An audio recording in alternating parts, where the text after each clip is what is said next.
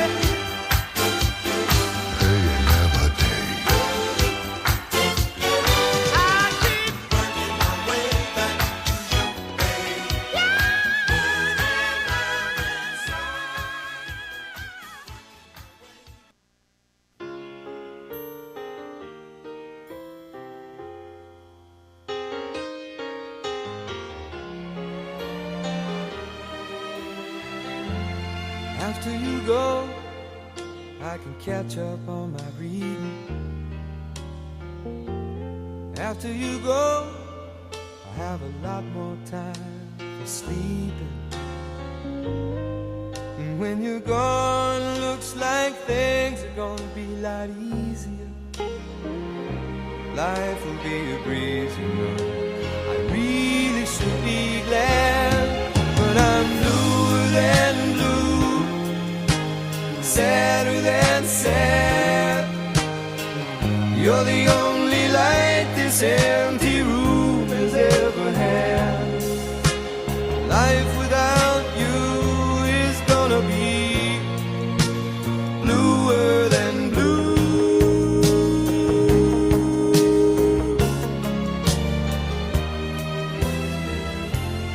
After you go, I have a lot more room in my closet. After you go, I'll stay out all night long if I feel like it. And when you're gone, I can run through the house screaming, and no one will ever hear me.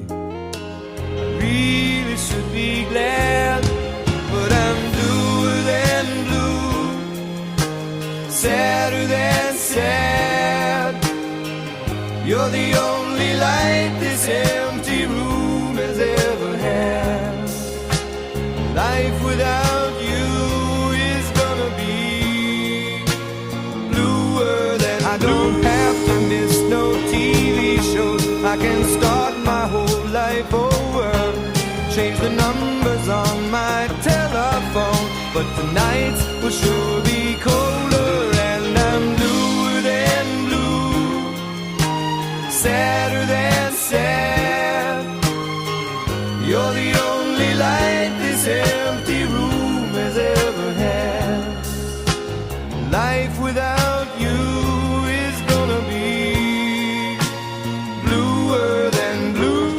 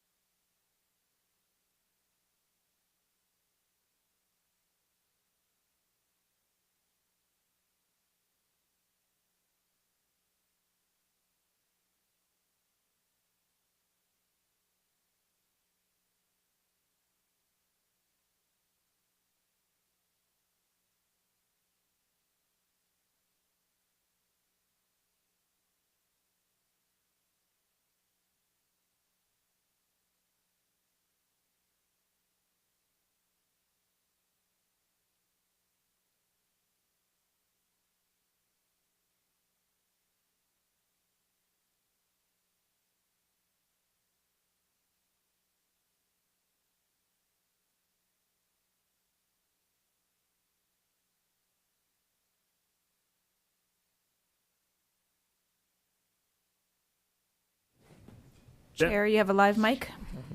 Good morning, everybody. How's everybody doing? Great? Good morning, everybody. Hey, that's better. That's much better for my Air Force friend right there in the front row.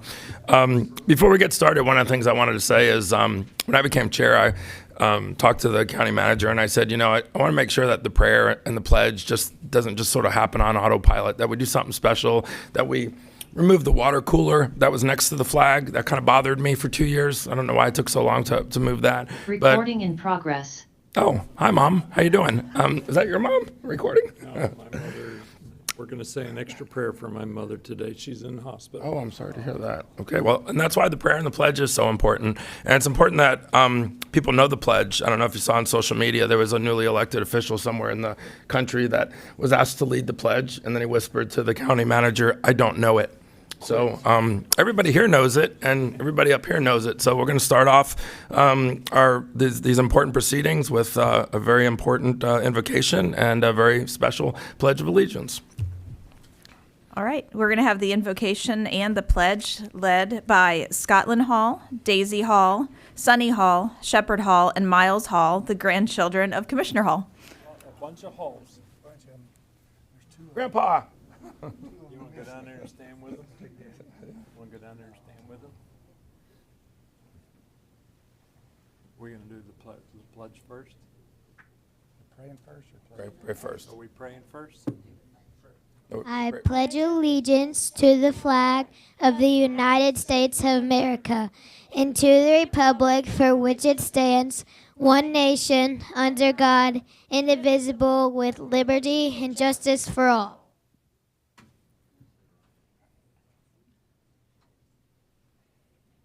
Lord, I pray over Commissioner Castro that you give him peace in his mind and he does the right thing for Florida, that he walks through Florida and he helps, and that you walk him through the right steps to follow you in the right path. In Jesus' name, amen.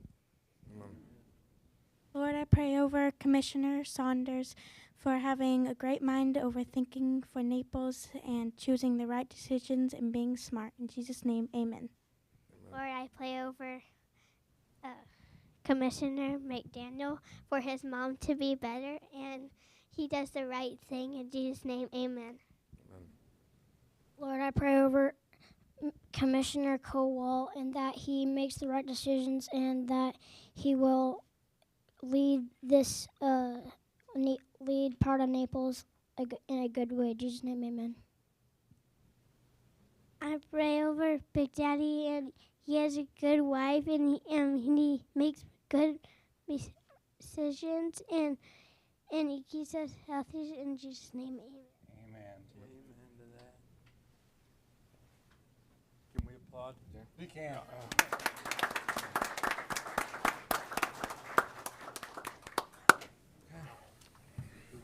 I feel better already.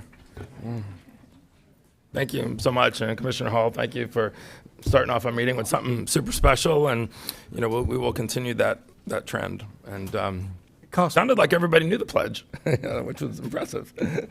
Go ahead, sir. I said it cost me a lot. I bet. I'm impressed they got my last name right. Yeah. No S. Yeah. And they said McDaniel as opposed to how you say it. No, I'm just kidding. We tease because we love. All right. Commissioners, I believe we need a motion to allow Commissioner Saunders to participate by phone. I'll make that motion. I'll second. Do we have him on the line? Okay. He is on the line, sir. He is muted at this moment. Commissioner Saunders, you're in, you're cleared, and you're approved. Okay, I'm going to move on to our agenda in minutes. Approval of today's regular consent and summary agenda as amended. However, let me read the change sheet before we go through your changes if you have any further. We have an add-on item 10B. This is a recommendation that the board discuss changes to the current process in applying for and receiving a reduction in code liens. This is being added at Commissioner LaCastro's request and was provided as a one-way communication to all the board members. We have a couple of notes for clarification for item 16A4. While the county's affordability restrictions have run their course, the affordability restriction with the state is not set to expire until 2037. Therefore, this development remains affordable for at least another 15 years. We have a time certain item at 10 a.m. That's 11A. It's an update report on the rock crushing activities on the property located at the southeast corner of Santa Barbara Boulevard and Davis Boulevard. We have court reporter breaks set for 10:30 and 2:50. County Attorney, any further changes? No changes, thank you. Okay, Commissioners? Okay. Any changes there? Commissioner Hall? Commissioner McDaniel? No ex parte or any additional changes. Commissioner Cole? Anything? No ex parte, no additional changes. Okay, same for me. No ex parte, no changes. Mr. Chair, I do have a registered speaker online for a consent agenda item. They did not indicate which item. I'd like to call on her at this time, if that's okay. Let me just hear from Commissioner Saunders to see if he has any changes. Or Oh, I'm sorry, sir. Yes, yes, I have no changes. Thank you, Mr. Chairman. Yes, sir. Go ahead. Sorry, jumped the gun, sir. All right, Ashley Jones, you should be prompted to unmute yourself if you'll do so at this time. Ashley Jones, there you are. Ashley, could you please tell us which item you want to speak on, and then you have 3 minutes. Okay, good morning. I just wanted to talk about affordable housing today. Well, did you have a consent agenda item? You registered for the consent agenda, ma'am. This is my first time to register, sir, so I probably clicked on the wrong one. I'm very sorry. Okay, we'll mute you and come back to you. I'm sorry about that, sir. She registered for the wrong item. Okay. Well, we'll hear from her during. Okay, but now I have another registration for consent agenda, item 16K2, Rayanne Burton. Rayanne, don't go away.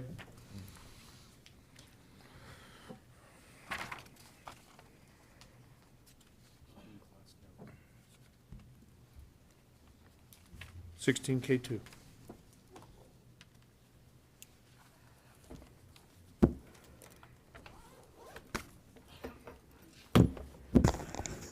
Good morning. My name is Rayanne Burton. I live in District 5, 2530 31st Avenue Northeast, Rural Golden Gate Estates, Naples. I hope this board can clear up some confusion of an advisory committee of applicant routing memorandum dated August 29, 2022, from Wanda Rodriguez, Office of the County Attorney, to staff liaison Michael Dallion and care of Jennifer. I'm sorry, I can't pronounce her last name. The memorandum dated August 29, 2022. Ms. Rodriguez stated, do not recommend an application 23 days before the actual application dated and received on September 21st, 2022. How can this be? This information is on item 16 consent agenda. A county attorney. Item K2, item 24775, GGELTC, backup 3.1423. I'd like to know how my application can be going, not to be recommended on August the 29th, when it wasn't even received until September the 21st. Thank you. I am a valid advocate of the area. I am very much interested in this board because it concerns the estates and the estate money. And if you want any copies of it, I made copies of the actual showing that this memorandum went out on August the 29th, and my application was not received until the 21st. Thank you. Mr. Klatskow? Ms. Burton was one of the 3 applicants that's in your executive summary. Went to the committee. The committee recommended that Mr. Zweifel be appointed. Oftentimes, we will get applications, I'm not going to say late, but let's just say after the time period that we normally would. What we do is we don't dismiss them. We put them as part of the backup to the agenda for the board's consideration. Sometimes the committee has seen it, and sometimes the committee has not. Sometimes the applications come in after the committee has met. Okay. Does any other commissioners have a comment on it? Is Commissioner Saunders lit up? Does he have a comment on it? I have no comment. Okay. All right. Well, I understand that's how the process works and happens all the time. So unless anybody's got any kind of comment, County Manager, did you have anything to add? No, sir. Thank you. And again, it's the board's choice. You can take the committee recommendation, or you can take any one of the 3 applicants, or ask that it come back. I think that we have taken the committee's recommendation. Yep, I agree. So Okay, I don't have a motion, or I'm not hearing anything. Okay, all right, move forward. Okay. Can we get a motion on the agenda? I'll make the motion. Second. All right. Thank you. That moves us to item 2B. That is the February 14th, 2023 BCC minutes. I'll make a motion for approval as printed. Second. All right, got a motion and a second. All in favor? Aye. Aye. Opposed? Aye. Okay, I think he was he's a pass. Yeah. I got a delay. Okay. Okay, passes unanimously. Moving along to proclamations. Item 4A is a proclamation recognizing the 25th anniversary for the Pace Center for Girls, Collier at Immokalee, to be accepted by Marianne Kearns, Executive Director, and other distinguished guests. Okay.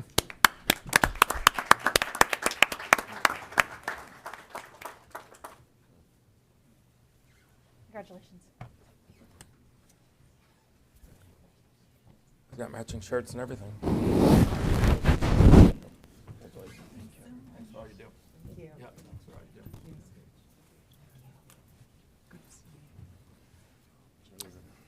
What's that? Yeah, that's right, yeah.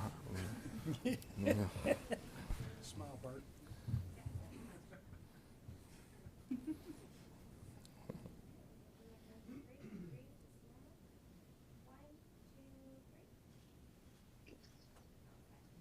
Would you like to say a few words at the podium about your organization?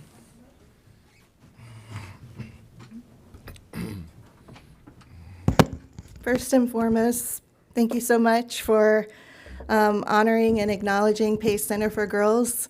Many of you have been advocates of our program for several years. 25 years is quite an accomplishment.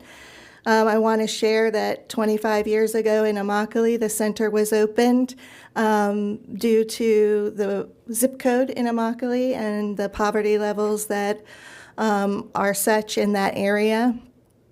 Over time, we've served over 2,000 girls, and I like to believe that one of the reasons that we're so successful is because not only of being there for 25 years, but also due to the fact that we're preventing girls from entering the juvenile justice system. Many people know that we are highly funded through the Department of Juvenile Justice. So being a line item in the governor's budget has positioned us in a way to not only save girls' lives, but save our county and our state's money by preventing girls entering the juvenile justice system and also entering residential treatment facilities for mental health and other disabilities. So I'm proud to say that I've been out at Pace Immokalee for 13 of the 25 years. It's been a joy to see girls' lives changing before our eyes every day. We believe that we are growing girls into productive, successful young women for our future. They are our future. It starts at Pace when they're with us between the ages of 12 and 18. When they leave us, we know that they're going to have a better life and better serve our community. So thank you so much.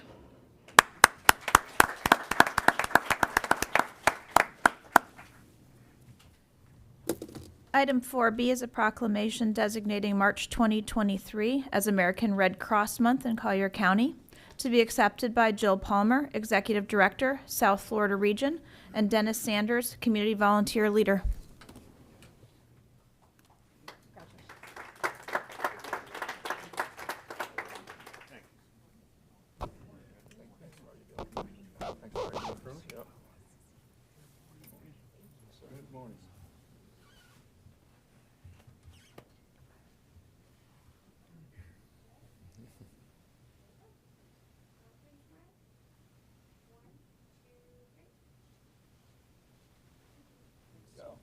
Like to say a few words?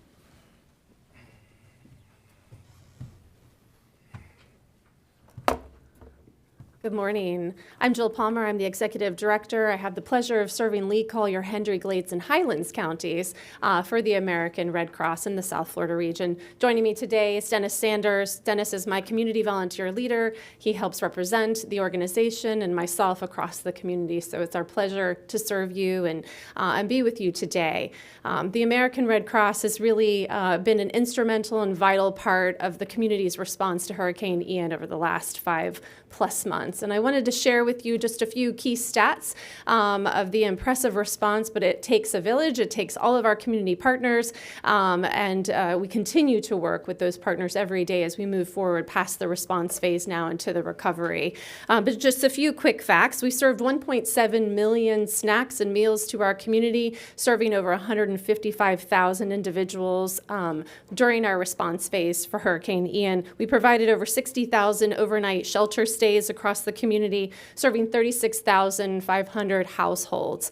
Hurricane Ian is one of the largest disasters that the American Red Cross has ever responded to. In over a history of 140 years serving our country, that's pretty significant that we took that hit right here in South Florida, but also a testament to show you how strong and resilient our community is. We did over 260,000 damage assessments and identified over 20,000 homes that were either major or destroyed. And now we move into our long-term recovery efforts. So we are standing up that program. We are working every day with our partners moving forward. We have funds that will be available for grants. We have a process that's going to be open in the next couple of weeks to be able to offer those grants to our community. We also have distributed in direct financial assistance $28 million over an 8-week period of time, and those are funds that went right into the hands of our community as they move forward with their recovery. Additionally, we are starting a community adaptation program, and so that is going to help make our community more resilient as we continue to experience weather-related disasters across the country. So thank you so much for your time today and for recognizing March as Red Cross Month. Thank you. Thanks for all you do. Appreciate it. You got a good guy here in Collier County as a volunteer, top guy. He's former Air Force guy, so yeah. Thanks for all you do, Dennis. Item 4C is a proclamation designating March 18th, 2023 as Save the Florida Panther Day in Collier County, to be accepted by Meredith Budd, Vice President of the Friends of the Florida Panther Refuge. About that.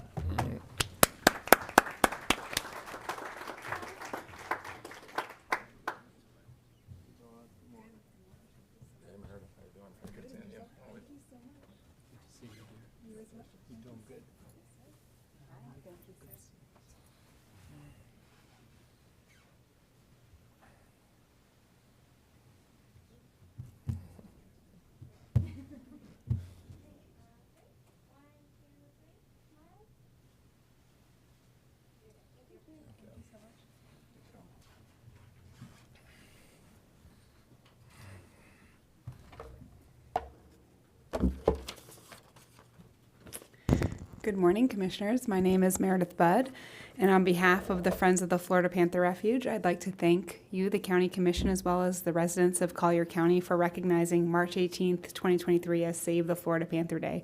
I'm joined here today by Erin Myers, the manager of the refuge over at the Florida Panther National Wildlife Refuge. People from all over the world come to enjoy Collier County's unique environment. We have recreational opportunities from the 10,000 Islands out to the ancient cypress swamp and Big Cypress National Preserve. And we're responsible to future generations to protect these irreplaceable ecosystems. The Florida panther is an iconic symbol of Southwest Florida. They are the official state animal, but they're critically endangered. Protecting and recovering this species cannot be accomplished alone. It takes all stakeholders coming together and partnerships across all sectors. And the partnerships that have been forged here in Southwest Florida, and especially here in Collier County, have helped the Florida panther come back from the brink of extinction. Save the Florida Panther Day is celebrated on the third Saturday in March every year, and we will celebrate it this year at the Florida Panther National Wildlife Refuge this coming Saturday on the 18th with a family-friendly event. The refuge is located here in Collier County at State Road 29 and I-75, and the event will be held from 9 a.m. to 1 p.m. this Saturday.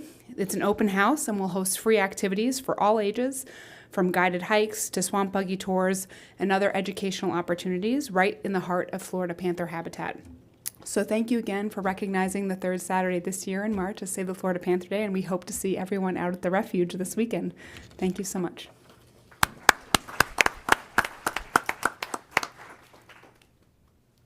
Item 4D is a proclamation designating March 14th, 2023 as Gentlemen Against Domestic Violence Day in Collier County to be accepted by Collier County Sheriff Kevin Rambosk.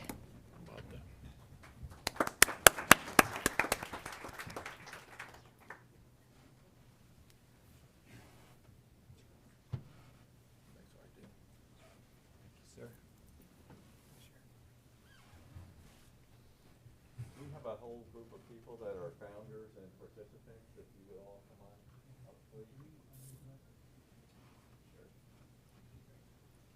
How do you do, sir?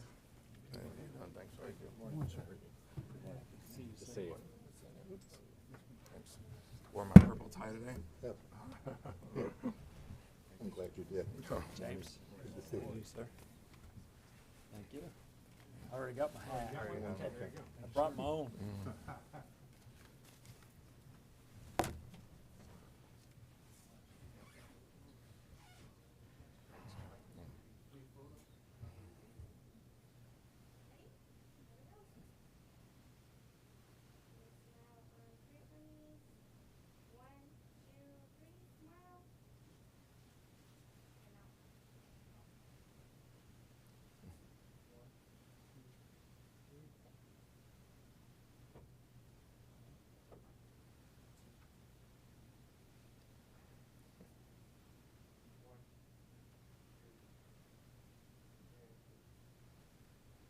Thanks. A long time to hold my stuff.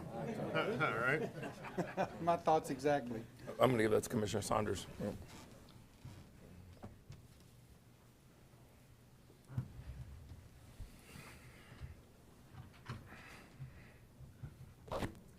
Morning. For the record, Kevin Rambosk, Collier County Sheriff, also a member of the Shelter Board of Directors and a proud member of the Gentlemen Against Domestic Violence. I'm here to represent and thank you on behalf of the shelter for this recognition of Gentlemen Against Domestic Violence. You know, this was established in 2008 by a group of like-minded men who wanted to put a stop to domestic violence and human trafficking. We have the founding members here with us today, as well as several of our current members, Ron Ciesla, Colin Estrom, and Corey Lazar, who were just up here with us. And you know, it's important to continue to look at the impacts of this because we have over 1,500 9/11 calls to the communications center regarding domestic violence in a year. And if you think about, we only really get 50% of those calls reported in.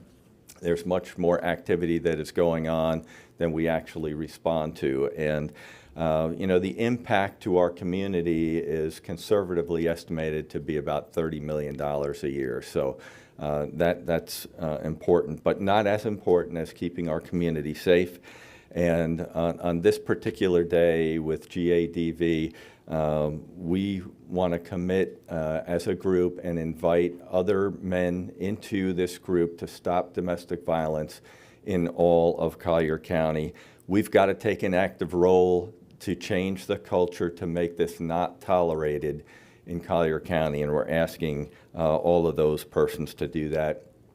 Today you'll see in the Naples Daily News a full-page ad that identifies 350 of our current members who are all taking a stand to stop domestic violence in Collier County. And on behalf of all of those gentlemen and all of those to come, and you for recognizing this important day, thank you very much. We appreciate it. Thank you. Thank you, Sheriff.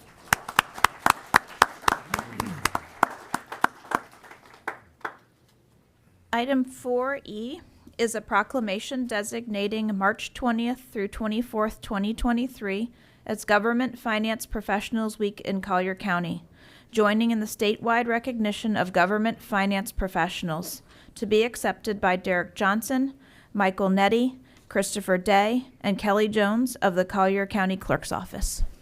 There we are.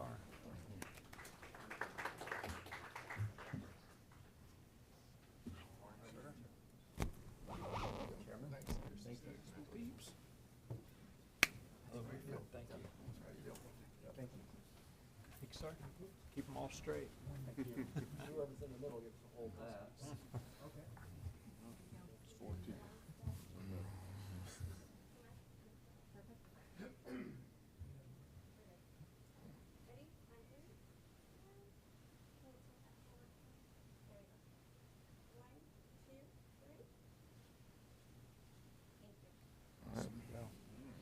Right.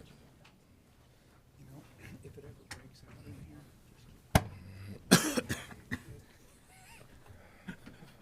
Commissioners, Derek Johnson, Finance Director for the Clerk and Comptroller's Office. Thank you so much for this recognition. On behalf of all the finance officers across the county agencies, I would like to thank you. Few are the finance professionals that I've met who felt it was more of a job than a calling, and we really believe that. So thank you, and it's time to get back to that calling. Thanks. Thank you.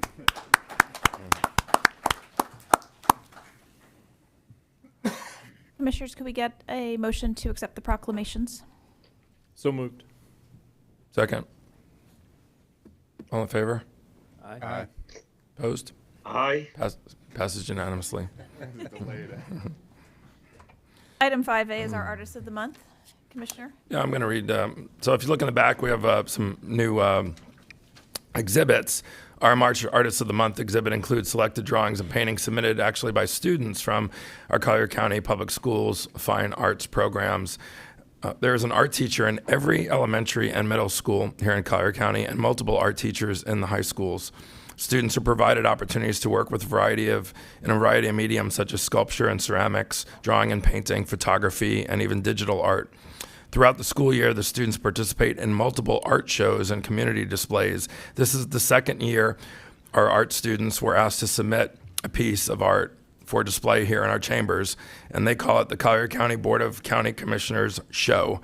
This is the art that you see displayed in the back, and we thank them very much for their talent. Thank you. Item 5B is a presentation of the Collier County Business of the Month for March 2023. Today, Adjusting and Consulting. The award will be accepted by Blake Day, owner. Also attending is Michael Dalby, CEO of the Greater Naples Chamber of Commerce.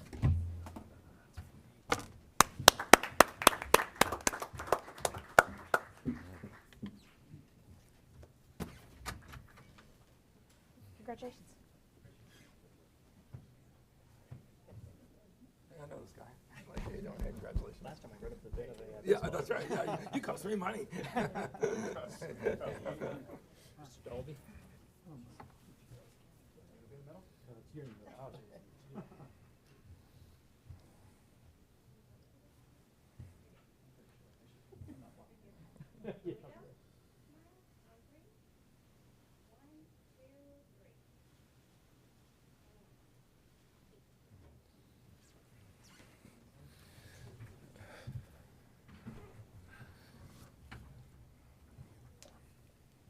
Gotta move this down, I'm a little short.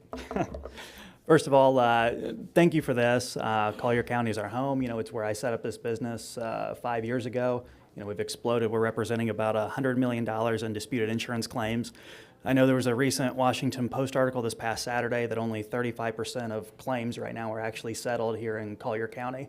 So we're working every day to work with local business owners, homeowners who are currently in disputes with their insurance company to try to get them where they need to be so we can get back to business and make Collier County the beautiful place that it's always been. And I thank you guys for this honor. And hopefully we can get these claims settled and get everybody back into their homes and living nice and peacefully. So thank you. Thanks, Blake.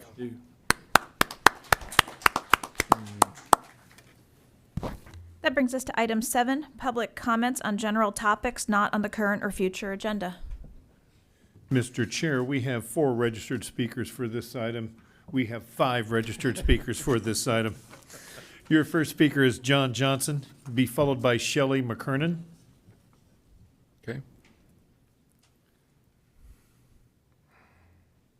Either microphone, sir. Ms. McKernan, if we could get you to queue up at the other microphone, that would be appreciated. Good morning, Commissioners. How are you? The question that I have is I manage several real estate properties, rentals in Golden Gate, and the problem that we're having is rental increases are ridiculous.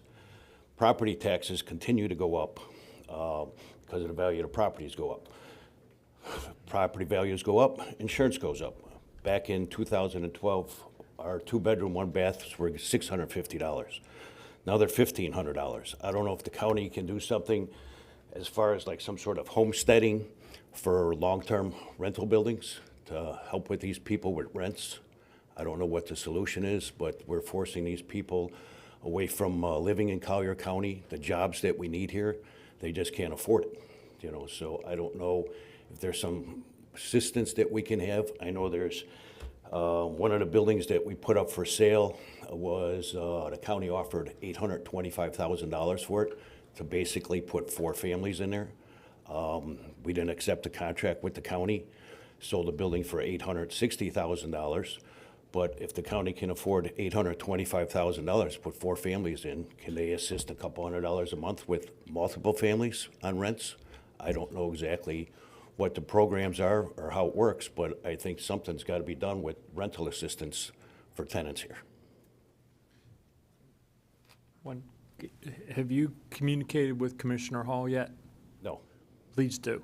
He's our board liaison for the Affordable Housing Committee.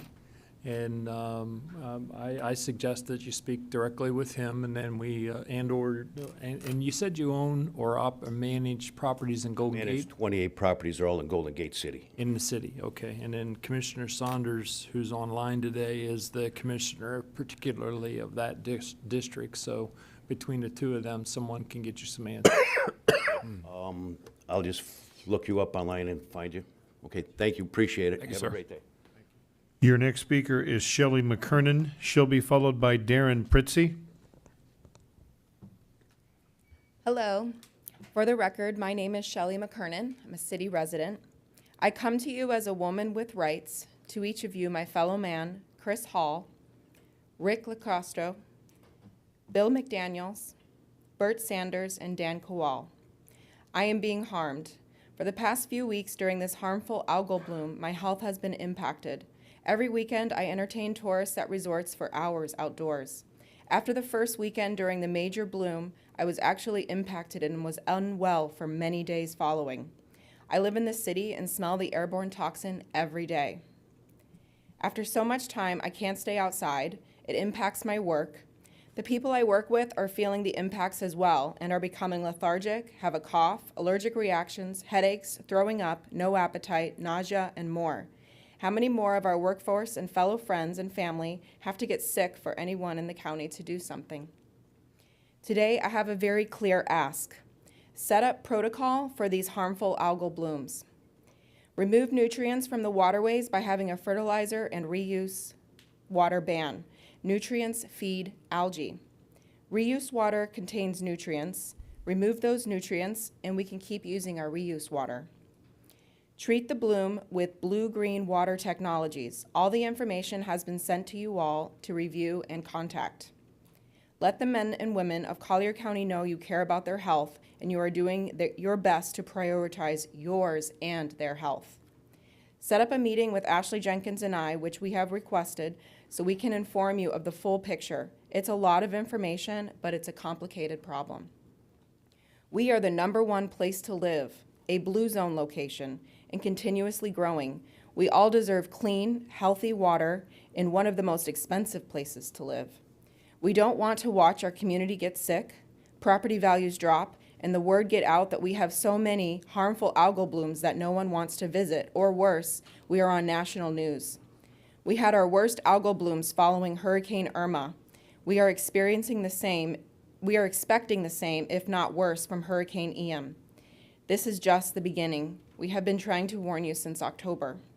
Let's address our known problems preemptively. I'm not paid in any capacity by the solutions of the vendors mentioned. I ask you to honor my rights as your fellow man seeking solutions which impacts you, my fellow man. Thank you. Your next speaker is Darren Pritzy. He'll be followed by Ashley Jenkins.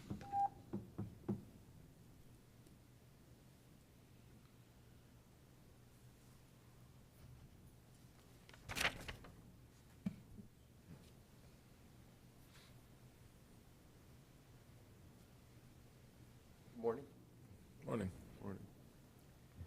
My name is Darren Prizzi. I'm a local resident. My main concern today is water, our water. And I'd like to know what our city council has planned for rain runoff into our lower elevations, like our bay, our beaches. Stay on the microphone. What obligations do we all have to our own community? I come to you today because I do a lot of fishing. I'm a local resident. I have kids of my own. And my concern, as Shelley just pointed out, a lot of these things are occurring more and more every year. What has City Council, have they looked into rain runoff and the cause and effect that it can have on our community? Can just give me an idea? Your public comment is just you getting 3 minutes to tell us what's on your mind, and it's not a debate back and forth. So we're here to hear you out. So the mic is yours, sir. Well, I guess my main concern is to see how far we're going to go with this, and do our own, your grandchildren, your family swim. We all prosper here, we work here, but we all share that one common goal is we have an obligation to clean up our community. And part of that is rain runoff. Rain runoff can bring contaminants locally from afar into our street sewers, which we drop in pipes that come out to the ocean and the bay. I guess my one question is, what do we plan on doing about rain runoff? Okay. Ma'am? Your next speaker is Ashley Jenkins. She'll be followed online by Ashley Jones. For the record, my name is Ashley Jenkins, a city resident, and I come to you as a woman this morning with rights to each as my fellow man, Chris Hall, Rick LaCastro, Bill McDaniel, Bert Sanders, and Dan Kowal. And today I have some clear asks for you gentlemen. First, I would like to see a created local policy over Collier County to protect our rights for clean water above the proposed HB 1197 and SB 1240.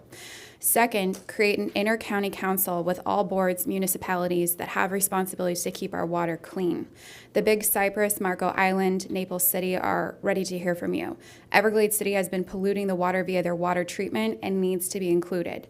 I was told last Thursday at Mr. Kowal's town hall that he would propose agenda items for 3/28/23 to get solutions into cleaning our water. I'm personally being harmed. The harmful algal bloom has caused eye irritation with a second pair of contact lens breaking in my eye days after inserting a fresh pair. Respiratory duress, loss of voice, congestion, migraines have resulted in loss of work production. Prolonged exposure to this toxin has the capacity to adversely harm neurological ability from emitting a bravotoxin linked to early onset dementia. I have been unable to safely walk the county beaches since 9/27/22 as no conclusive tests or treatments for V. vulnificus, the flesh-eating bacteria, have been conducted. Hiring a contractor to fetch dead fish for $100,000 neither solves the root cause or the actual problem. As it was mentioned, blue-green water technologies is approved by the FDEP to go into the water.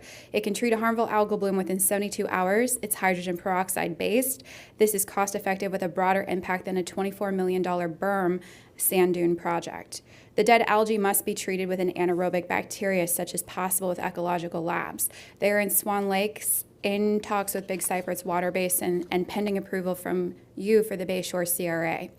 Otherwise, the harmful algal bloom will merely repopulate and continue the eutrophication cycle, especially being fed nutrients in our waterways.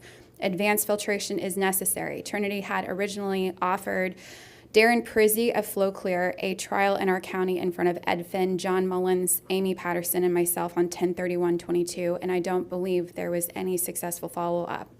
Zero nutrients are to be in our water which feed the harmful algal blooms. Looking into renewable nutrients to solve this problem would be useful. Third, my ask is to ban reuse water in the county until nutrients of nitrogen and phosphorus are removed that feed the algae. The Coastal Advisory has $36 million to positively impact coastal waterways and beaches. Months of championing for solutions, I've been asked to help the RFI and Marco Island Naples City Councilmen have scheduled. Chris and Rick, I have yet to hear from you from my last email. I'm not paid to be in any capacity by the solutions or vendors that I've mentioned, and I ask that you honor my rights as your fellow man seeking solutions which impact you also, my fellow man. Thank you, gentlemen. Your final registered speaker for item 7 is online, Ashley Jones. Ashley, you're being prompted to unmute yourself. You've done that. You have 3 minutes, ma'am. Good morning, Commissioners. Hurricanes hit hardest in unprepared communities. For Florida and especially Collier County, the unending and unaddressed housing crisis, coupled with Hurricane Ian's devastation, has become a catastrophic disaster. Yes, it's the worst hurricane on record for Florida. However, the impact could have been better mitigated with extensive blue sky housing solutions and progressively planning for the inevitable destruction of low-income housing by natural disasters. The challenge with Hurricane Ian's recovery began years before Hurricane Ian. Collier County already had a critical housing shortage. In fact, we had a critical housing shortage before Hurricane Ian in 2017 that devastated much of our mobile home housing, thus leading to a more significant deficit in affordable housing as a new mobile home prices, as well as rental lots and HOH fees now price the everyday workforce employee out of range. We also have a high percentage of Collier County in a floodplain, which continues to obstruct FEMA recovery trailer placements. Considering that Lee and Charlotte County were hit harder than Collier, where were our Collier residents to house?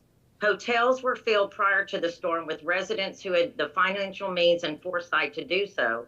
Also, the more affordable hotels in Collier County's eastern portion were inundated by the storm surge. Neither renters nor homeowners had many options. The need to replace housing units is more critical and costly. As Collier County was 10,000 units short of affordable housing before Ian made landfall, it is essential that we explore any and every housing recovery option. We need amendments to county ordinance and permitting to allow travel trailers, mobile homes, and other housing solutions such as tiny homes and allow homeowners to rent their bedrooms. We need funding to purchase alternate housing units and building materials to pay construction workforce teams. We need lighter zoning allowances that allow travel and mobile homes to remain in non-traditional locations for extended periods. In summary, a successful recovery must include individual assistance funds, a qualified recovery team, and local, state, and national buy-in, particularly regarding expanding housing recovery options. We all know that a complete recovery is a dream goal. It will certainly take the combined efforts and collaboration of government, private, nonprofit partners to accomplish an amount of recovery success. Thank you for your time. Mr. Chair, that was our final registered speaker under item 7. Thank you. Commissioners, that brings us to item 10. Item 10A is a recommendation to approve and authorize the chairman to execute a memorandum of agreement and escrow agreement from the Florida Department of Veterans Affairs for the county to appropriate $30 million for the State Veterans Nursing Home Project using infrastructure sales surtax funding. This item is brought to the agenda by Commissioner Saunders. Mr. Chairman? Yes, sir. Floor is yours. Yes, let me jump in for just a minute here. I have spoken with the clerk, Crystal Kinzel, on several occasions concerning these agreements. She has raised some concerns. I've assured her that we will get whatever cover she needs from the county attorney concerning the legality of forwarding the $30 million to the state for this project. I believe, and I can't speak for her necessarily, but I believe she is satisfied with that understanding that any questions she has will be addressed by the county attorney at a future date.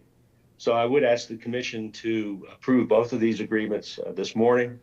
That keeps us on track for this project. Thank you, Mr. Chairman. Thank you, Commissioner Saunders. I don't know, if Ms. Kenzel, if you had anything that you wanted to add before we... Okay, the floor is yours.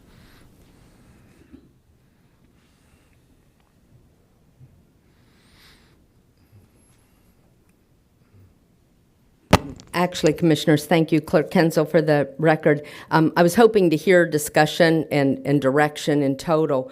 I've spoken with each of you individually, as well as Commissioner Saunders, as he's indicated. And I first want to put on the record, I absolutely support the Veterans Project and Facility for Collier County. It's needed. The citizens want it. We think we have the need. But I do have some concerns about this particular document that's in front of you. I've gone over several of those, but let me just articulate them for the record. The donation of the property isn't really even finalized as to location or suitability for the project, but it's included in here. There's also no determinable value that's been placed on that property because we're still waiting on the drawings and a lot of things that are going to be coming forward over probably the next year.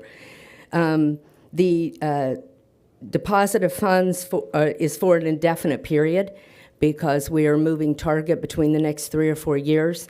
They want the $30 million deposit on May 1, but the project seems to have been delayed. The $30 million is requested to an escrow account to the state, but the terms of the last draft that's appeared on your agenda really doesn't seem to be an actual escrow because the full authority to withdraw funds is only by the State Veterans Department. Usually in an escrow, you put it with the county having some authority and the state having some authority, and that manages the funds, and you have it in an independent escrow. This is given the full authority for withdrawal from those funds purely to the Veterans Department. So I somewhat have concerns about transferring $30 million without those controls or some management aspect from county government and management. They're charging a fee. They do not guarantee interest on $30 million until it's drawn down, and the balance can be significant over the year or years that this might be on deposit, and the fee could be significant. It is defined by statute as a running balance amount. So those are all elements that I understand the state and feds, they want a commitment from us, but I was wondering if something like a letter or resolution of our determination, you have committed the funds, the taxpayers have authorized $30 million. You're committing the land which we own. We haven't really put a value to that yet, but that'll be simple once the parameters are defined, most probably. So I would just like to recommend that you think through those elements and consider that in discussions on this today. You've already segregated the $30 million. It is sitting in its own account under the sales tax. It cannot be spent for other things without some much larger actions. And I do see those commitments. Now, Commissioner Saunders, I did say I was hoping the discussion would go before my points and that maybe some of the things have been worked out. I've spoken to the county attorney on several occasions, and this really is somewhat of an agreement because we trust the state. I'm always a trust but verify when it comes to money. So I just wanted to put those items on the record for your consideration, and I'll wait to hear your discussion and decision. Okay? Thanks.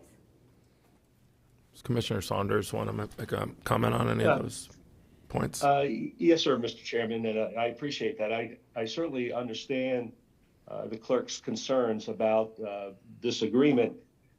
This is not your typical commercial escrow agreement where you have a developer who's building something and there's some commitments and there's a fund put in place that's held by an independent party. This is, I do trust the state, and there are provisions in the agreement that give me complete comfort. One is that the funds can only be spent for a veterans nursing home in Collier County. And number two, if the project for any reason doesn't go forward, the state will refund without delay, and that language is in the agreement, without delay will return the funds plus interest. So that there's really no issue about the project going forward. If it doesn't go forward, we get our money back plus the interest. The fee that is being charged is a statutory fee. It's a very small fee. We can't do anything to change that. So this is really one of those situations where I don't think we have to verify the fact that the state will return those funds. They have a contract that says that they will. I have no doubt that they will. We've all met with the Department of Veterans Affairs, and I think that to move this project forward, we need to move this on today. Thank you, Mr. Chairman. County Attorney, do you have any comment? I've spoken with the clerk, and as I told the clerk, if this was anybody but the state, I would fully appreciate her concerns. But this is the state, and I remind everybody we are a political subdivision of the state. I have no worries whatsoever that should the Veterans Home not come to Collier County, that we will get our money back with interest less any statutory fees. Again, if this was anybody but the state, I would completely share the clerk's concerns, but this is the state of Florida. Commissioner McDaniel. Yes, and I'm assuming, Commissioner Saunders, your comments were a motion for approval? Yes, sir, for both of the agreements. And I'm going to second that. But for comment's sake, I share the concerns that the clerk has with regard to this. It is in fact unusual. We had very successful meetings last week with the Department of Veterans Affairs. And I candidly would prefer we keep the money until the project's actually blessed and approved. And relatively speaking, it's blessed and approved. But I'm gonna second your motion, but put on the record that I have similar concerns to the clerk. I am also aware that this isn't a typical developer agreement with an independent contractor or anything along those lines, that there is federal departments involved with regard to this construction, and this transfer of funds actually allows for the Department of Veterans Administration to apply for new construction costs that are associated with today's costs, and not that when Commissioner Saunders, you and I started working on this project clear back in 16, 17, those were the numbers that were used with the federal Department of Veterans Affairs, and there is a shortfall from those estimated costs to what in fact is needed today. So I share the clerk's concerns with regard to the county being a not your normal developer agreement, if you will, but on the same token, I full well understand the necessity to show the good faith and let the federal Department of Veterans Affairs know that we're on board with this. So that my second is there in my comments. Commissioner Hall. I'm definitely going to support it to move forward, but I share the clerk's concerns greatly just from being a regular businessman. You know, some of the things that she has pointed out is in the negotiations that the county gets involved in, we do tend to sometimes get the cart before the horse. And we do things that put us in a predicament situation, not speaking about this deal in particularly. Things like we don't have an exact survey. We don't have the exact meets and bounds of the property that we're giving the veterans home. We don't have the exact value of that. That's value to the deal that the county is putting in. So those things I do share with her. At the same time, we were all there. We know the resolve of the DVA to move forward with this deal, to give Collier County a gold standard, you know, a nursing homes, a veterans nursing home that will be the envy of the nation. And so to move forward with that, I think it's a good thing. I guess my question is, I share all those concerns, but we have the ability to put whatever additional wording we think would make this a document that more represents what we're concerned about. So I guess what I would offer maybe to the county attorney, Commissioner Saunders, Ms. Kenzel, is there any suggestion of specific wording to edit this MOA that would address our concerns without affecting the agreement? Commissioner, I will. Mr. Chairman, if I might. Yes, sir. If I might jump in just for a second. I apologize, Mr. Pascal, for jumping ahead of you here. The county staff and the county attorney did a yeoman's job of working with the state, trying to get language in that the clerk really wanted to have in there. So, for example, the county attorney put into a draft of the agreement that the clerk would have a signatory obligation or responsibility before any funds could be released from the escrow. The state and the Department of Veterans Affairs simply said, that's a non-starter. We have to use the form that is approved by the state. The county really did an effort to modify this agreement. This is kind of what we have. And again, it's an agreement that really does protect the county. So I would suggest that there really is not an opportunity to amend this. This is really, and I hate to say it's take it or leave it, but I think that's where we are. But again, the language in the agreement is very clear that those funds would be returned to the county with interest and without delay if this project doesn't go forward for any reason. The county can send that money up tomorrow and 2 days later say we want it back, and they'd have to give it back to us. So I would say there really is not an opportunity to amend this agreement. Commissioner Caldwell. Thank you, Chairman. I echo with my fellow commissioners up here, the concerns and the clerk has brought forth and talked to me about also.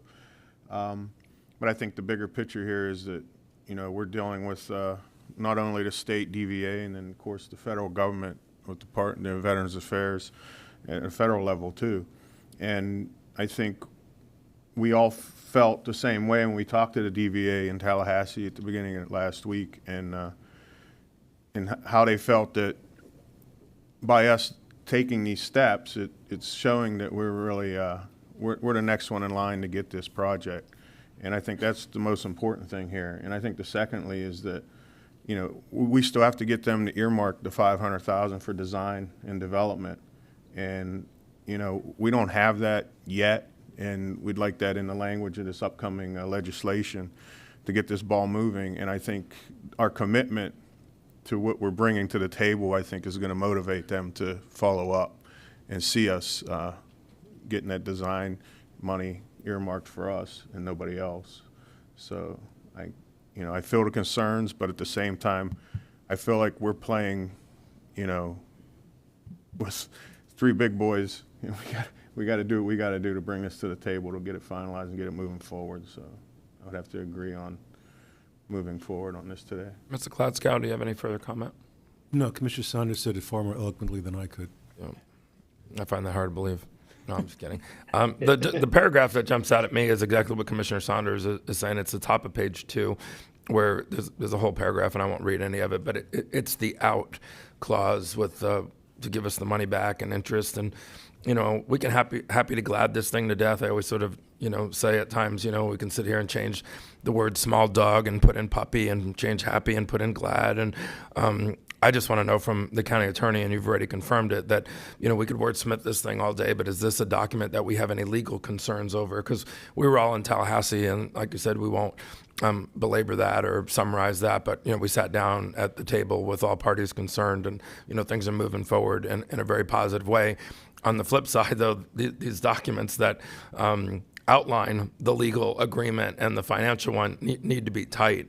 So that's why I don't want to sit here and wordsmith the thing to death, but I just want to make sure we're on solid ground and there's no paragraphs that are missing here. And it sounds like we've already wordsmithed it a bit. Would you agree? I have no legal worries about this. Again, this is the state of Florida. Okay. They're not going to take our money. Yeah. Mr. Mullins, did you have anything you wanted to add before I think we've heard from everybody. Yeah, Commissioners, John Mullins, for the record, your Director of Communications, Government and Public Affairs. To speak to the actual transfer of the money by May 1st as opposed to holding it for another year, there is a practical impact of that I can demonstrate for you real quick. Okay.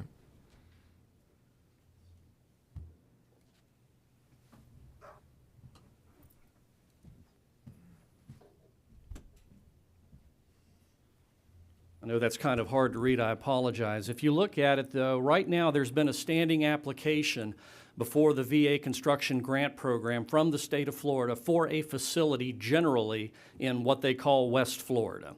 As of right now, they are ranked number 36, which puts them in what is known as Priority Group 4. That is a group where you have not demonstrated that you have in-hand funding. As you can see, if you slide this down,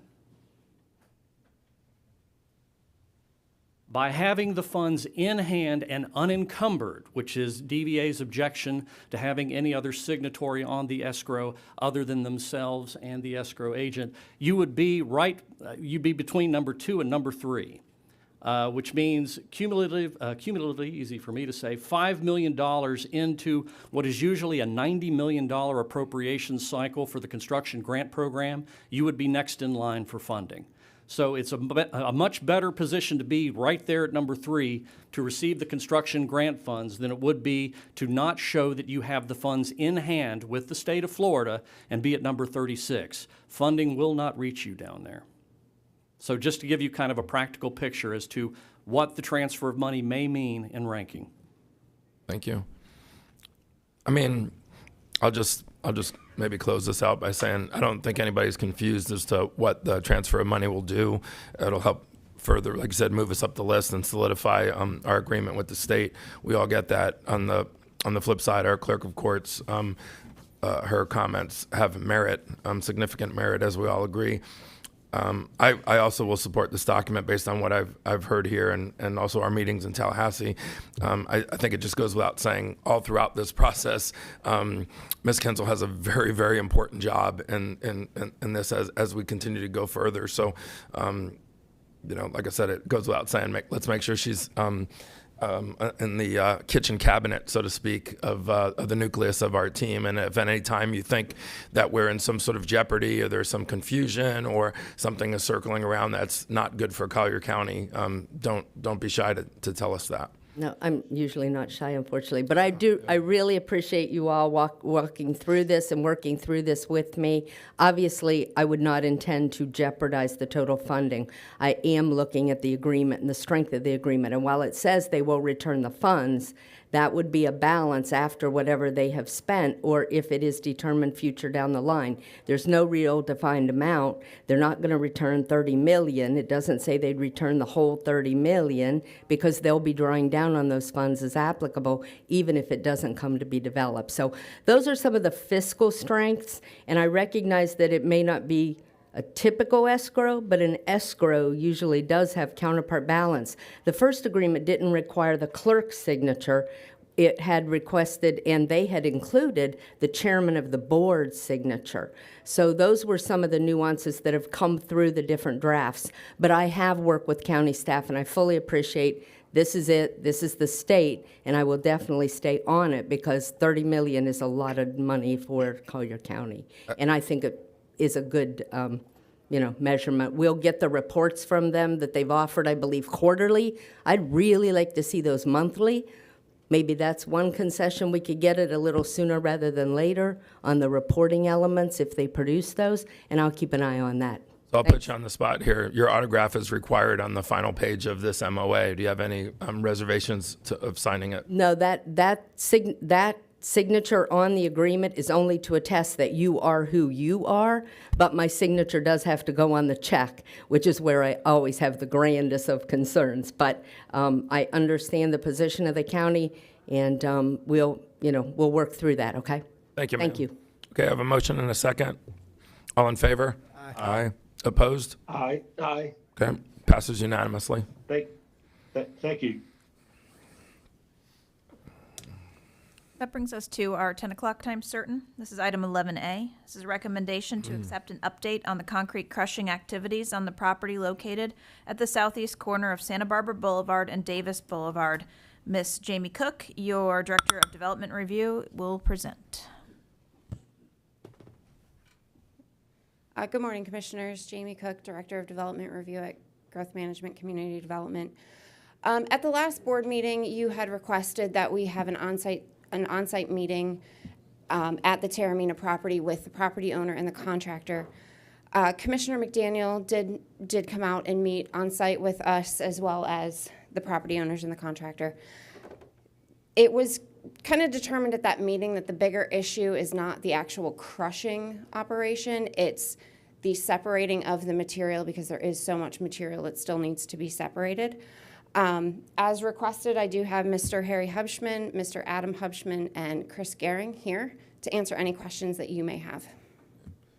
Commissioner McDaniel, did you want to make any comments or before we hear from them on what you accomplished, saw, did on site, or? Just to echo what Jamie had to say with regard to their collaboration, they're doing the best they can with what they have to work with at this particular stage. And as any of us have driven by the site recently can tell that they're working up along the west side, along Santa Barbara now towards Davis, and they'll build that perimeter around that project. The piles that are there are not 5 stories high. They are Feels that about way. 15 feet high. The loader won't reach that high, and they're not driving up on top. But I also want to suggest that those piles offer up a very good sight and sound barrier. As the project goes forward, they'll work their way around the perimeter and then into the middle. So, and again, when The citizens that live in that neighborhood don't agree with you, but I hear everything you're saying. Well, but I just wanted to clarify the statements that have been made, and and again, as you folks know, when in my prior life, I have operated those machineries, and when you have that many moving parts, something's going to break all the time. So they're struggling with those issues as well, but in fact, moving forward. Sir, the floor is yours. Commissioners, the breakdowns are, the one machine is, Chris can talk to the severity of the breakdown because they had to order a part from the UK. It's quite a long way to get a part for a machine like that, I guess. The one machine was working well. We had only one densifier working, and we're hoping to get 2 more densifiers out this week. Chris is here, and he can talk to that, speak to that issue. Also, I don't know, Chris, when is the part coming for the broken down pressure? Let's bring him, Mr. Hubsman, let's bring Chris up to the mic so we can ask our questions, if you don't mind. And if you would, please share with the audience what a densifier is. So, State your name for the record. Chris Gehring, President, EarthTech Enterprises. A densifier is an attachment that goes on one of the excavators that downsizes the big concrete and helps to remove the steel. So a lot of that material there, is so full of steel that we can't just put it into the crusher. So it's a process of preparing that material before it can go into the crusher. And we actually ordered 2 new densifiers. One got here Monday. They're installing it now, and we have another one on order for another machine that we're hoping will be here this week. And then we'll put that one on, and that is the process that slows everything down. We need to prepare this material for the crusher. We could have 10 crushers in there, but we can't throw a 20-foot piece of concrete in there that's full of steel. We have to downsize all of that to about 12 or 15 inches, and then that removes the steel. When we crush it, it just pulverizes the concrete and pops it off the steel. So there's a lot more material like footers and tie beams that are full of steel that are down inside the pile that are kind of covered up with some what looks like easier material to crush. So we have to remove that easy material, crush it, and then we're down to this material now that we have to densify and prepare for the crusher. Are the extra days, the extra day that we approved, a couple of months ago, and the hours, is that, it just seems like when we get the results of, and granted, some of it is because equipment has broken down, but I guess I just was I was hoping to be more impressed with the progress being made, allowing crushing to go longer hours on the weekend and, that sort of thing, but just seems like it's it averages about the same. It certainly has helped us a lot because in the beginning, we're removing the material that's easy to get to the material that's hard. So we've crushed a lot of none of it's really easy, but the easier material that we don't have to prepare as much, we're crushing that in the beginning, and now we're getting to the core of the really harder material that we have to prepare.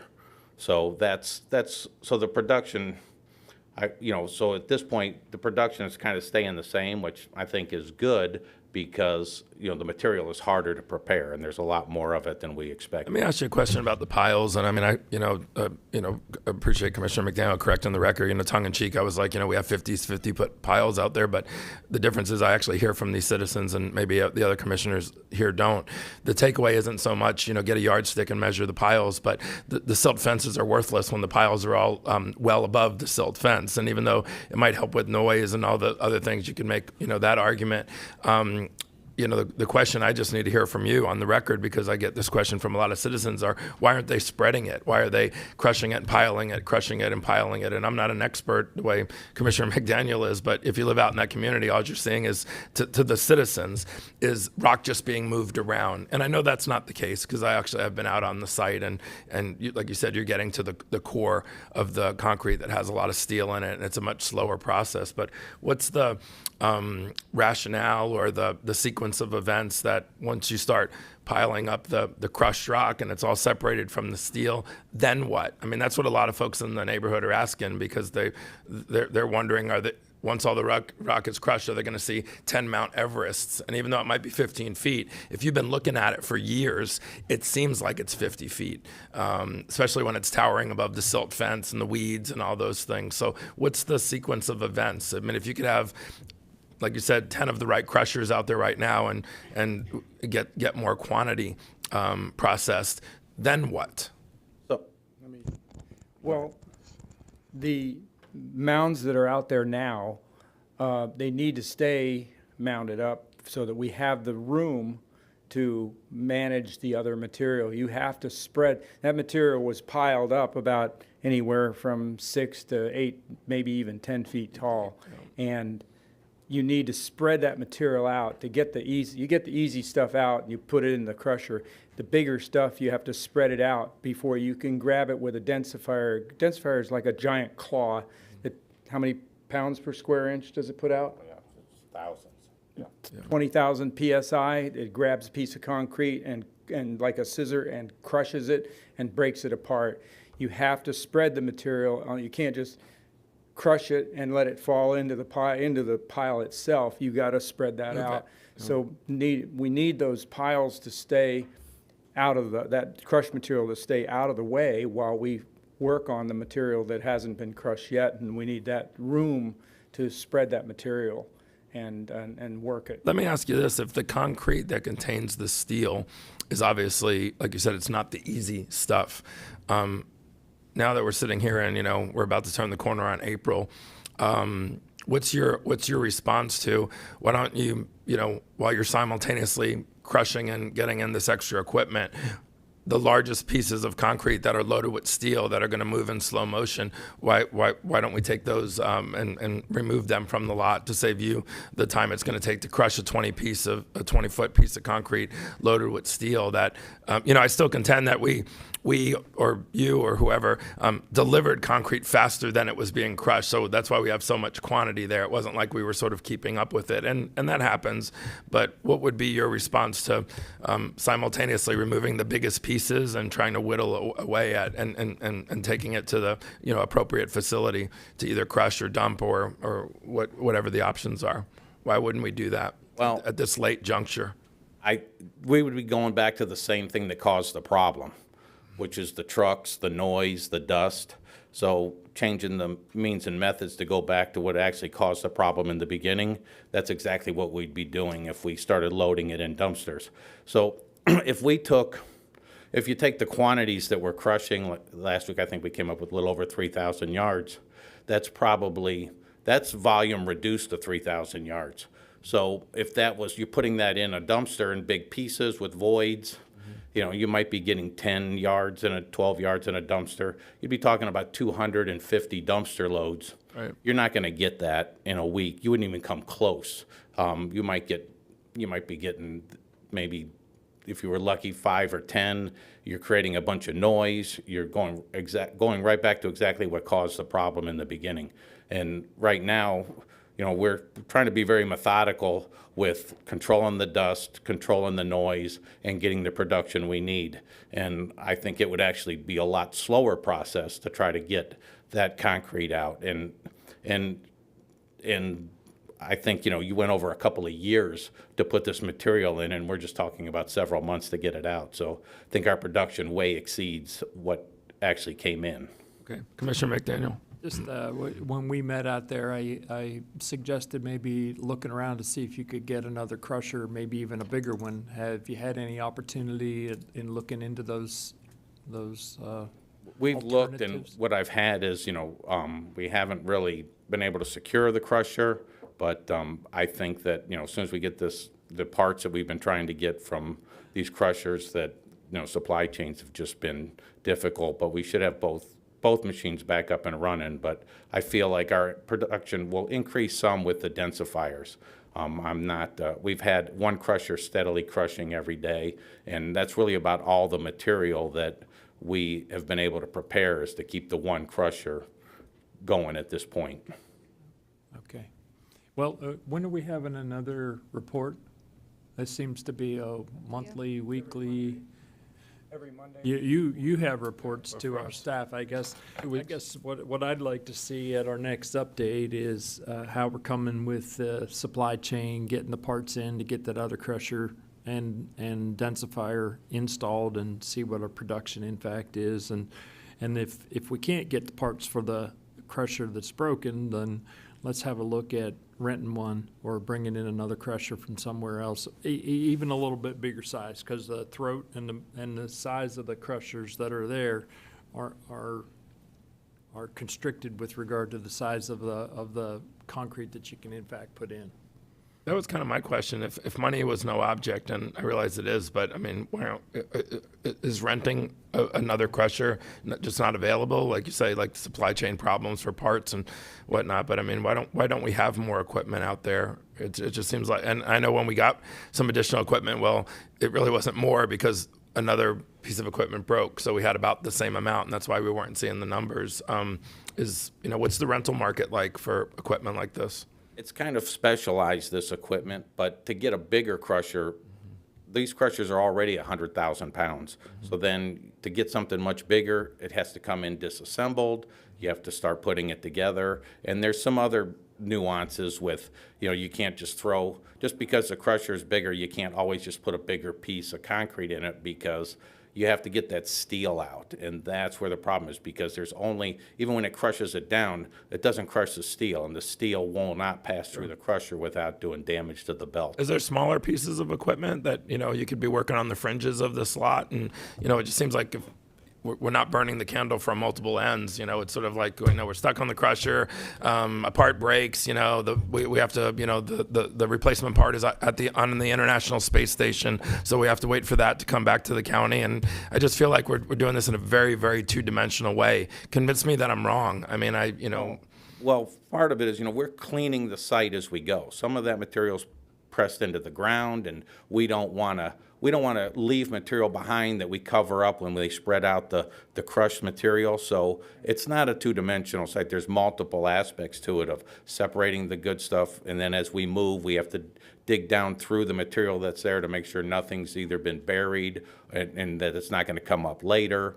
And I think, we've added, a small hammer into the project. We do minimal hammering if we can, because those peckers are very noisy, and that's where leaving the piles up around there helps to reduce that noise if we have to hammer something that's too big for the crusher or the densifier to reach around. We have to break it with a hammer first. So that's a noisy process, but we've avoided any complaints with it. So there's a lot of moving parts to it, and I think that we're looking, concerning with the neighbors and controlling what we're doing. I think that, we're looking at it in much more than a two-dimensional. Commissioner Cole. I feel that getting the densifiers in I'm sorry, is go ahead. really key to getting this thing really moving. Because if you can prepare the material ahead of the crushers, get it more of it prepared, you then have a much faster rate of production with the crushers. And if we can get 3 densifiers going at once, I think we're going to see a drastic What do you think's the increase. timeline of getting 3 going at once? We've Well, got we should- one now. We have one, we should have 2 going here. They get it installed today, maybe tomorrow with a little welding, and then I'd say end of next week, we should have hopefully 3 of them going. So I mean, to Commissioner McDaniel, to his point, our next meeting is on the 28th. I really would like to see this whole team back here because it sounds like there's a bunch of things that are going to happen between now and our next meeting of the 28th. So, and I don't want to jump ahead. I'm going to, Commissioner Cowell's lit up and has a question or some comments, but I would just say that, that wouldn't be unreasonable. Sir? Thank you, Chairman.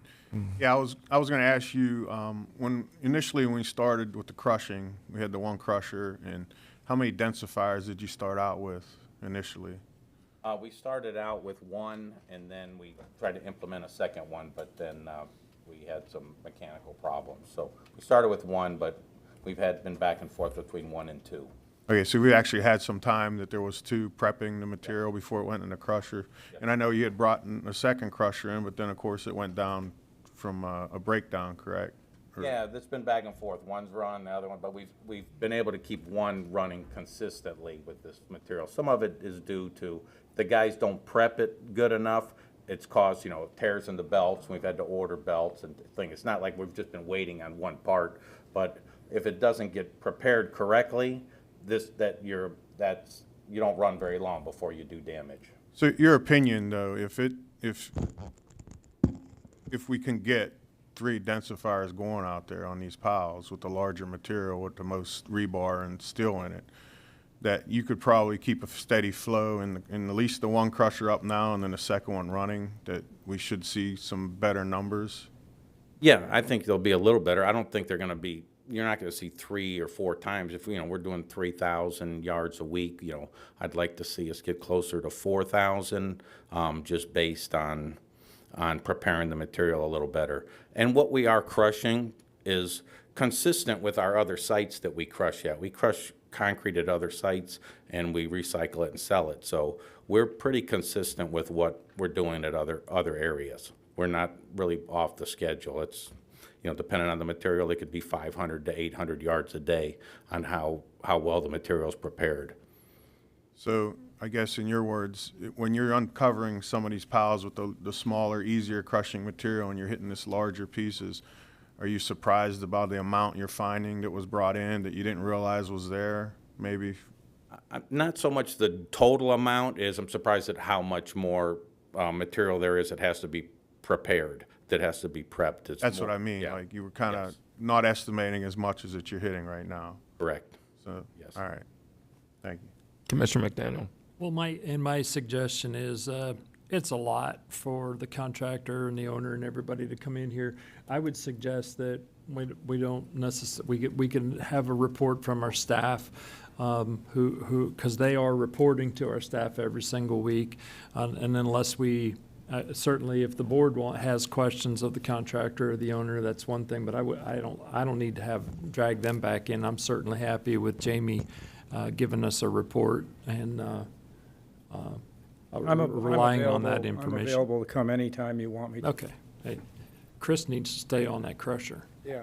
What was your, when we first brought you in here earlier in the year, we had thrown around some deadlines, and what we had said is, we want an update every 7 days, and so we went with that. But I mean, we all were tossing around April, May, that window. I mean, it seems like we are grossly off of that timeline, and I mean, some people might say we moved, millions of tons of, or whatever the exact amount was of debris, for the hurricane pretty quickly. And, it was all hands on deck. I realize that's not apples and it's apples and oranges compared to what we're doing here. I got to just say, I strongly disagree with Commissioner McDaniel. I don't get a sense here that you have all hands on deck, that you're throwing every bit of energy, equipment, people at that problem. I drive by that lot all the time. Yeah, I see some smoke from one piece of equipment. I see people milling around. I mean, I just feel like we don't have your attention. I mean, if I don't think you're a little mom and pop company, and this is this is all new to you. Like you said, you're doing this on lots of other places. I mean, I think the county has sent the signal that this is mission failure. So whatever you're doing at all the other places, I don't think you've been crushing rock there for years and years and had all of this uprising by citizens and the commissioners and all of that. So I just don't know why it's not a tight military operation and you're pulling equipment from every corner of the universe to get on this lot, and why we're just sitting here going, well, it was another 3,000 pounds. I mean, maybe it's no big deal to folks that live 50 miles away from that lot, but the people around there, it's an embarrassment. And I don't feel this sense of urgency. I mean, I appreciate you answering the questions and educating me on, how we have to send off to the UK for the one piece of equipment that's going to, increase the crushing by 20% or what have you. But I think we've made it clear that this lot is total mission failure, and I'm not impressed, me personally. So tell me why I'm wrong. But I think that citizens that live in that area, to your point, well, we don't want to bring in trucks and pick up the biggest pieces of concrete and try to burn the candle at both ends, because that's more noise and dust. Trust me, people that live there, I think they'd put up with anything right now to make exponential progress. So I think the window of let's be nice and let's put up a silt fence and dust off somebody's lanai if it gets a little dusty, that ship sailed a long time ago. And I'm here speaking as the commissioner for that district.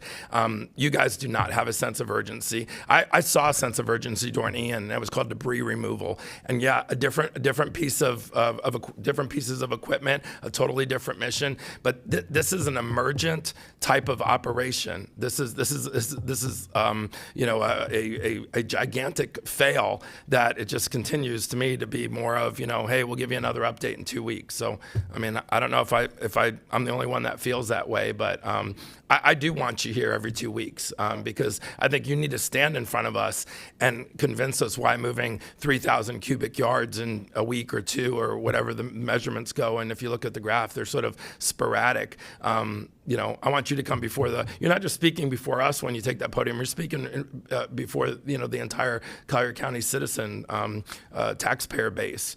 And so, I do want you here because I want to look you in the eye and say, okay, so what did we do these 2 weeks? Well, we got a slow boat from the UK that came over with a piece of equipment. I mean, imagine if we would have attacked the hurricane this way. I just don't see this lot being attacked like a gigantic natural disaster. And it's not natural. It's something that you and your predecessors created. I do not see a sense of urgency attacking, this lot, this debris, so we can move forward. Well, the hurricane is totally different. We did a lot of hurricane. It's not totally. Sense of urgency is a sense of urgency. Correct, but we've moved on this job, and it has been a sense of urgency. We didn't bring in multiple crews from out of state. Hurricane, you're moving different types of debris. It's a lot of horticulture, vegetation. This is a different process. A lot of the material that moves from the hurricane is gone somewhere that it's being processed the same way we're doing it now. So no different from what we consider a sense of urgency to comparing the hurricane to this is apples and oranges. So I have to disagree that we've taken a lot of steps. We've manned the job. We have not left the job 1 day or 1 minute. Even if we've had a breakdown, we've been on it, and our people are working. Whether you think they're mulling around, they're filling the water truck, they're watering, they're doing the work. So, I mean, if you want to come out there and see the process with me, I'll show it to you. I'll educate you, but telling me that we're not doing it is not correct. That's just not, and telling me that we're not got a sense of urgency, or Earth Tech doesn't think it's important, or I personally don't think it's important, or I'm coming up here and not giving you the straight answers. I'm telling you, we're giving reports, we're doing the work, we're not, and this is the type of work this is not something that just happens overnight. It's expensive, it takes its toll on equipment, and my people, they're working 6 days a week out there, and we've manned it up and done it.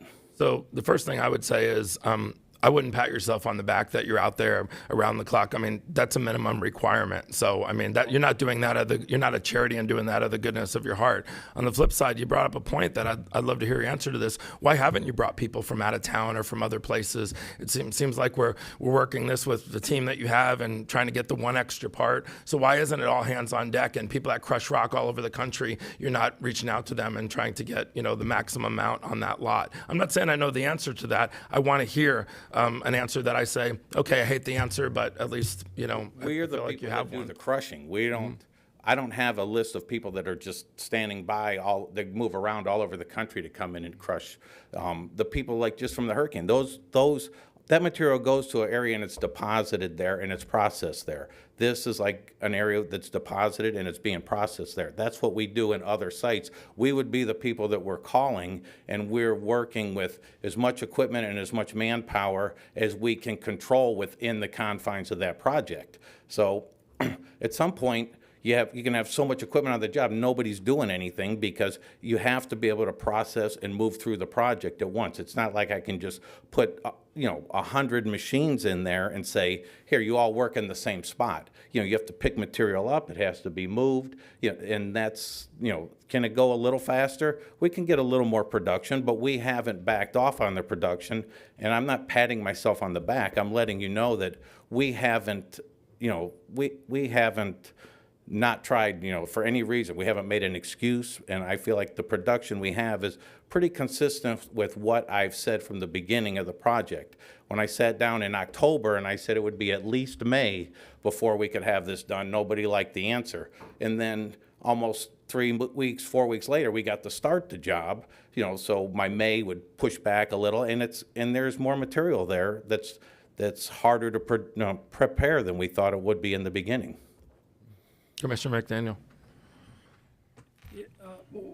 Well, and you bring up a good point. Now you're there, now you're seeing what you're actually running into. What's your estimate of completion now, given the fact that we don't have any more breakdowns and we have densifiers that show up and work and so on and so forth, plus minus? What's your I would timeline? think we're pretty close to halfway done right now with it. So And how long have you been on the job? November. November. Mm-hmm. November, just a little bit of November, December, Yeah, which it was was really the holidays. Right, you didn't get a lot done then, and we had them constricted on the time and hours and so on and so forth. So basically, you've been on the job plus minus 3 months, and you're saying, Breakdown I understand that. I'm just in aggregate, because guess what? There will be more breakdowns. Yeah, It's going to happen. It's the type of work that it is. Yeah, and when you have that, as I said, when you have that many moving parts, you're going to have breakdowns. And I guess none of us, and I'm not offering any excuses for what's transpired prior to Chris coming to the site, but we have to make an executive decision with regard to how much allotment or space we offer them. In my personal opinion, again, I agree with Mr. Gehring's comments that if we start throwing that stuff into big dumpsters, our production goes down. Again, I know about the volume issue when you throw a big piece of concrete into a dumpster in relationship to crushed material, and the timeline. And is the timeline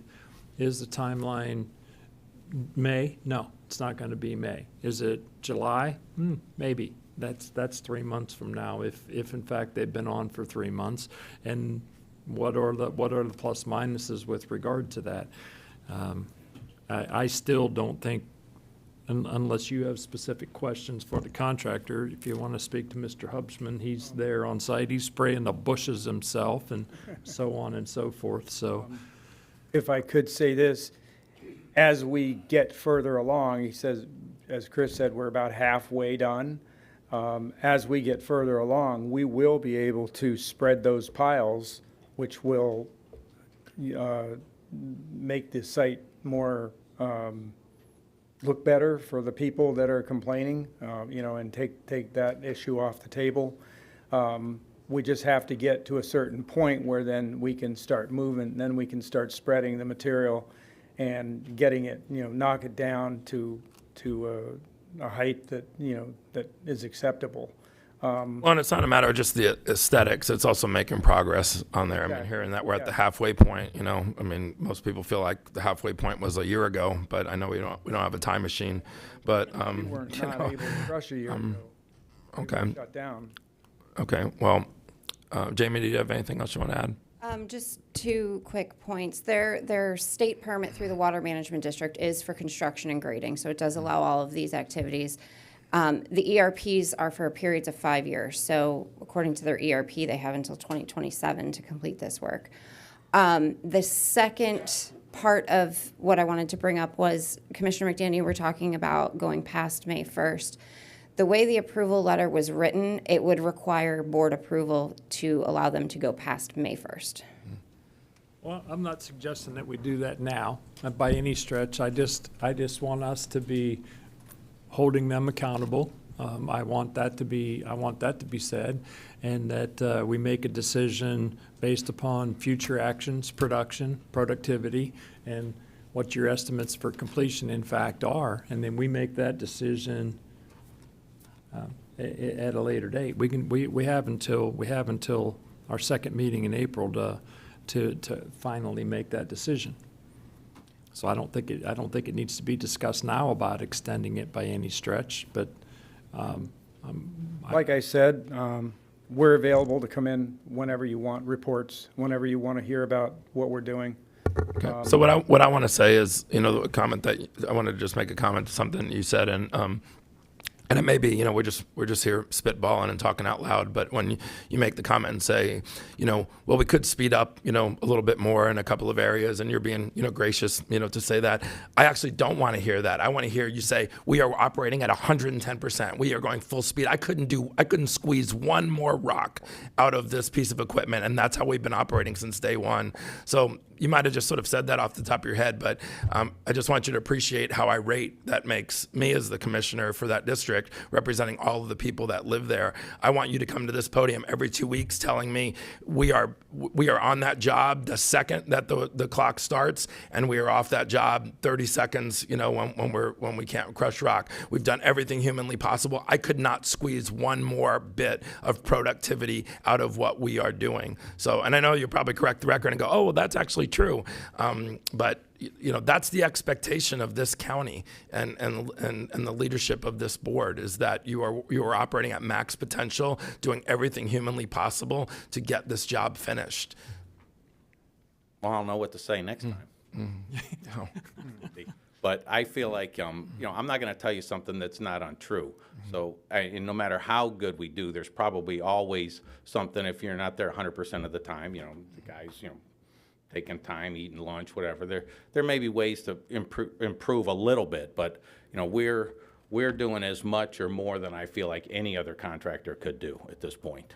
So, and we're going to improve on that, and we're going to get better with a couple more machines to help prepare the material. Okay, so here's what I would propose to my colleagues here is we'll obviously get an update from Ms. Cook in 2 weeks on the 28th, but we also get a 7-day report. So 7 days from now, based on your report, and did the equipment come in, the extra pieces that you know came from Europe or wherever we have to steal them, that'll determine if me as the commissioner to that district want to have you back here on the 28th for Q&A or just, you know, more of this healthy discussion. But, you know, leave here knowing that we are looking for the highest level sense of urgency.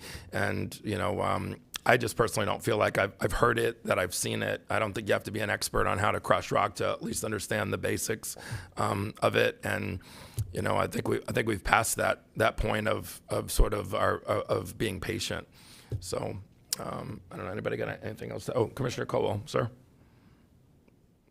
Thank you, Chairman. I just want to say that, you know, Commissioner LaCostra, this sits right in his district, but I also, Countryside is in my district, which is the northwest corner of that intersection. So we're right on the border. And I went to their HOA meeting last Thursday, and I was there and I spoke to the citizens there. And they are highly concerned also. And they all know that May 1st date that you quoted, that you would have it done. They're very familiar with that date, May 1.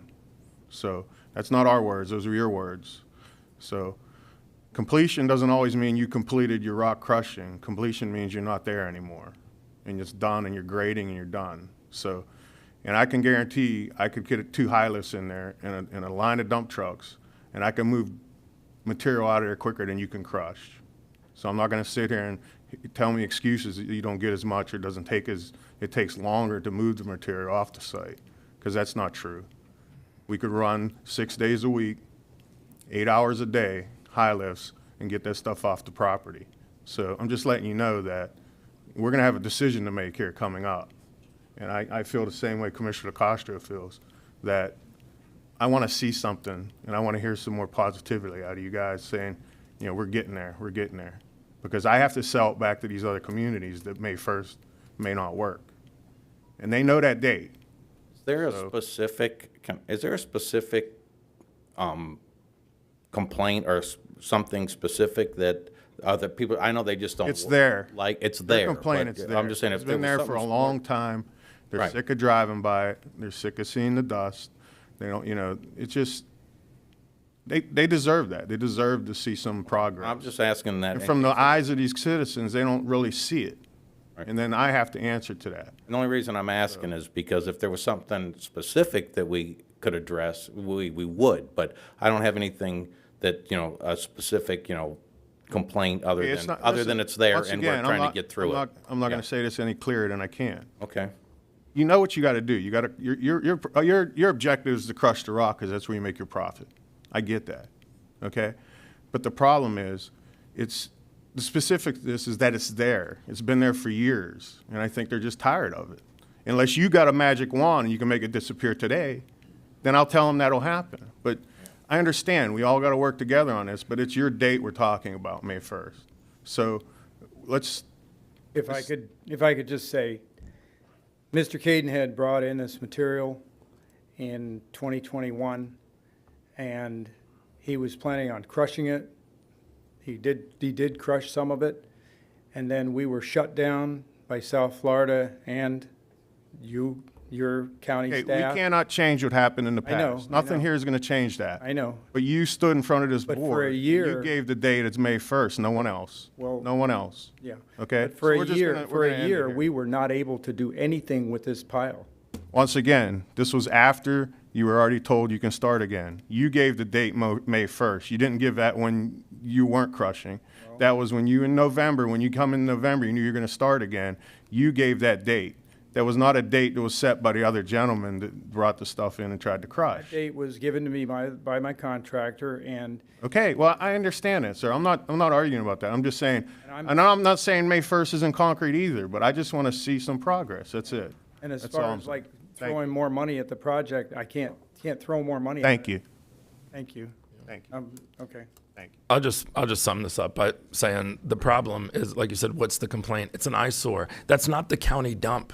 It's in the center of town. And so I agree with Commissioner Cole. Can't undo what was done, you know, way back when. And I know that this is something that you've inherited. You had to stop for a certain amount of time because of some permitting and different issues that some of which we couldn't control. There's other outside parties, but the bottom line is it's a huge eyesore in a very visible part of town. And I don't need to get 10,000 emails a day. If nobody sends me an email in the next 7 days, I'll still be upset about it because I represent the citizens there, and I think they've been extremely patient. And if every citizen that lives within a 1 mile radius was in this room right now, they wouldn't feel that there's been a sense of urgency, even by the county. I mean, I even fault us. I mean, I'm going to meet with our county staff here and see if we've done everything humanly possible to squeeze every ounce out of effort on that lot. I thought we were doing that earlier in the year when we said we gave you an extra day, we gave extra hours, we heard this extra equipment was coming, maybe even extra people. But then every 7 days I got a report. It was up, it was down, it was up, it was down. I was hoping to see a more consistent rise in the amount of rock that was being crushed, and we never saw that. To Commissioner McDaniel's point, you're dealing with equipment, it breaks, at this, at that. But I guess we were hoping for more consistency, and we just continue to march towards, like Commissioner Cole says, the 1 May date that seems to now look like unrealistic. And I also agree with, or Commissioner Cole agrees with me. I think a fleet of trucks running 24/7 or as much as we could for 6 days, 7 days, 2 weeks would be just fine with the local community if it meant that this lot would be complete sooner than later. And that might not be efficient. It might be loud. It might be dusty. But it'll bring something like that needs to bring this project to finality, not just continuing to say we're doing the best we can and we're sitting here in October still talking about it, which I think if we continue to kick the can, we'll still be doing. But anybody got any question? This is just an update, so there's nothing to vote on, I don't believe, or is there? It is to accept an update. Okay. You can, what I want to say is that we're going out of here with a renewed sense of urgency. Okay. I want to hear. Look forward to seeing the results over the next 7 and 14 days. Thank you. And Okay. Commissioner, for the record, I do want to put out there that code enforcement investigators, as well as the development review inspection staff, have been out on site every day. We have spent an enormous amount of staff time trying to ensure that work is being done and moving forward. And I love that, but then I also don't love it because it's, we're dedicating people and resources specifically, full time to this particular project, and there's other business of the county. So this has become a full-time job for us. I want to make sure it's a full-time job for you, and it just doesn't seem like we're making the kind of progress that I think we were hoping for in January when we were really talking about this, and even last year. Commissioner McDaniel. And you brought up a point, and I just want to have this discussion. It was ironic that you said that the May 1st date wasn't in concrete, because it's in a lot of concrete with a lot of steel. The permit that allows them to, in fact, do their work, and I know Mr. Gearing and Mr. Hubson utilized this May 1st date. Do we have latitude on that May? I know that it has to be a board decision for that May 1st date, but from a operational standpoint, let's just hypothetically say we don't let them go past the May 1st date. What happens? At that point, we would need to work with the county attorney's office as well as code enforcement to begin another code case.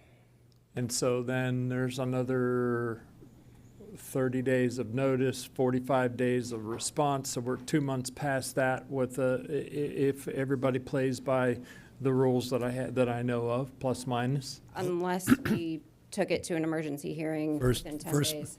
First meeting of May, you'll make a decision what you want to do. You can extend the time. We'll do that in the second meeting in April. I think that's going to happen in advance of the May 1st date, but I'm wanting to know procedurally within their bounds of their permit.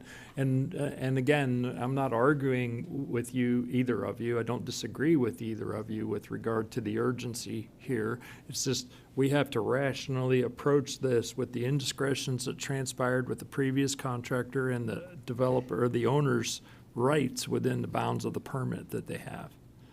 That's the answer or the question that I have for you is to, if we were to not extend the current operation and load it up with dump trucks and excavators in order to haul the material away, is that within our purview and is that within the bounds of their permit? Thank you, Commissioner. For the record, I'm Jamie French, Department Head for Growth Management, Community Development. Commissioner, this would be considered a repeat violation. Mr. Hutchman and his counsel had appeared and given you the same reasons as to the reason why they couldn't get their work done. So at the end of the day, we would treat it as a repetitive violation. We'd take it to trial within 10 days is what our suggestion would be. And if we needed to, we would ask the OSM for discretion as far as to how to move forward. I would tell you that this is a condition of the permit. It's identified within the permit as May 1st because this is the date that the contractor asked for based on an 8 to 5 Monday through Friday schedule. That was there because we asked for an earlier time. And we increased the time above and beyond that, correct? Obviously. We increased their operating to go to the full LDC allowances, which is Monday through Saturday from 6:30 until 7 p.m. And the testimony that was provided by the contractor, and out of all due respect, because they've got a great contractor. We've worked with them for many years, and we look forward to years to come. Construction's never a straight line, but this was his estimation based off of his site evaluation. So, again, Commissioners, they asked for May 1st. We put it as a stipulation within their site development plan. Typically, a site development plan has 2 years. This one had a stipulation.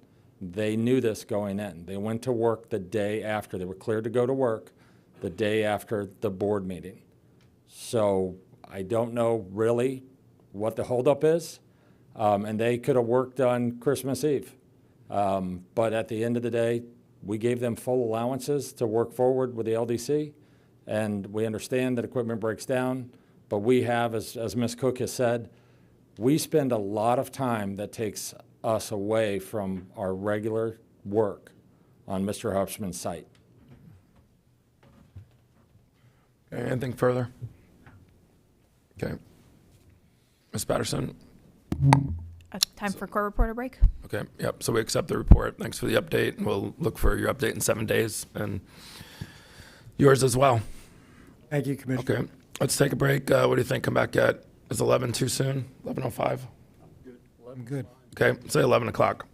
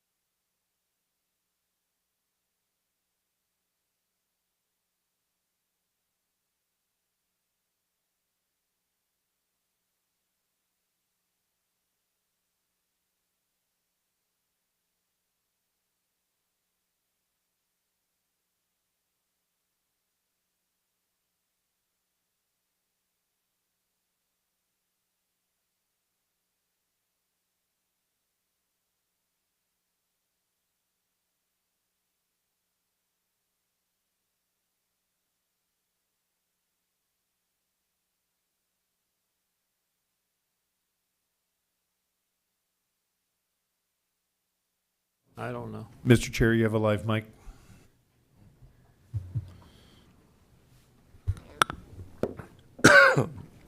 Okay, I think we're moving on to 10B, which was something I had added to the agenda. This has to do with liens and fines. I think I spoke to my fellow commissioners about this a couple times and been working closely with Mr. Gladskow. So let me just sort of set the table a little bit, and this is a discussion.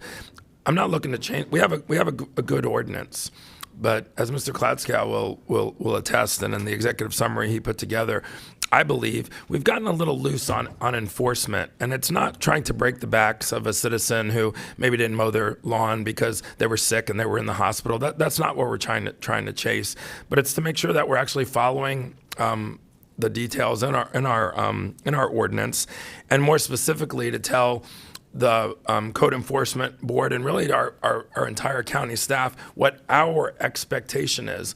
What I think our expectation isn't is when we have a group of people, a company, a private citizen, whatever it is, that has been getting specific fines that have mounted up over time, or specific liens against their property, and they sell the property, and then the new buyer gets the property at a discount, but then they come back to the county and we address the fine. The reality is, more often than not, the staff, the team, the board that we have entrusted to, support this ordinance, in my opinion, and I've watched it happen, and I'm told by meeting with the county staff that we've sort of have gotten a little more generous in excusing fines and providing a lot more latitude when it comes to liens. And I just think our going in position should be, if somebody owes the county, they don't owe the county, they owe the taxpayer, say $100,000 in fines. The going in position by our code enforcement board or our county staff or all of the above shouldn't be, well, they finally took care of it, so we go from 100,000 to zero. And I've talked to several people on the board, and I think that because we've turned over some of the folks on the board, even possibly, that this is a time to blow the dust off the ordinance, be more specific in what our direction is, which is, hey, the going in position is full payment unless, however, but, comma, some unique, extenuating circumstance. But at times there's been no extenuating circumstances other than just time's gone by, the fines piled up, then they finally built the wall, and instead of collecting $100,000, a motion was made to make it $1,000 or $1,500. And Mr. Klatskow's done some homework digging in here to see what totals when it comes to fines and liens and things have accumulated over time, and how much we actually collected. And there are definitely extenuating circumstances in lots of these cases here, but in some cases there aren't. So, on his recommendation, and I fully support it and hope you do as well, we want to put together, am I saying it correct? We want to make a resolution that would get attached to the ordinance that would just have more specificity in it. So we'd be giving very specific direction to the staff and the folks on the code enforcement board that our going in position is, don't turn into Santa Claus immediately if you think there's not extenuating circumstances. I mean, so part of the county sending a strong signal to violators is, we're watching.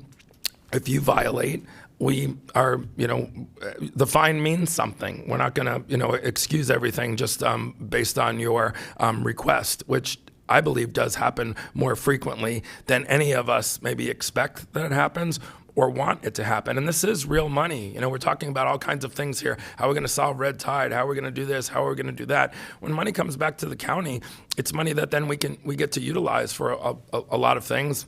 But also, too, it's a penalty for not following the law. If you've broken the law and you don't have extenuating circumstances, then you get fined for it. If you buy a piece of property and it has $2 million worth of liens on it, and you got that property at a bargain because you assumed the expensive liens, a month later you shouldn't be able to come into the county and go, hi, I'm a new owner, and I bought it at a discount, but the liens weren't really me, it was somebody else, kind of like what we were talking about with the rock crushing lot. And then more often than not, our policy seems to be in the county less enforcement and sort of more leniency.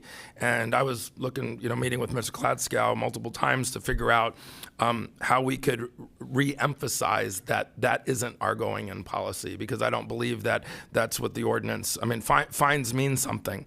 And so you might be able to talk yourself out of a speeding ticket once in a while, but the going-in position from the sheriff or the police officer when they walk up to your car isn't, well, I'm going to let this person off. They talk to you, they see what the issue might be, and yeah, maybe you do get lucky, but more often than not, I believe that fines get imposed and fines get collected, and I would just like to see if we could put more verbiage into something of a resolution that would send that signal to our county staff and those on the code enforcement board that our going in position is don't default immediately to a gigantic step of leniency, because you're basically throwing that money away that the county is owed and due, and that the taxpayers are due. And also, too, you're excusing a breaking of the law, quite possibly in too much of a way. And so that was my reason for bringing this up here, because I just think we have a lot of money that's leaking out the back door. I also think we have a lot of violators who make fools of the county by saying, well, I went in and I pled my case and they took my $250,000 fine and they made it $8,000, and we all shook hands and hugged each other. And I just don't think that that's the expectation of why we have the ordinance, why we have fines, why we have liens. Before I go to the commissioners, Mr. Kladskow, let me go to you, and if you can sort of summarize what we've talked about, what your recommendation is, maybe summarize the document that I hope all commissioners got a chance to see. And it was really just a draft to get the conversation started. But sir, let me give you the floor. All right, thank you. First off, code liens by statute owned by the board, which is why we always come to you for the waiver of it. When I first started here, I was assigned to code enforcement before I became county attorney, and we pursued liens vigorously. That was the board's policy, and I think if you went back, you'd find we had far less liens because people knew that we were going to go after them if they didn't get into compliance quickly and if they didn't pay what they owed us. Then the Great Recession hit, and we were ground zero on foreclosures, and we had homes that were abandoned by the hundreds, and they started getting into disrepair. And the board, in order to help the banks take over the properties and to run to the properties, became very lenient as far as the liens went. We just wanted to get compliance, and once we got into compliance, at that point in time, we would take our administrative costs, and that'd be the end of it. And it was a brilliant policy for that time. We're not in that time now. And whatever the board's policy is, of course, Mr. French and I will enforce. But at this point in time, what the conversations I've had with the chair is that perhaps it's time to relook at that policy to see if we want to go back to being more of a firm but fair type of policy, rather than just get it done and we'll waive whatever liens there are. Commissioner McDaniel. Well, I have not reviewed what you brought forward this morning. So, number one, I suggest we do that, bring it forward in a formal format, have a hearing on it so everybody can have participation. It bodes, to me, a larger question similar to what the county attorney suggested, and that's, we have a new director of code coming in line. We all know that. We're not a little less than 100,000 population. We have a code enforcement that has had a direction from the board of being more reactive than proactive, and a balance at some stage. Really, you can't be called to go to an infraction and drive by 10 other infractions and not see them.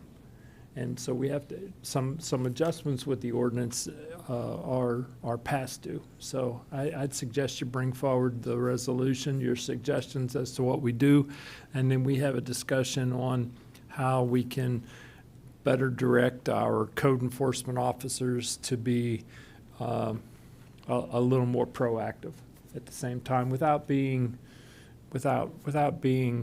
obstruction is at the same, it's certainly a fine line, but I know for a fact we have rampant infractions transpiring in Golden Gate Estates. It's become popular. I probably have reported at least 15 infractions this year with people putting campers at their house to rent and then advertising them in Golden Gate Estates to rent.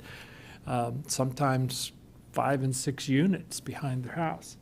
And we can't send code out to check on a known violation and then have them drive by 5 others that are right there on the way and not have somebody at least stop and knock on their door and say, you know you're not allowed to be doing that. So I welcome you bringing forward the resolution. Commissioner Hall. Thank you, Chair. I agree that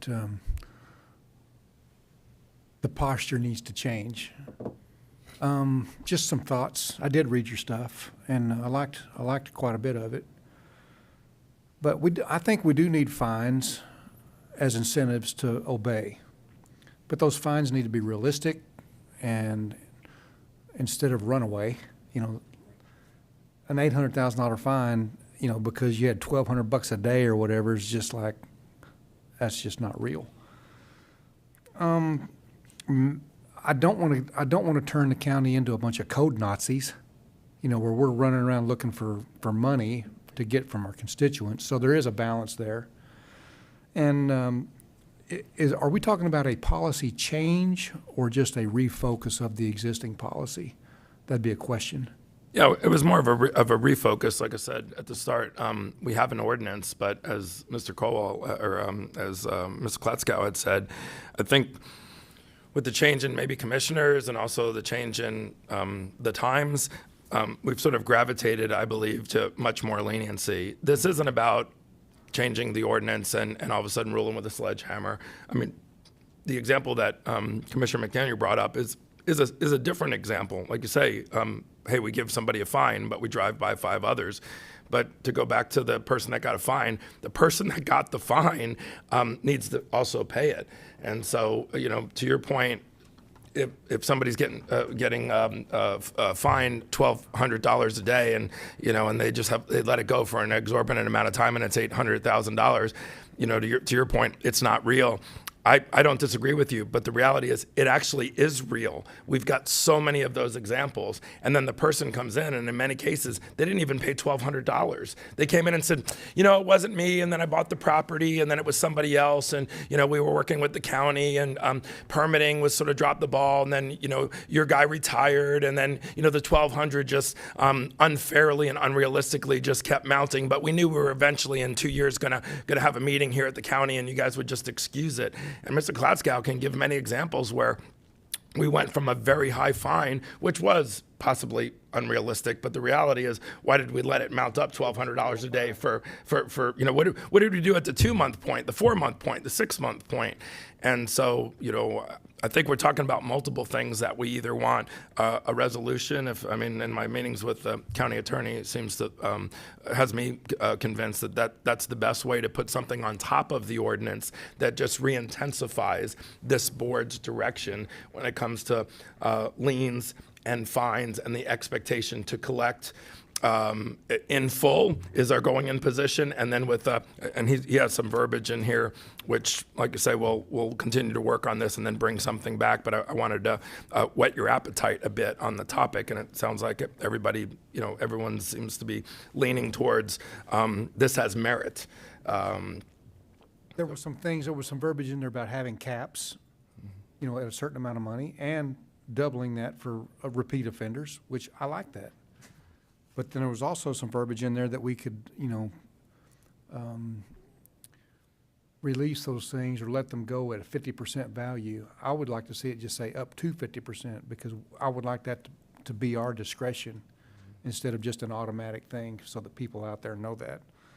And then settling liens versus actual foreclosure. Some of these non-homestead properties that are just completely neglected. I think that the county, there's value in the county foreclosing and getting full value for the property if somebody's gonna elect and choose to let that go. If I get foreclosed on from the bank, I have elected and chosen not to pay the mortgage, and the consequences are foreclosure. The same way consequences of the liens on a non-homestead property are foreclosure.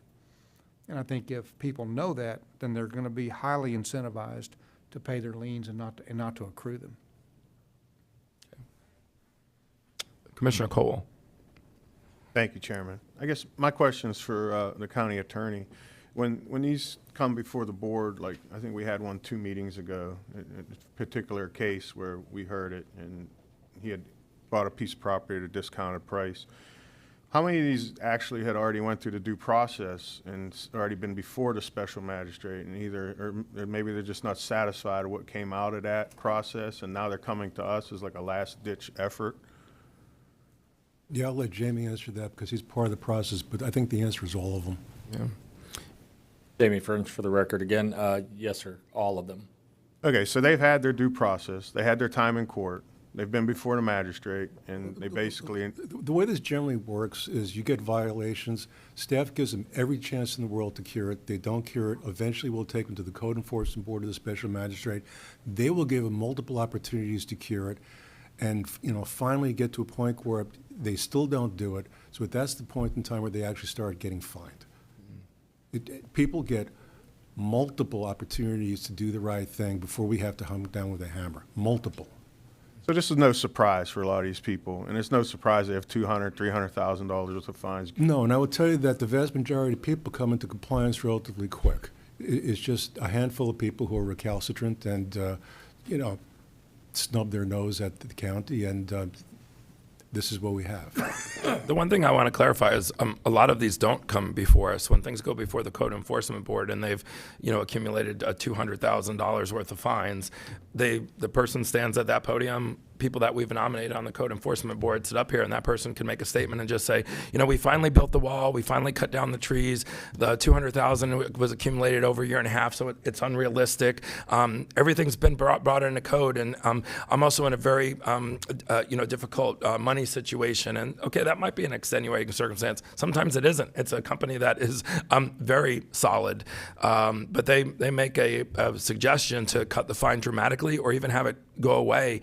And I think because we've got folks on the Code Enforcement Board that we've appointed that have maybe over time, due to multiple reasons, have sort of slid into a much more lenient approach. I mean, I've watched multiple Code Enforcement board proceedings so that I could get a feel for what's decided. And they're making a final decision, but it's based on supporting an ordinance that we have enacted. So they're following their due diligence, but it's supporting the direction that we've given. And my stance is, I think we need renewed direction to the Code Enforcement Board, to our county staff, and all the folks that are involved in liens and fines, that this current group of commissioners wants to blow the dust off of the current ordinance and make sure that our expectation is, full compliance is a minimum expectation, but also full payment. In most cases is our going in position, and giving somebody a 9,000% discount isn't something that should be decided in 30 seconds. And I can tell you, some of the Code Enforcement boards that I watched, I was flabbergasted how we let 6 figures go out the door with a 15-second discussion between, and I'm not saying this to throw spears at the Code Enforcement Board. What I want to do is put something together that we feel represents us in a fresh and directive way to make it crystal clear to Code Enforcement what our expectations are when it comes to enforcing, the ordinance. So. If you have if there's no other comments, then Commissioner McDaniel, sir. And Commissioner Hall's comment with regard to striking a balance as to what's a realistic fine, but at the same time holding people accountable. You we passed one where the young fella bought a piece of property, bought it at a discount, didn't go through the normal processes of a title search, didn't know that he had a lien. That was his fault. That wasn't and we ate that. It was his fault, and we ate it. It was, and so I voted to allow him out of it, but at the same token, maybe we need to step up our efforts. As you said, where are we at on month 1, month 2, month 3, month 12, month 24, and move a little harder in advance of a circumstance like that. So I think bringing forward the resolution, dusting off the ordinance, having a discussion with our new director of code as to how we better manage that is the proper path.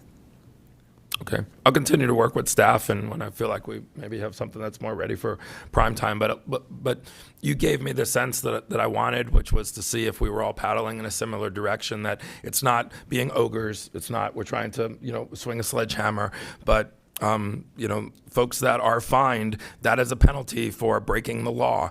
And our position isn't, well, thanks for crushing the rock. We really appreciate it. The fine means something. And working with Mr. Kladskow, I think, to your point, Commissioner McDaniel, we could dust off the code a bit.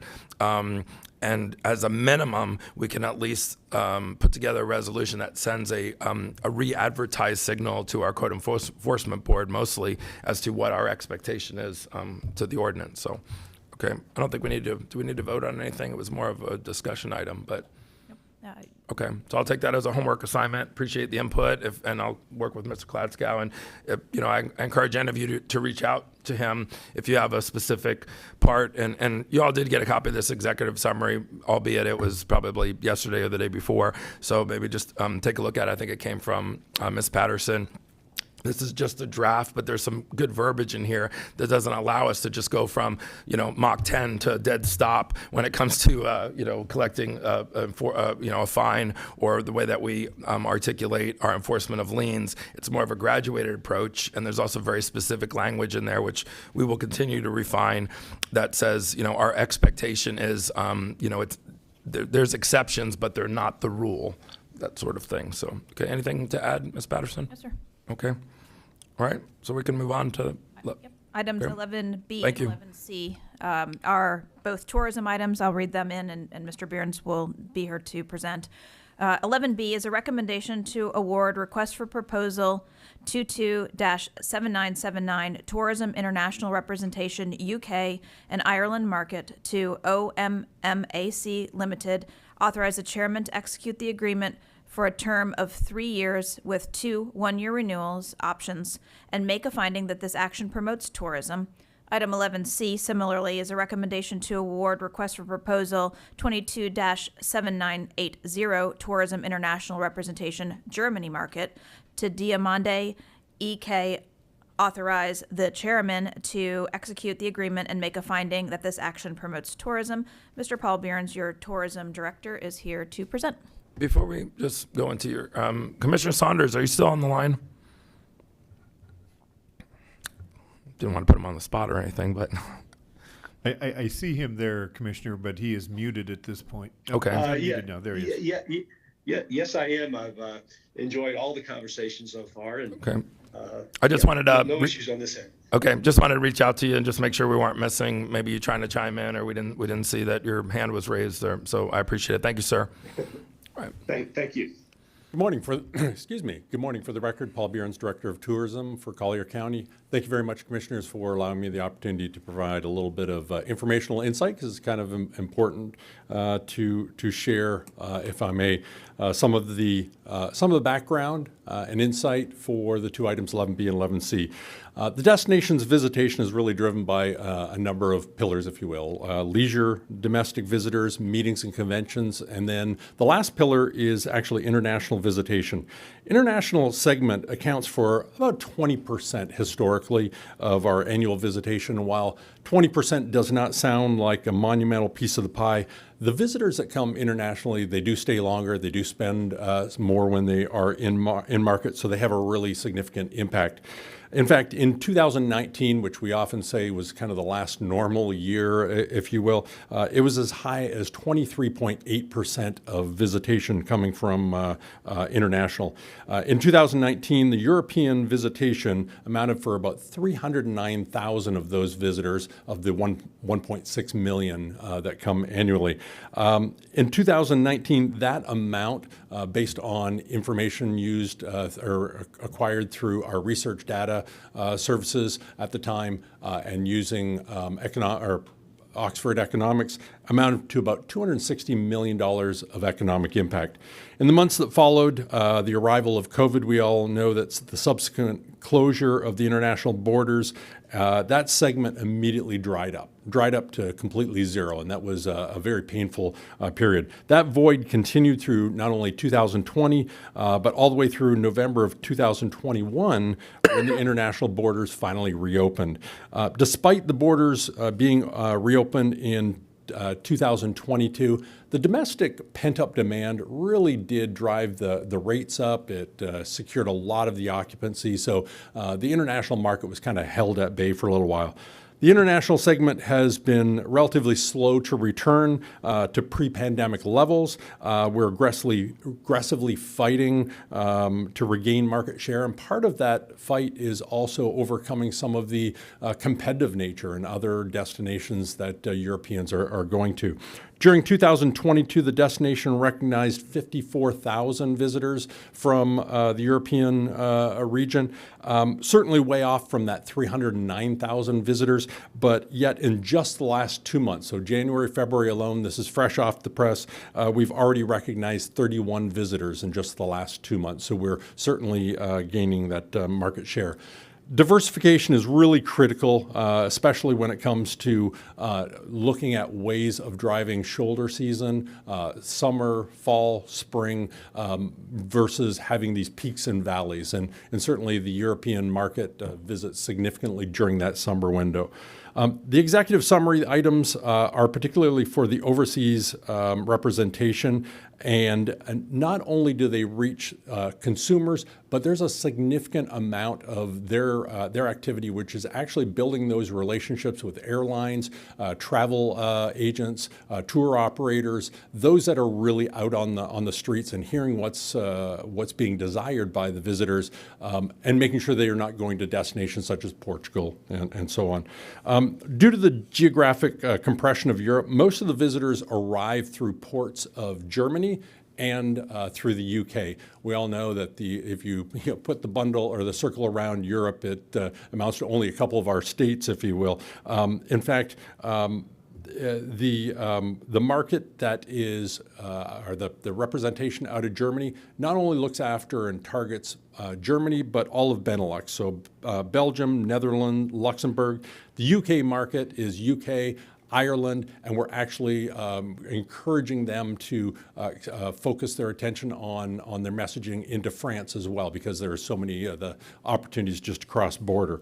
So, as we have in front of us, we've got the representation for not only the UK and Germany in front of us. We started the process about a year ago, working through procurement to secure representation that we feel aligns with what our needs are in those markets, and to be able to diversify and really drive hard our return to pre-pandemic levels. So 11B and 11B is recommending the UK award of OMAC, and 11C recommends those of German for Diamonde. I will say, as I mentioned, the relationship and the activity is very much joined at the hip. We have multiple meetings every single week, including a stand-up meeting with our entire team every single Monday morning at 10 a.m. We talk about what our strategies are, what's happening, the unique dynamics that are happening in the market.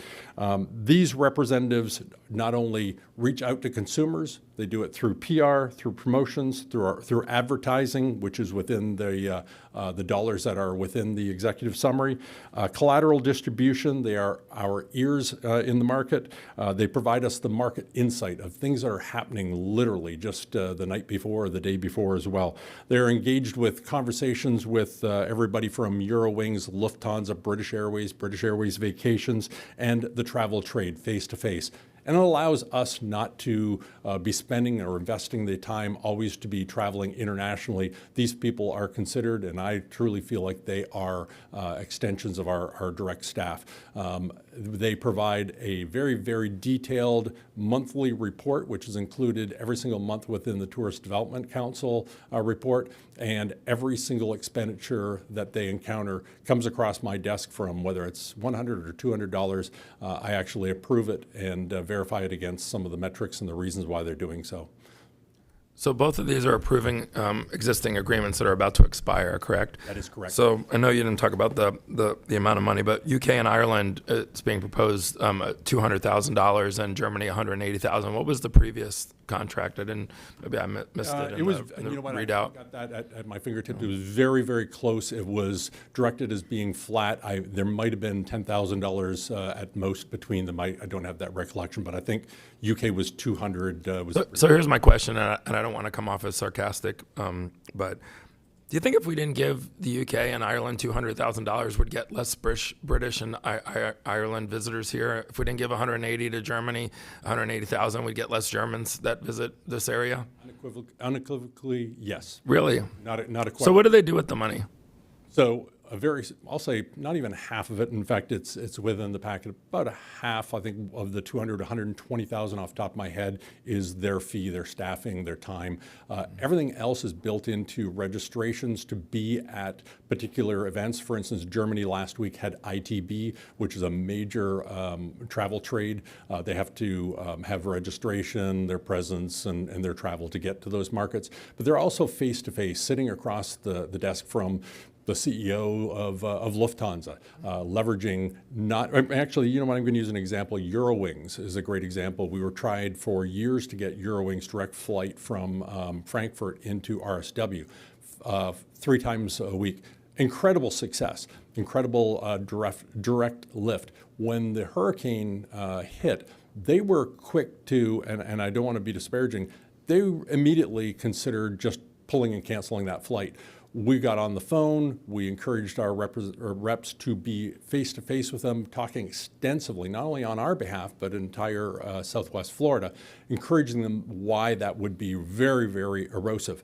Not only would it be erosive to visitation, but there's also commerce as well, and the perception of Southwest Florida's viability and recovery. So they really just beat them up, if you will, to stay the course, and they've maintained their lift coming into market. So let me ask you this. Your counterpart in New Orleans, your counterpart in Charlotte, North Carolina, your counterpart in Orlando is probably feeding this same group funds as well to be on their radar, correct or no? When you say the same group, these individuals, no. Everyone would have their own representation. And so this group's only working for us? That is true. And actually, that's part of the challenge. When we look at representation, we want to make sure that there's no competitive influence. So I'll just say they would not be representing West Palm Beach. Right. So this is a designated group identified to work directly and specifically with Collier County.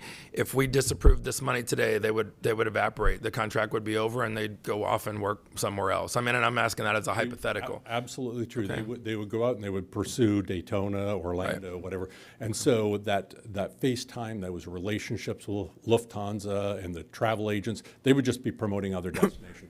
Highly, highly competitive. Okay, Commissioner McDaniel, yes. And then Commissioner Hall's on deck. My comments are several. And first of all, this was heard by I learned this yesterday, that this was heard by the TDC back in September of last year, either right before or right after the hurricane. Not heard by the current board. We have a new board of county commissioners. In review of the documents, I was reviewing the attachment, which is the vendor signed actual contract, which references a resolution that was developed clear back in '04. It's right here. And so my suggestion, because the contract's coming due, and I do concur that something needs to be done in order to extend it, I would rather we not do it for 3 years with 2 more one-year extensions. I would rather do it for a year, and then you work with our clerk to have better defined measurables. I wasn't able to discern from these agreements our ROI, the return on investment. So my suggestion, if we're going to vote on these today, is, and I think we need to, just because of the expirations, is just to extend them for an additional 12 months, and then you work with our clerk to have better defined measurables for us to be able to ascertain what we're getting for our money. Let me ask, and then I'll go to Commissioner Hall. So if it was heard in September, and granted, yeah, we had the hurricane and everything, but one of the things I don't love today is that this contract, and I read it too, it expires on March 29th. So I'm just wondering why it didn't come to us sooner with a little bit more window. And I don't feel pressured to renew anything if I don't agree with it, but it would be nice to have had a little bit. I mean, is that the point you're making, that, you know, we definitely, yeah. Again, we're a couple of months into the new TDC board. We're 3 months into a new board of county commissioners, and I would feel more comfortable if we just extended it for a 12-month period and then brought it back to the TDC with some recommendations to then come to this board for a more better defined deliverables. Correct. Measurables. Yeah, Thank you. measurables. Yeah. I agree. Before I go to Commissioner Hall and then Commissioner Cole's on deck, I would just say to the county manager, and this is just more of a generic statement, as we're tracking these contracts, it behooves us to get them in front of the board. I mean, this is a quick discussion. This meeting won't go till 10 p.m. to talk about this one thing. We need to get these in sooner than later. So if any of the 5 commissioners have an issue, a recommendation, we're not sitting here feeling. And I'm not saying we feel pressured, but of course, you know, you're sitting here bumping up against the date. We're trying to be professional to the folks that we're hiring. And, you know, I mean, I know we can't go back in time, but it's more of just a statement, ma'am. So it was not, Mr. Behrens had this on the agenda timely. It actually is because we were working the issues out, some other issues out behind the scenes that caused this one to be delayed in its delivery to you. Okay. He did have it ready to go with more notice, but we had other things that we were working on to try to smooth out some of those issues. So what you see here is the best product that we were putting forward, including working with the clerk. Okay, that's fair. Commissioner Hall and then Commissioner Cole. Thank you, Chair. You know, I'm looking at this like it's my money, and I know that when COVID hit, things went to zero. The borders closed, so it wasn't like, you know, we had all of these visitors, then for 2 years, boom, nothing, and then boom, we had them again due to advertising. I'm wondering, since we've been doing this since 2008, how many repeat people from Europe that we get that don't need any advertising at all. They know what we have here in Southwest Florida. I'm wondering what the word of mouth is versus advertising or spending money. I'm wondering what we can do social media with advertising on social media with $380,000. You know, the borders are open now, and it's cold there and it's warm here. And we welcome those people. I'd love to have those people here. I've had German neighbors several times, and they're great people. But when it comes to us spending our money to get them to come here, I'm just wondering, I'm almost willing to take the risk to say, nope, let's not send you the money. Let's see what you do.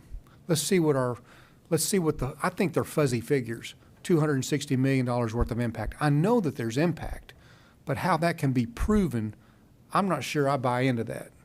It's like you never ask an insurance salesman if you need insurance, because they're always going to say, yes, you do. So I'm just giving you my just raw bone thoughts from Chris Hall. I'm wondering if we don't spend this money, you say they're dedicated to us, we're the only ones that they work for. Well, if we don't send them money, then are they out of business? No, they're working for other people too. You know, they will take time to go find other markets, but if we don't send them this money, or what if we send them less money? What if we said, you know, we want to send you some money for some advertising, but we don't need to necessarily pay for your staff to travel all over Europe to go talk to the airlines. The airlines are in business too. They want people. They want to be bringing people here. They want to expand their thing. I'm just wondering, why are we spending all of this money? That $380,000, you can buy a house for that. And especially with Commissioner McDaniel, I agree. If we do go forward to the 3-year thing I wouldn't even come close to doing that. I would like to even say, take a look at it. I would almost be willing to risk, and I've said it before, and I'll shut up.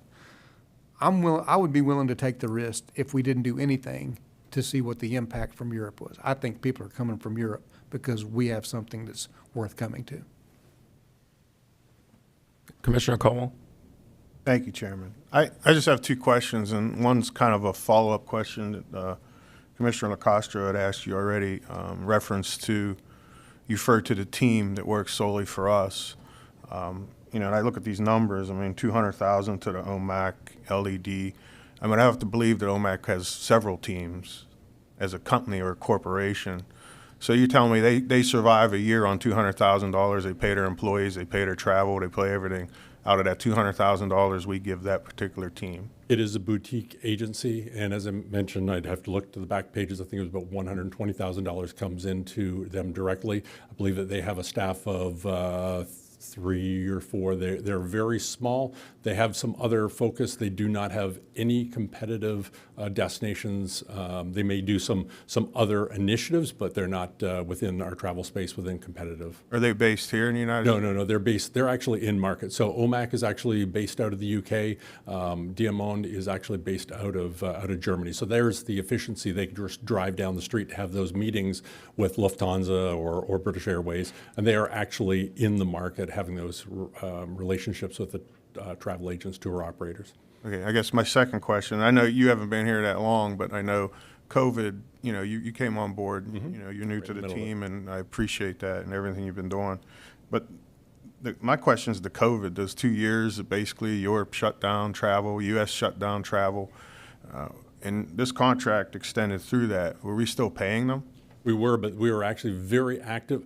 We all remember we didn't know when the borders would reopen. You can't just walk away. I will tell you, any other destination that is abandoned or risk that, let's just take a risk, has fought back for years to regain the momentum. I believe that what we're seeing now that the borders are open, and some of the numbers that I just hit, which was last year, what was the number? Do this by memory. 54,000 for the entire European market last year, and in just 2 months, we've already secured 31,000. That just shows that last year they were kind of held at bay. There was no occupancy, or the rate was so high, but all of those efforts kept us top of mind, kept us refreshed, and now that we have some occupancy, and miraculously, we're also seeing some really strong numbers in that recovery post-hurricane. So again, you have to remain in front of them, convincing them that we were not decimated, but we are open, we are welcoming, and we're capable of providing the airlift through those relationships with airlines to be able to welcome them in here. And I know historically from my own experience that I know that the German market seemed to come in our off-season. That they seem to occupy more in our off-season than in the in-season, you know, just from the 20 years I've been here. But I kind of feel the same way the rest of the board's feeling. I think the way they're leaning, you're looking at a 12-month period. You know, let's let it run the cycle and then revisit it again. You know, but that's the kind of way I'm leaning on it. What's the risk we run if we do that? Anything? I mean, is this a company that it's 3 years or nothing, or you know, the terms of this contract that we're looking at, the previous one? If we're just going to mirror that, do you know what's the wiggle room or? I can't answer on their behalf. I would assume that we would lose a little bit of momentum because a lot of this is long-term strategy. It's not driving next Tuesday's booking, but rather even negotiating incremental new flights.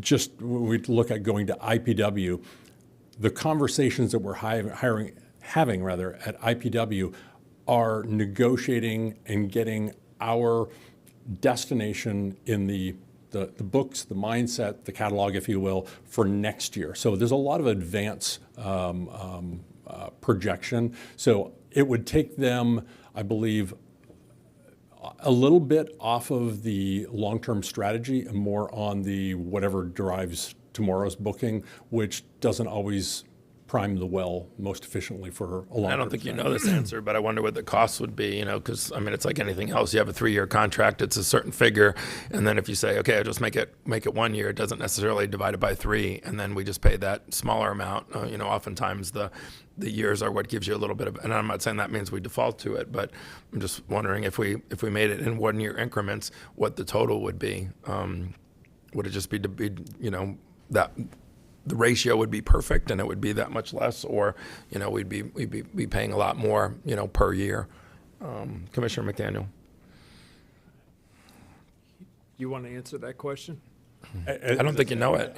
I don't think there's an answer to that. I think it would have to come up with a conversation between procurement and the agency. I don't know whether or not they would defer their interest in the product properly for something that might be a little more long-term, 3 or 5 year business strategy for them as well. So I think I wouldn't be able to answer on their behalf.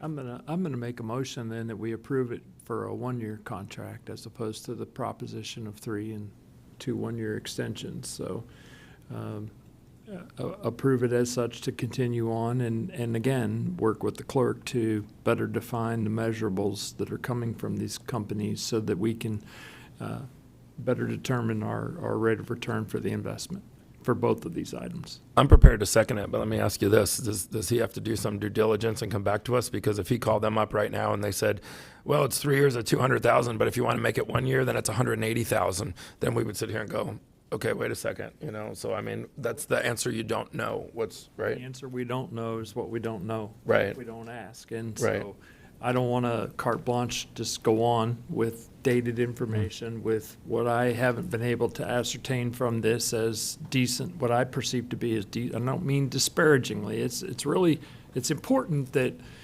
folks understand we're not throwing rocks at these companies. I mean, but to Commissioner Hall's point, I would almost be willing to roll the dice and see how many people we get without spending any money at all. And so if the pretense is it's a 1-year renewal with an additional 1 year based upon measurables and deliverables that we can actually ascertain that are vetted by the TDC, there's no reason for them to discontinue the contract or adjust the contract because it's going to go on if they're producing. So But I mean, production is key. And on that note, to your point, the way I read this, the contract comes due at the end of March. We have another meeting before the end of March, so we can actually bring this item back if in fact there is a substantive shift and I think we have a TDC meeting in between then and now. So we would have a shot at it one more time. That was going to be my point. I definitely second the motion, but I don't want to do it blindly and say, okay, well, whatever the total is, just make it 1 year. Because if the total was the same or 10% less, then I would say, whoa, wait a minute. That's not the best use of the taxpayers' money. And if I may, knowing the professionalism of these 2 organizations, I know that they will do anything and everything possible to make this work. So again, I simply can't speak for them, but I do believe that they will align. Also, in just for the record, the number that is here is not something that I created. This is something we've actually secured through our data research company, which are way smarter than anything that I will ever be, and to be able to take the intercept data that they are conducting, as well as Zartico data that we have, and Brand USA visitation and expenditure, and then when we ask them what is the impact for the European, that is their estimate. But that's about as intelligent information rather than just spitballing numbers. That's definitely never going to come across my desk. Okay, so we have a motion, and I have Mr. yes, sir, Mr. Commissioner Saunders. Yes, sir. Yeah, I just want to make sure I was back online here. I had a little technical difficulties. I only had one question, and I assume it's probably already been answered. But the Tourist Development Council, I assume, has reviewed these contracts and is recommending this. Commissioner McDaniel is our representative to that board, so that's really a question for Commissioner McDaniel. You haven't been on there very long, so maybe it was approved before you were there. But has this been reviewed by the TDC? No, and then that was one of my statements earlier, Commissioner Saunders. No, and not while I was there. It happened, I think I was told yesterday that it actually got reviewed and approved back in September with a different board of county commissioners. Yeah, that's fine. That's good. So that was one of my rationale for extending for 1 year, and if you want to do with an additional year just to give them some, or 2 additional 1-year extensions, I'm fine with that, because it'll come back to us, it'll come back to the TDC, it'll come back to this board with hopefully better defined measurables. All right, and I would second that. Okay. So is that clear, what we're looking for? So my understanding, and I will go back to them both and share what the procedure is, which is 1 year contract with 2 optional 1-year extensions. We'll talk about any metrics and improvements. Again, we'll have to maybe define that greater, because what the greatest impact is what is driving on tourist development tax and visitation, and we do have that. But we'll go into deeper depth on that one. But I'll reach out to them right away and then work with procurement on adjusting the existing contract. And I think it's important to echo what we've all said up here. Nobody's throwing stones or spears, but to Commissioner Hall's point. But I'll actually piggyback on that. It actually is our money. It is taxpayer money. And we're taxpayers too, and so it's real money. And having measurables and deliverables with more specificity, especially since you're in the seat now and have really delivered on so many positive things when it comes to tourism. So I think that's what we're looking for here. And if in your conversations with them you guessed wrong and they immediately throw up a red flag and say, oh, the algorithm is totally different than on how much we're going to charge you, then obviously that would go to the TDC and then eventually come back to us. And Commissioner McDaniel is obviously our TDC rep. So, okay, we'll have a motion and a second. All in favor? Chair. Oh, yes, ma'am. Before you vote, just a clarification on the renewals. That is not typically something that comes back to you. So okay. Let County Attorney chime in. As I understand the conversation, you want the option to extend. That's correct. Right. Typically, that's not how we do it. We will change that contract so that the option to renew, really for both parties, have to agree to extend. Okay. And we're doing it in 1-year increments, not. Well, and the premise of the motion was so that we had that we work with the clerk to get better defined measurables within that 12-month period, so that when it in fact comes back, it can then go forward. And as a minimum, that will have to go to the TDC, which does have a commissioner rep on it, which is yourself. So if you hear or see of something that causes you great concern or angst, then obviously you call a quick timeout and come back to us. Correct. So, County Manager, is that You okay with that? clear? You okay with all that? Okay. So I got a motion and a second. All in favor? Aye. Aye. Aye. Opposed? Aye. Okay, passes 4-1. Commissioners, before we move on to the next item, let's, for timing's sake, we have 4 items left. So the question is, do we want to push on and take these 4? Or if we're going to go to lunch, perhaps you want to take the CRA item because we have public speakers on that. Yeah, I in think that would advance be of the way to lunch, go. Then take lunch and finish up. Yep. Yeah, I think that's the best way to go for sure. Okay, all right. In that case, we're going to move to the Community Redevelopment Agency 14B1 is a recommendation that the Board of County Commissioners, acting in its capacity as a Community Redevelopment Agency, approve the Central Boardwalk alignment, reject the Southern Boardwalk alignment, and direct staff to engage professional design services to design and permit 2 parking areas to support the boardwalk connection from Bayshore Drive to Sugden Regional Park within the Bayshore Gateway Triangle Community Redevelopment Area. Ms. Deb Forrester, your CRA Director, is here to present. Good morning, Commissioners. Deborah Forrester, CRA Director. I do have a short presentation I'm happy to go through, or we can go right to questions.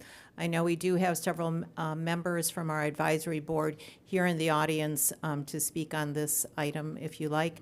And also Donna McGinnis from the Naples Botanical Garden was previously here to show her support, but was had to leave early. I'd like to see the presentation, me personally, just if it's short and just to get it on the record. Sure. So here we are, again, with the pedestrian connection from Bayshore Drive to Sugden Regional Park. On December 13th, we brought this item to you. The board directed us at that time to move forward with an analysis for an alternative location, which would have been the Southern Boardwalk, and to look at parking considerations. So today we're bringing back the Central Boardwalk as our recommendation. The reason why we are bringing this back is it is consistent with the current mixed-use plan unit development that's on the site. There is some stormwater treatment train available, which allows for better stormwater treatment along the way. It has direct pedestrian access to both tracks A to the north and track A to the south. It allows for a 12 to 15-foot wide pedestrian access, which is considered a multi-use pathway, allowing both pedestrians, bicyclists, people with strollers to safely access both to the east and to the west on that pathway. Better managed wetlands and capitalizes on the natural setting there. And the estimated cost here is approximately $2.7 million. We have had a number of community engagements on this particular project, dating back really to 2018 when we were re-looking at the redevelopment plan, and then most recently when we hired Stantec Consulting to help us with the design. We began in August and presented at the advisory board. They supported that central alignment again in December. And then we revisited the southern alignment, took that back to our advisory board, who again recommended the central. And then we had a community-wide meeting on January 21st. We had over 50 people attend on site. They were able to take a tour of the site. We had additional comment cards that were distributed to some of the surrounding neighborhoods. We received back 125 comment cards, and the majority of those folks supported that central boardwalk alignment. Why not the southern boardwalk? Well, it's not consistent with the overall planning concept. It has limited stormwater treatment to just shallow swales along that area. There's no pedestrian access between the northern track A and the southern track A. There would be additional permitting because of the wetland impacts. We believe it would have impacts to the future development of the southern track A and the impact on the residential properties that are around just to the south on Jeepers Drive. Estimated cost here is 2.8. That does include a concrete wall that would be installed between Jeepers residents and the buffer along our project. And the concerns on Jeepers Drive, we've had substantial new residential improvements on that street. The street, the back of those yards come right up to our fence line. And if we are putting in this bike path and leaving a area for future driveway into the southern tract A, that 10-foot buffer requirement would be needed. But the people on Jeepers are very concerned with privacy, safety, and potential to decrease their property values. Our two parking lot areas, the first one is the north parking lot, which is on that north track A. This would allow us for 20 stalls. We are looking, of course, at a low-impact design. It would allow for flexibility for future development if that piece of property was developed. The estimated cost here is $62,250, and estimated construction is $415,000, and this would be keeping an open stormwater system. The southern parking area is at the corner of Jeepers and Bay Shore Drive. Right now, we're showing for 17 stalls. Again, this would be a low-impact design with open stormwater. Estimated design is $67,500. Estimated construction cost $450,000. We could do an additional 10 parking spaces if we went with a closed drainage. That would cost an approximately $75,000. And that is my short presentation. Okay, we got some public comment, right, Mr. Miller? Yes, we do, sir. We have a total of 6 registered public speakers. Would you like them now? Yes. Let's go with the public comment first. We'll begin with Michael B. Sherman, and he will be followed by Kathy Kilburn. I think, did you say Kathy had to leave? No, that was Donna. Okay, I'm sorry. He'll be followed by Kathy Kilburn. Go ahead. Good morning. Thank you for allowing me to speak about the location of the pathway in the Bayshore Arts District to Sugden Park. By way of introduction, I'm 80 years old. I'm a member of the advisory board of the Bayshore Gateway Triangle CRA. I'm an area resident for 22 years and a lifelong real estate professional. I was the CEO of C.B. Richard Ellis New England for 20 years until I retired. So I have some background in some of the real estate aspects of this issue. In retirement, I have invested in the CRA district by buying, designing, constructing, and selling 11 new Key West-style homes. The Island Cottages in the Bayshore Arts District on Jeepers Drive is an infill group of homes that I am very proud of. We have 2 additional lots left, which I plan to design and develop into cottages, which will continue to signal that this unique and diverse urban neighborhood is special and welcoming to people of all incomes and backgrounds. The connection between Sugden Park and Bayshore Drive is very necessary and a long time in coming. At the inception of the CRA, there may have been some questions about connecting the two, as Kelly Road was a deplorable place. That is not the case today, as residents, investors, and business owners, pioneers in this case, have worked with government, taken risks, and focused on improving the Bayshore Arts District, raising the tax collections fourfold while withstanding a bruising 10-year recession in a transitional area. Only since 2016 has new development returned and provided tax collections to the CRA coffers. Before that, we went through 10 years where we really were mostly out of business in the CRA in terms of any cash flow. We, the staff and advisory board of the CRA, and the consultants who have helped us with this, unanimously want to do it right on this pathway. And our consultants have designed a beautiful way to do just that. Imagine our shock when being informed that some of our CRA board directors might not agree. Simply put, the southern route is not the way to do it right. It would be narrow, blinded on one side by fencing and homes along its south side on Jeepers Drive. It would reduce the tax collections from this street, and the whole district would be marginally used.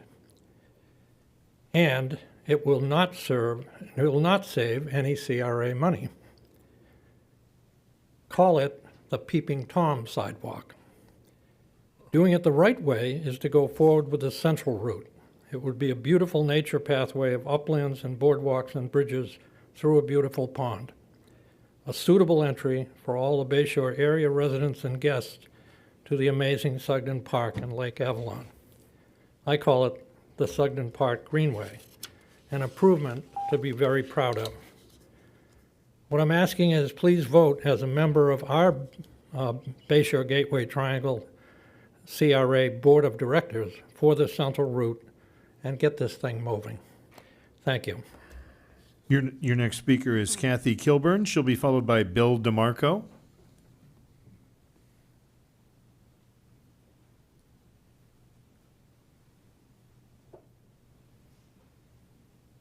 Good morning. For the record, Kathy Kilburn.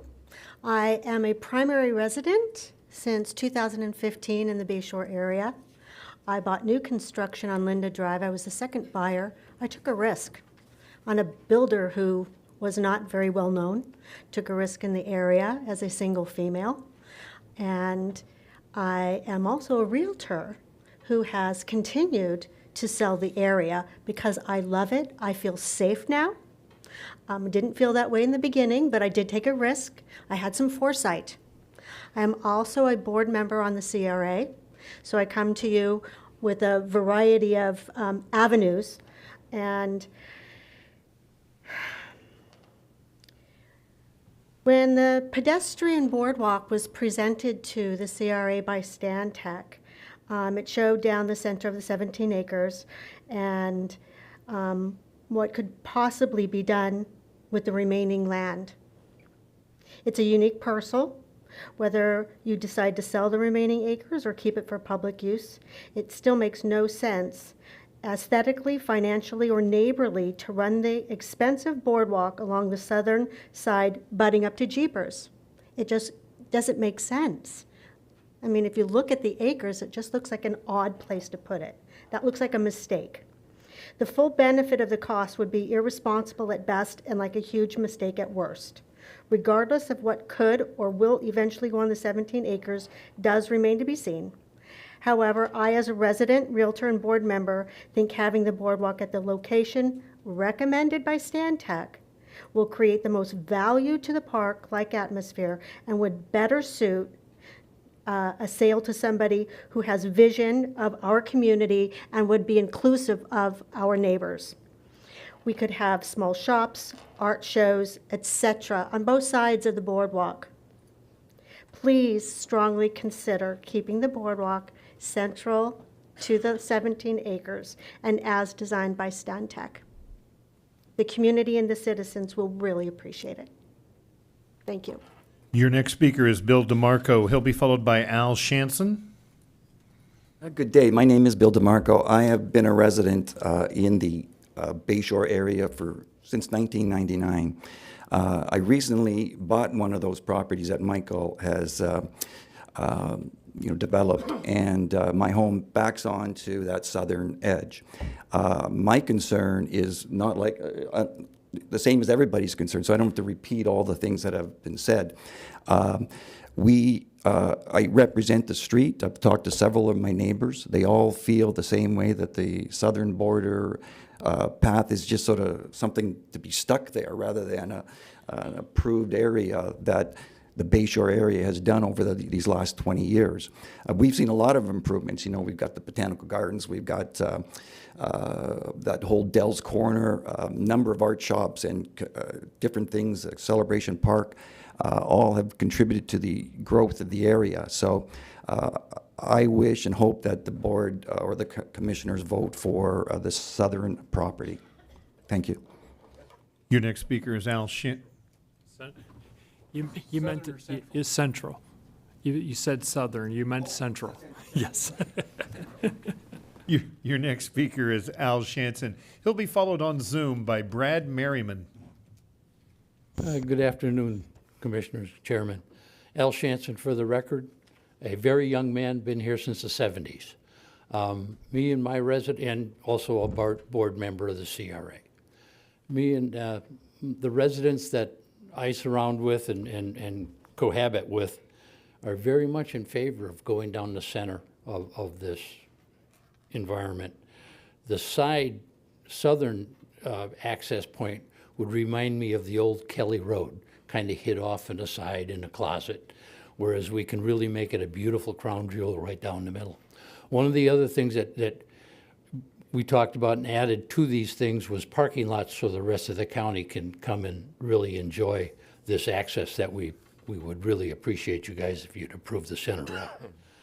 One of the other things we can look at doing on these partials is taking other parts of county amenities such as museums and other cultural things into these other pieces of the property to make it a destination, not only in the green space area, but in the cultural sense and having the history available to the people in the local area. So I do request that you see the way and go for the central area instead of the Kelly Road. Thank you. Your next speaker on Zoom is Brad Merriman, and he will be followed by, on Zoom, Howie Blatt.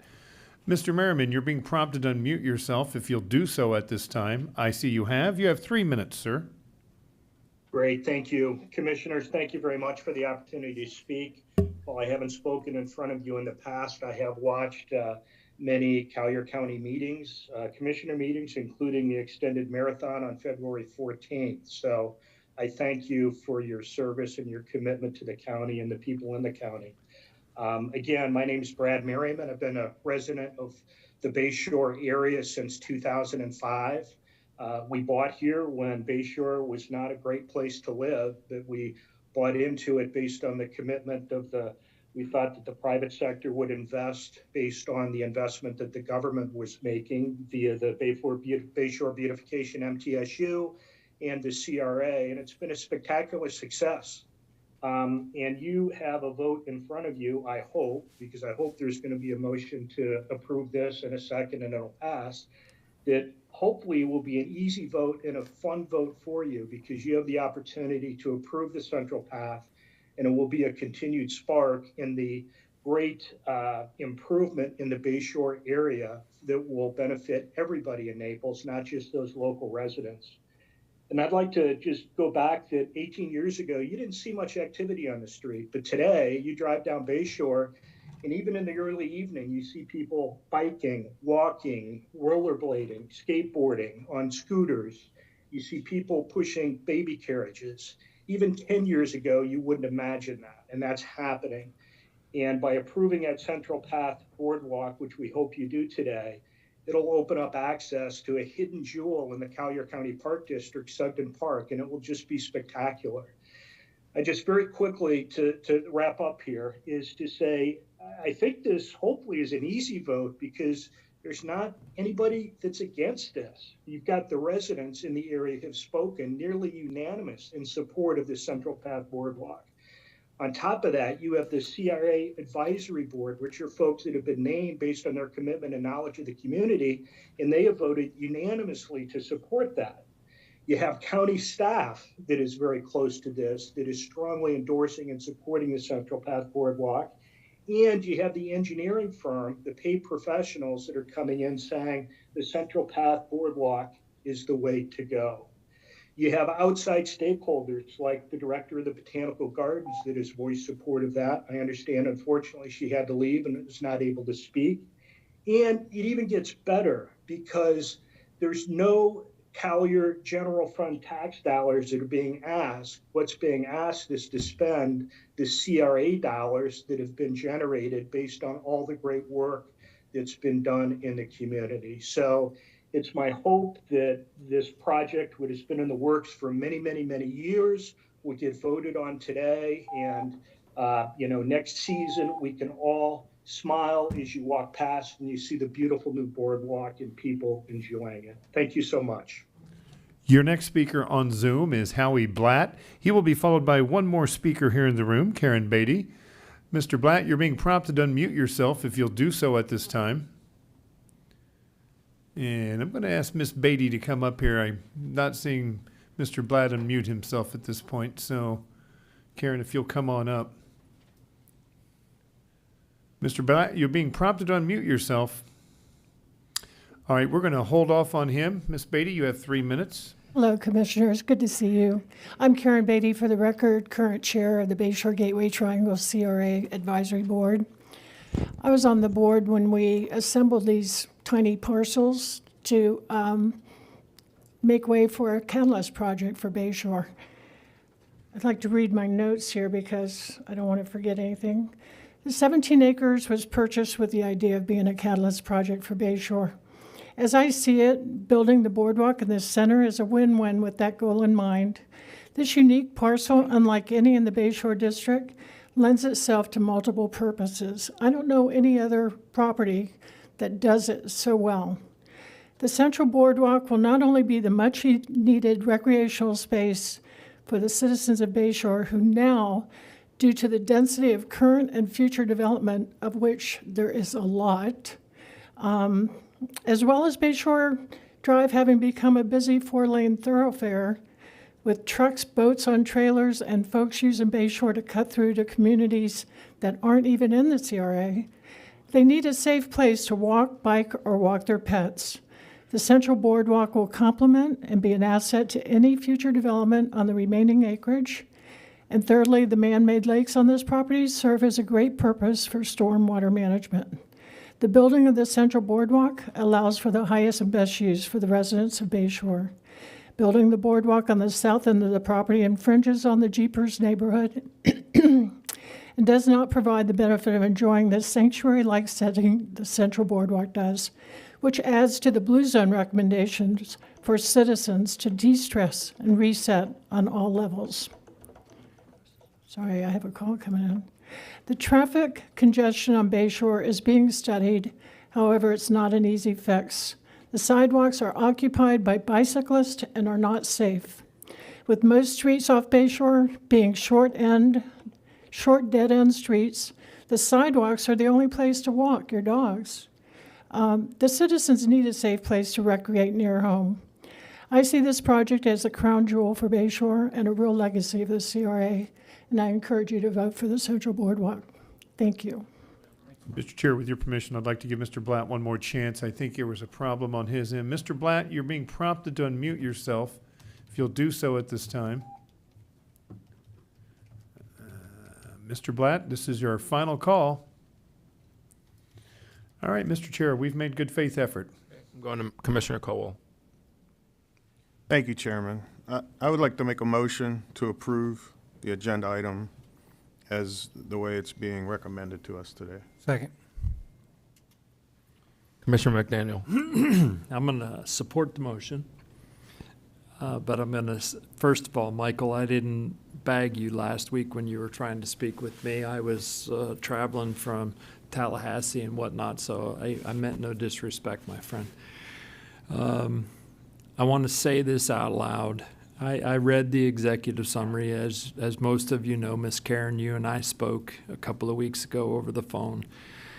I haven't been an advocate of the Central Path. I want to say out loud that the CRA chose to buy this piece of property back in 2006, spent $5.4 million of the taxpayers' money to buy this piece of property. I have lived here for 41 years, and I remember when this was Kelly Road.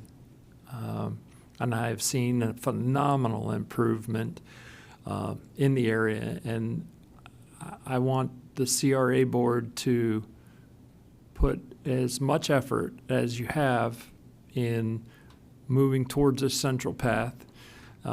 TPC, you're going to be at, per my math, in excess of $8 million invested in this piece of property between its original acquisition, no appropriation for any opportunity costs or loss, as the case may be with regard to the original acquisition, close to 17 years of hold that went from when this piece of property was bought, and now we're going to spend another 2.7 to build the central path. I want as much effort put into either the disposition and or the development of the balance of that piece of property for the utilization of the community and generation of tax dollars back to CRA/the county with regard to this expenditure. I'm going to support Commissioner Kowal's motion because it is nice. There's no argument that the Central Pathway is the way to go, but I want the folks on Jeepers to know that that now wooded area that's designated as Track A on this map up here isn't going to be trees. There will be something put there. How many acres is that? Plus minus 5, if I recall. Correct, between 4 and 5 acres. And so both of those track days are going to be something else other than parking lots at some stage. So I'm going to support the motion because we need to go forward. But I also am looking for to have the CRA board be put on notice that I want as much effort put into the utilization and the benefit to the county and to the community with regard to the already expensed out revenues. Commissioner Saunders, if you're on the line, I just want to make sure you didn't have any comments or questions. Yeah, I appreciate that. No, I'm all set to vote on this. Okay, we have a motion and a second. All in favor? Aye. Aye. Opposed? Passes Aye. Okay, passes unanimously. Thank you very much. Is this a good time for a break, or you have something you're trying to squeeze in? No, sir. Okay, let's take a break, and we'll be back here at, say, 1:20. Is that enough? 1:20? I might be late, but I'll be back. Okay. I'm going to run to the bank.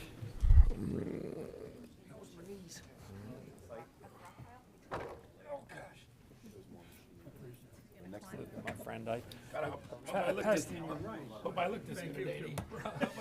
passed that message on through my secretary, but I didn't get a chance to call you. I meant to call you.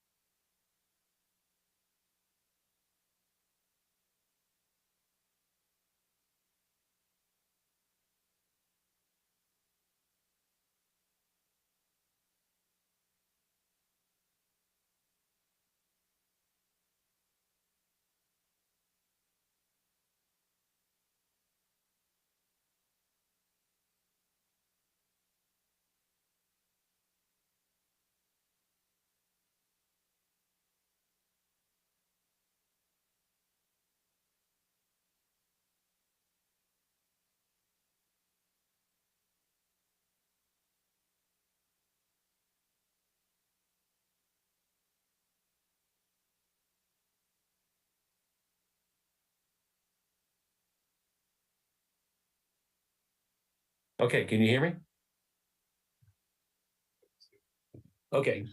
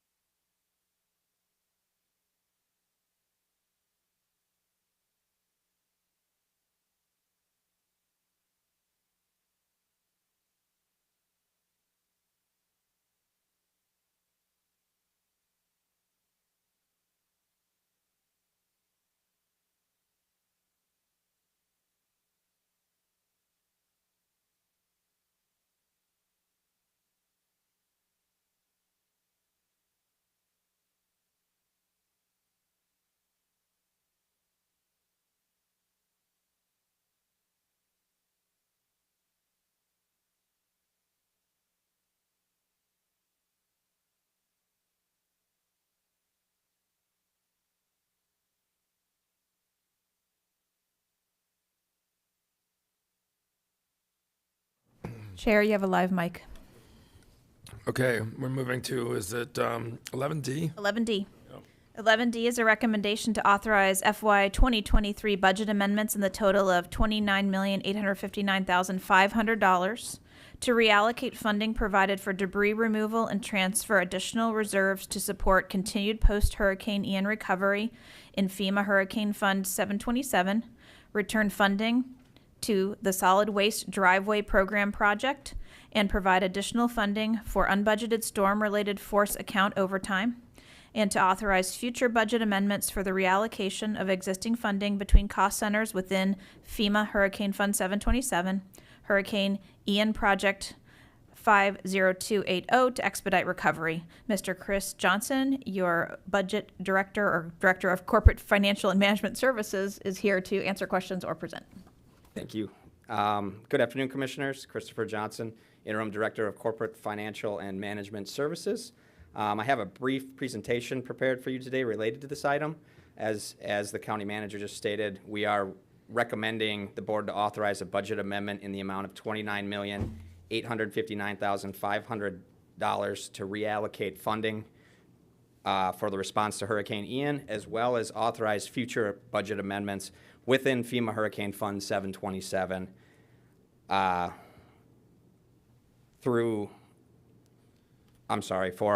the Hurricane Ian project. Though the gross dollar amount of this budget amendment is rather large, I want to assure the Board that this is a routine exercise and typical for cash flowing disaster recovery. Before I get into the specifics of this budget amendment, I wanted to quickly bring the Board up to speed on where the budget for Hurricane Ian currently sits. So on this slide here, you can see that the approved funding that the Board has approved so far is $125,150,000. Funding consists of $43 million in general governmental funding from your general fund and your general governmental capital fund, $55 million in enterprise funding. This is from your solid waste funds and your water and sewer district funds. $27 million in TDC funding. This is for the beach renourishment and the beach berm, and $100,000 of CAT funding for your transit system. Actual expenses to date total about $31.4 million. And you can see the breakdown on those expenses by your fund category here on the slide. Next slide here. The table on this slide depicts the current Hurricane Ian funding by fund in the left column, and you'll see that total, as we went through on the other slide, is $125,150,000. In the center there, we have how these budget amendments will affect our Hurricane Ian funding. And then finally, on the end, we have the proposed funding after the budget amendments. And I'll focus on the budget amendment part here and start at the top. With the debris mission concluding, the actual cost of the mission is expected to be substantially less than we initially anticipated. So with that, we're recommending the reallocation of $23 million from the Hurricane Ian project within the Solid Waste Fund. $22.5 million of this is going to support your permanent work in FEMA Disaster Recovery Fund 727, and $500,000 will be utilized to restore project funding within funds for 74, your Solid Waste Fund. In addition to the $22.5 million from the Solid Waste Fund, we are recommending the transfer of an additional $5 million in reserves from General Governmental Capital Fund 301 to support permanent work, resulting in an increase to FEMA Disaster Fund 727 of $27.5 million. And then finally, we're requesting a budget amendment for $1,859,500 within multiple funds to make operating divisions whole by providing funding for unbudgeted overtime expenses resulting from staff's response to Hurricane Ian. These budget amendments will result in an increase to the approved Hurricane Ian budget of approximately $6.36 million, bringing the total approved funding to $131.5 million. And this slide here depicts the additional funding sources that we discussed earlier, $5 million from countywide capital reserves, and then about $1.9 million from your divisional reserves, as well as the restoration of $500,000 in your solid waste driveway projects. And then finally, I just kind of wanted to briefly go over what Fund 727 is. It's our disaster recovery fund. We created this fund after Hurricane Irma from kind of lessons learned. We keep most of our expenses, our divisional expenses, within the centralized disaster fund. It allows us to keep an eye on it and also have all the documentation in one place. After this budget amendment is completed, there'll be about $60.5 million in this fund across 30 divisional cost centers. With that said, we're also requesting authorization to adjust budgets between cost centers within this fund administratively. So we're able to adjust when we get in quotes, when we get in contracts, to be able to expedite this recovery process. And with that, I'll take any questions that the board may have. Why would we authorize future budget amendments today? It just seems like we're rubber stamping anything in the future to just make for your office to just make command decisions on your own, as long as it's within the hurricane, different funds or whatnot, correct? That's a great question. So what you would be authorizing is movement between the cost centers within Fund 727. So when we do this budget amendment, we sprinkled money into these cost centers where we believe the funding will be needed. As contracts and actual site inspections reveal what the actual cost will be for these individual divisions, it helps us administratively to not have to return to the board for already approved funding, to be able to move that, get those POs going, and start our recovery process. With that said, any additional funding coming into the fund through transfers or revenue recognition would require come to us to come back for you guys to approve. Anybody have any questions? No. Commissioner Saunders, do you have any questions, sir? No, sir. All sounds pretty clear to me. I support the staff recommendation. Okay, I'll make a motion to approve. Go ahead, sir. Yeah, I'll make a motion to approve. Okay, I'll second. All in favor? Aye. Opposed? Aye. Okay, passes unanimously. Thanks, Chris. Thank you, Commissioners. Commissioners, that brings us to item 11E. This may be the most exciting topic on today's agenda. This is your budget guidance for FY 2024, a recommendation to adopt the FY 2024 budget policy and adopt a resolution establishing a deadline of May 1st, 2023 for budget submittals by the Supervisor of Elections, the Sheriff's Office, and the Clerk. Mr. Ed Finn, Deputy County Manager, is here to present. Thank you, Ms. Patterson. Mr. Chairman, members of the board, Edward Finn, Deputy County Manager. It's that time again where we go through our budget policy. We good, Troy? Very nice. In any event, we're going to talk about today a couple of things, and we're going to go fast. We have a modest size deck of slides here, and I'm going to try to go through them real fast. Mr. Johnson, who you just talked to, is going to help me out a little bit on some of the more technical things, but we'll get right to it. What we're going to talk about, we're going to talk about the budget schedule first. We're going to talk a little bit to orient the board, the 23 budgets, and then we're going to hit some of the 24 policy highlights for you. Millage rate policy, conservation Collier, MSTUs are typically how we break our millages down. We're going to talk a little bit about a little change to when we're going to add funding. Those would be pretty much for mission-critical program enhancements. We're going to get a little general guidance from the board. We're going to talk a little bit about revenue-centric budgets, or what would perhaps more precisely be called our enterprise fund budgets that are based on their own rates. They operate in a little different program than general fund and 111 in terms of what their expenditure targets are. Then we're going to talk a little bit about our compensation approach, healthcare program, and wrap that up with retirement. So today, having said all that, we're looking for the board to adopt the budget policies that we detailed in the attached 58-page policy document, and is to a great extent included in this presentation, also attached to your item. We're going to establish the June budget workshop dates, as well as the September hearing dates. And lastly, on an annual basis, we establish a resolution for when the constitutionals are going to submit their budgets to us. Next slide, Troy. So the schedule going forward with the budget. Today, we're going to handle budget policy, that resolution I mentioned, which has the constitutionals submit their budget in May. June 1st, we receive our first indication of what the taxable value is actually likely to be. That's a preliminary report from the property appraiser.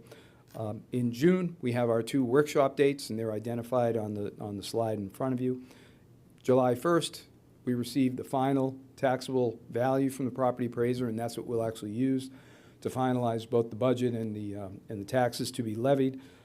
July 11th, we'll come back to the board in a regular meeting, and the board will then adopt the maximum millage levies for the budget. Finally, July 14th, staff will provide to you the tentative budget, and that brings us to the September hearings. There are 2 public hearings that are necessary by statute. Those 2 hearings, typically, the first one is advertised by the trim notice, and the next one is advertised by a notice in the newspaper. By way of orientation, this is the 23, broadly speaking, the 23 gross budget. In the middle, top, is the county manager portion of the general fund. Moving around to the right, the orange or yellow slice of the constitutional officers' portion of the general fund budget as well. So together, those are in excess of $900 million. Special revenue funds, in red, is principally the 111 or the unincorporated area general fund, as well as the smaller MSTUs, TDC, Pelican Bay grants. General government debt is identified by the green slice there, representing about 2% of the general fund. General government capital projects, which is kind of an all-in analysis, is about 19% of that. Enterprise funds, mentioned to you, water, sewer, solid waste, transit services, things that generate their own revenues. Internal service funds, fleet, information technology. And the permanent trust funds are pretty much isolated in the conservation Collier area. There's two formal escrow trusts, one for Pepper Ranch and the other one for the Caracara Preserve. This slide provides kind of a little finer slice of the general fund expense side category. This one's a little lower. It takes out the reserves. Does not take out the reserves. But if we start from the left, about 31, almost 32% of it are the general government functions. Largest ones, roads, stormwater. I'll pick out some of the other larger ones: library, parks, facilities management, other capital projects, ARP grants, and totaling about $202 million. So that represents the 2003 budget. Typically, as we move forward, this would give you a sense of the way the 24 budget is likely to shape up on a proportional basis. On the right-hand side, we talk about things that are a little closer to being mandated. Health, safety, and welfare. And you'll see there are the largest share by far is the law enforcement provided through the sheriff. Next in line would be emergency services, and reserves we consider to be same level of requirement as those other two. In the middle there is the debt service coming out of the general fund.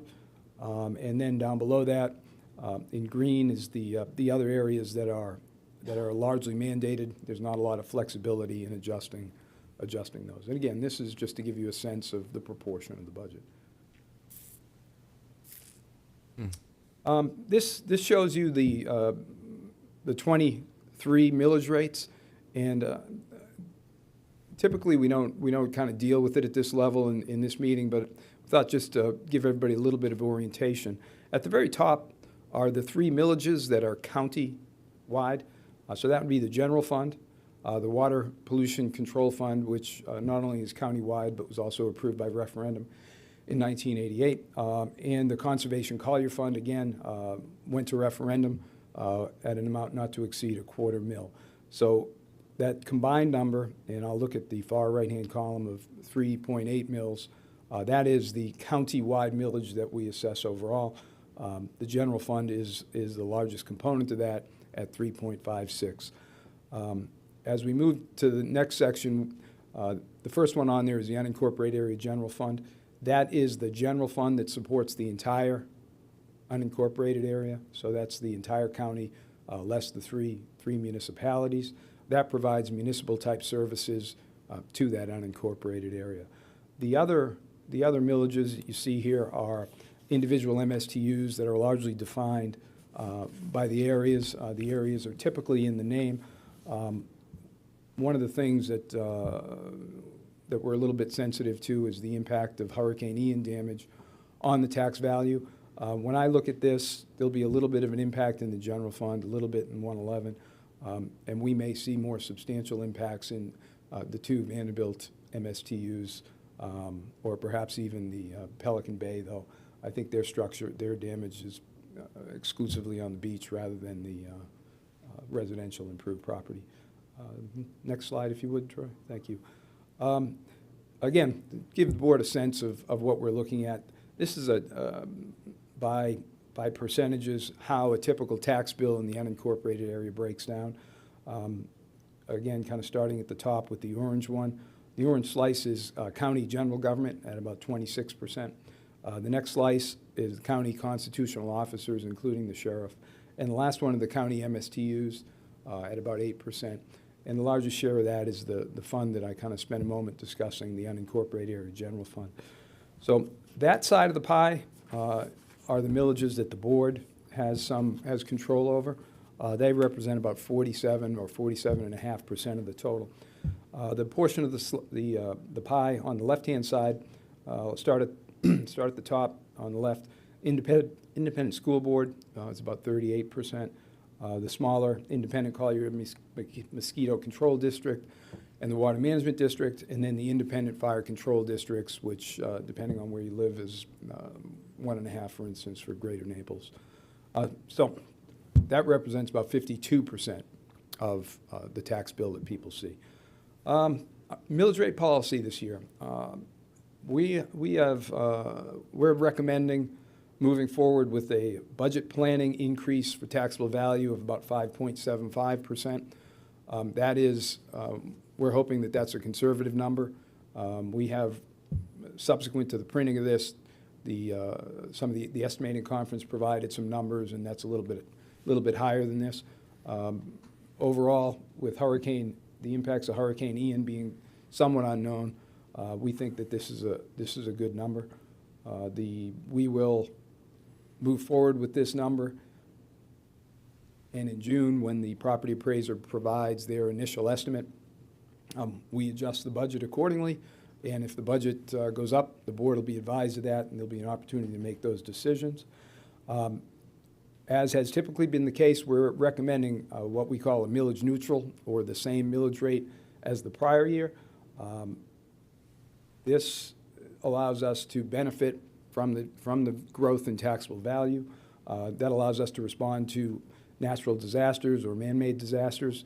It gives us some budget flexibility, public health, safety, and welfare, continuing infrastructure investment, human capital investment, and perhaps most important from a flexibility and being prepared, a good, healthy reserve. The healthy reserve allows us to respond to changes.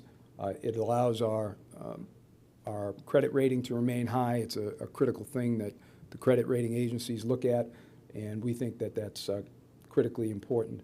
I'm going to skip down 1, 2, 3, 4. About the fifth bullet down, FY24 funding examples include Great Wolf Economic Development Agreement. So that's going to have to be cash flowed by the general fund. We anticipate they're going to be at 50% complete, and they're going to be in line for a $5 million economic development check from the county. Some of these other areas that have kind of come to light, hardening, I think it was 15 million, wasn't it? All in, it's 15 million. Okay. It's incremental. The first check's 5 million. First check was 2, and that's been paid. This would be the next check at this amount. I think that represents 50% completion on their construction, sir. The hardening of the 800 megahertz public safety radio system is an item that's come to us. That's a critical item in our view. We have a strong sense that our responsibility over public safety is our top responsibility. And then another public safety responsibility is some of the requested changes to the Ochopee Fire District Agreement that we're preparing to respond to, and that's included in this budget to a great extent. Troy, next slide. Sir. I mentioned the unincorporated area general fund. Our approach here, again, is a millage neutral, or the same millage as last year. The unincorporated area general fund is a microcosm of the general fund. It has clearly important responsibilities there: community parks, code enforcement, zoning, and land use, natural resources, road and bridge, maintenance activities, and it too has a responsibility for capital commitment to community parks and the transportation network. Conservation Collier budget is the last of the large millages that the board levies. This was approved not to exceed amount of $0.25 mil by the voters by a substantial margin. That $0.25 mil is anticipated to generate $32 million next year. 25% of that is deposited in an escrow, if you will, not technically an escrow, but a reserve for future maintenance. In the past, they've called it perpetual. It is, in fact, going to last well beyond 50 years. I'm not sure I would call that perpetual, but from an accounting standpoint, that could well be within the definition. Current management reserves are pretty substantial, but consistent with what's laid out in the ordinance and board policies. And other program reserves, Pepper Ranch and Caracara, are true escrows, and those can't be touched. And the last bullet there is just a sense of an estimate on the burn rate of that reserve. So we anticipate 50 years pretty comfortably there, and we're not recommending any changes to the policy or the ordinance in that regard. MSTUs, you'll recall that slide with all the millage rates that I showed you. The bulk of that is made up by these MSTUs. Again, we approach this from a tax neutral, being some of them just levy the same tax as last year, depending on what the recommendations are of the board, their individual advisory boards, and we shoot for tax neutral or the same tax as the prior year when they don't have. All of these are subject to whatever changing dynamics might exist in those areas. Sometimes there's less millage necessary, sometimes there's a little more. I mentioned to you earlier the mission-critical program enhancements or expanded requests.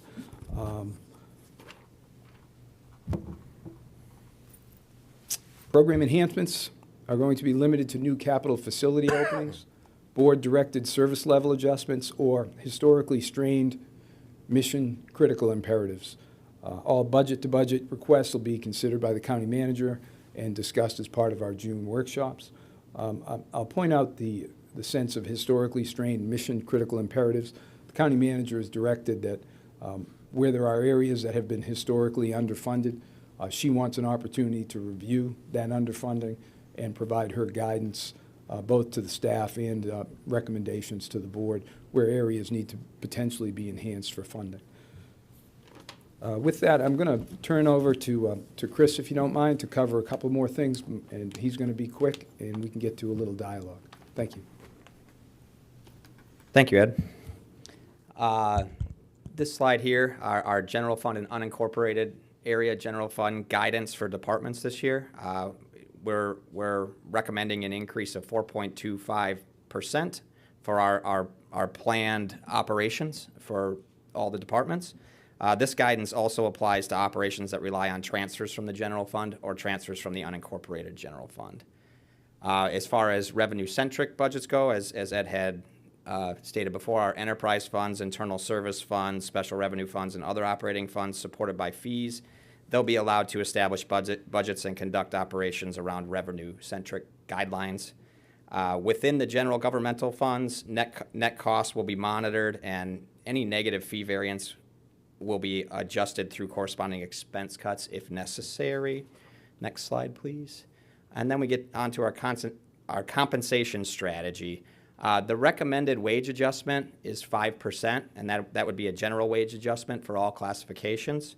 We're also recommending a 1.5% merit-based incentive program and a 0.5% for pay plan maintenance, utilized to strengthen certain lower and strategic classification pay grades that may not be at market. Next slide, please. Healthcare. Healthcare has remained untouched for the past 12 years. At this point in time, we receive an annual report from our actuary, and the last 2 years we have had our expenses a little bit above our revenue we're taking in. So we're recommending a 5% a 5% increase to healthcare rates to better align the program revenue and expenses. When's the last time we increased the rate? Because it sounded like you just... 12 years ago. 12 years ago. And then finally, our retirement rates. Currently, we don't have the information from the state. It usually comes around May, signed by the governor around May. So we kind of forecast what we think it's going to be, and we'll provide the divisions with rates to utilize in the budget instructions. Typically, we're pretty conservative when it comes to those rates.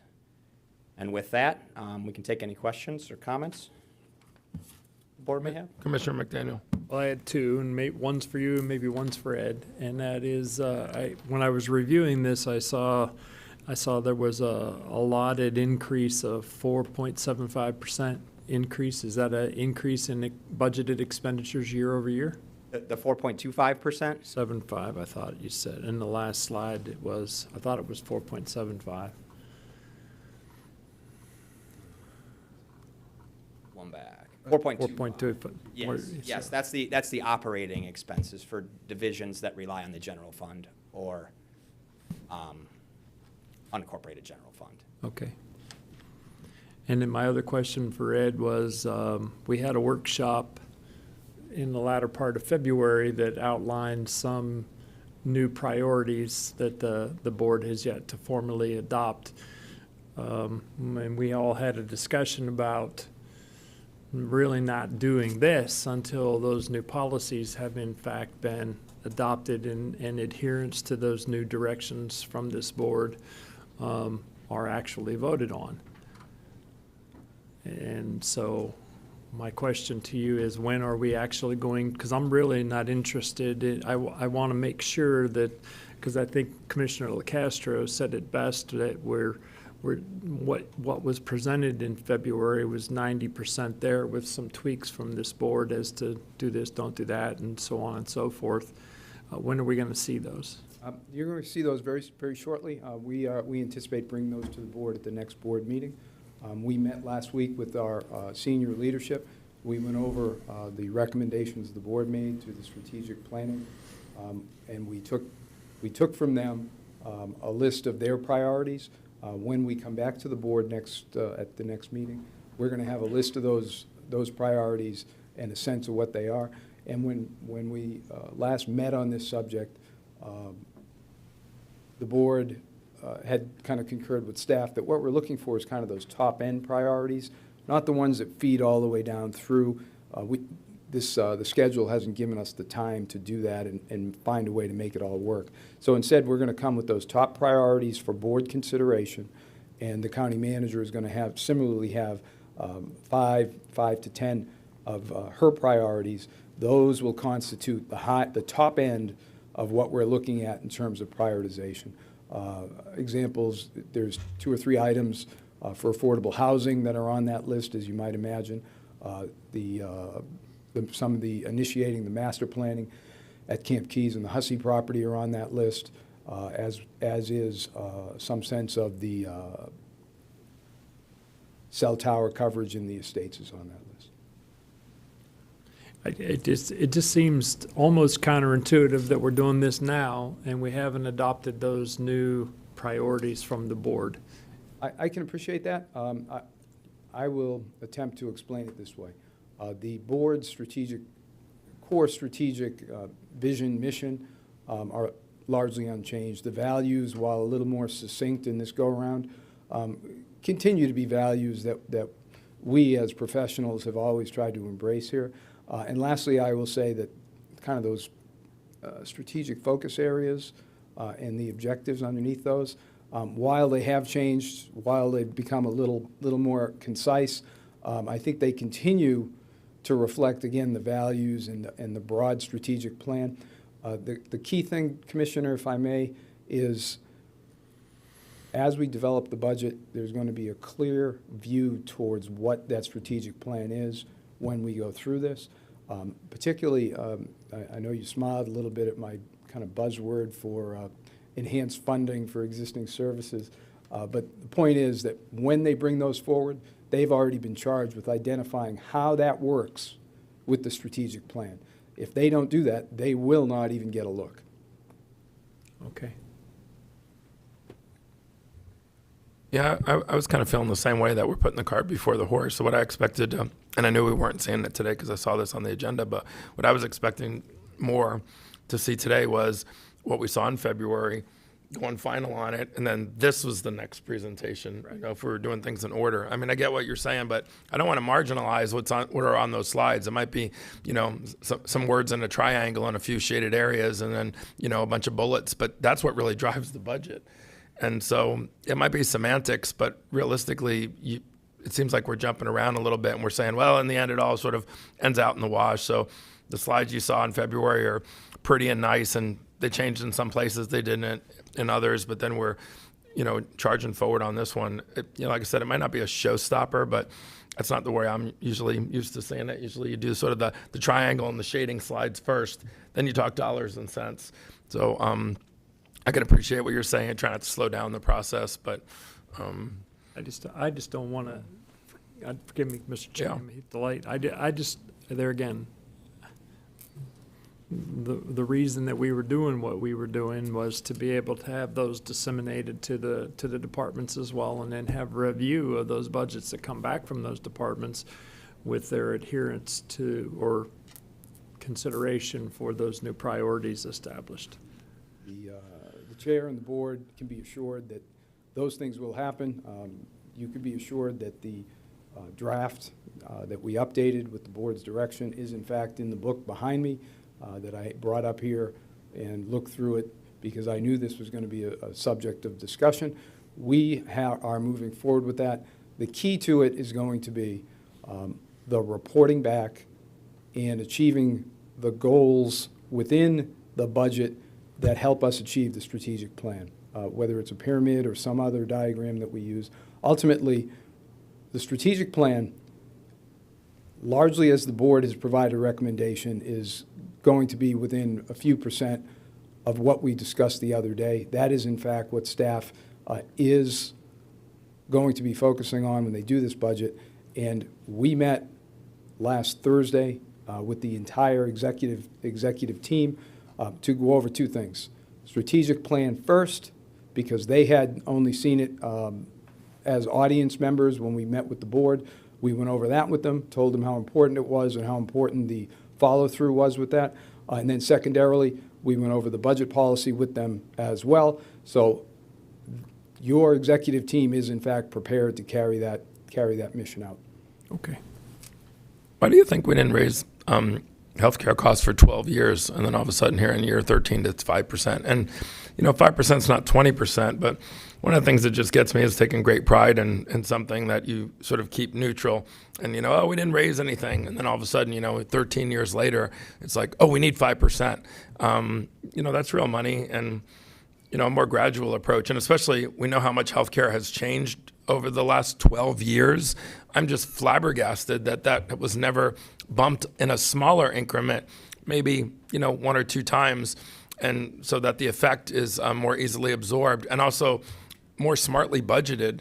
I don't know if you've got the seniority of years here, but why was it, you think, never adjusted, especially when healthcare has changed so much in the last 12 years, and then now all of a sudden, we figured out in year 13th, we need an extra 5%. To a great extent, we're victims of our own success. When these rates were established, the wellness program was very early. They were just starting it. They made very cautious assumptions about the savings that would materialize from that program. And as a result, the rates were established at that point in time somewhat higher than they ultimately needed to be. Because that took place, it allowed the reserves that need to be currently in the $20 million range to reach a $40 million range in that program, which is fine, but for a $6 million shortfall revenue over expenses the last 2 years, and our actuary having told us for the last 3 years that we will eventually be under-reserved relative to statute and what's required.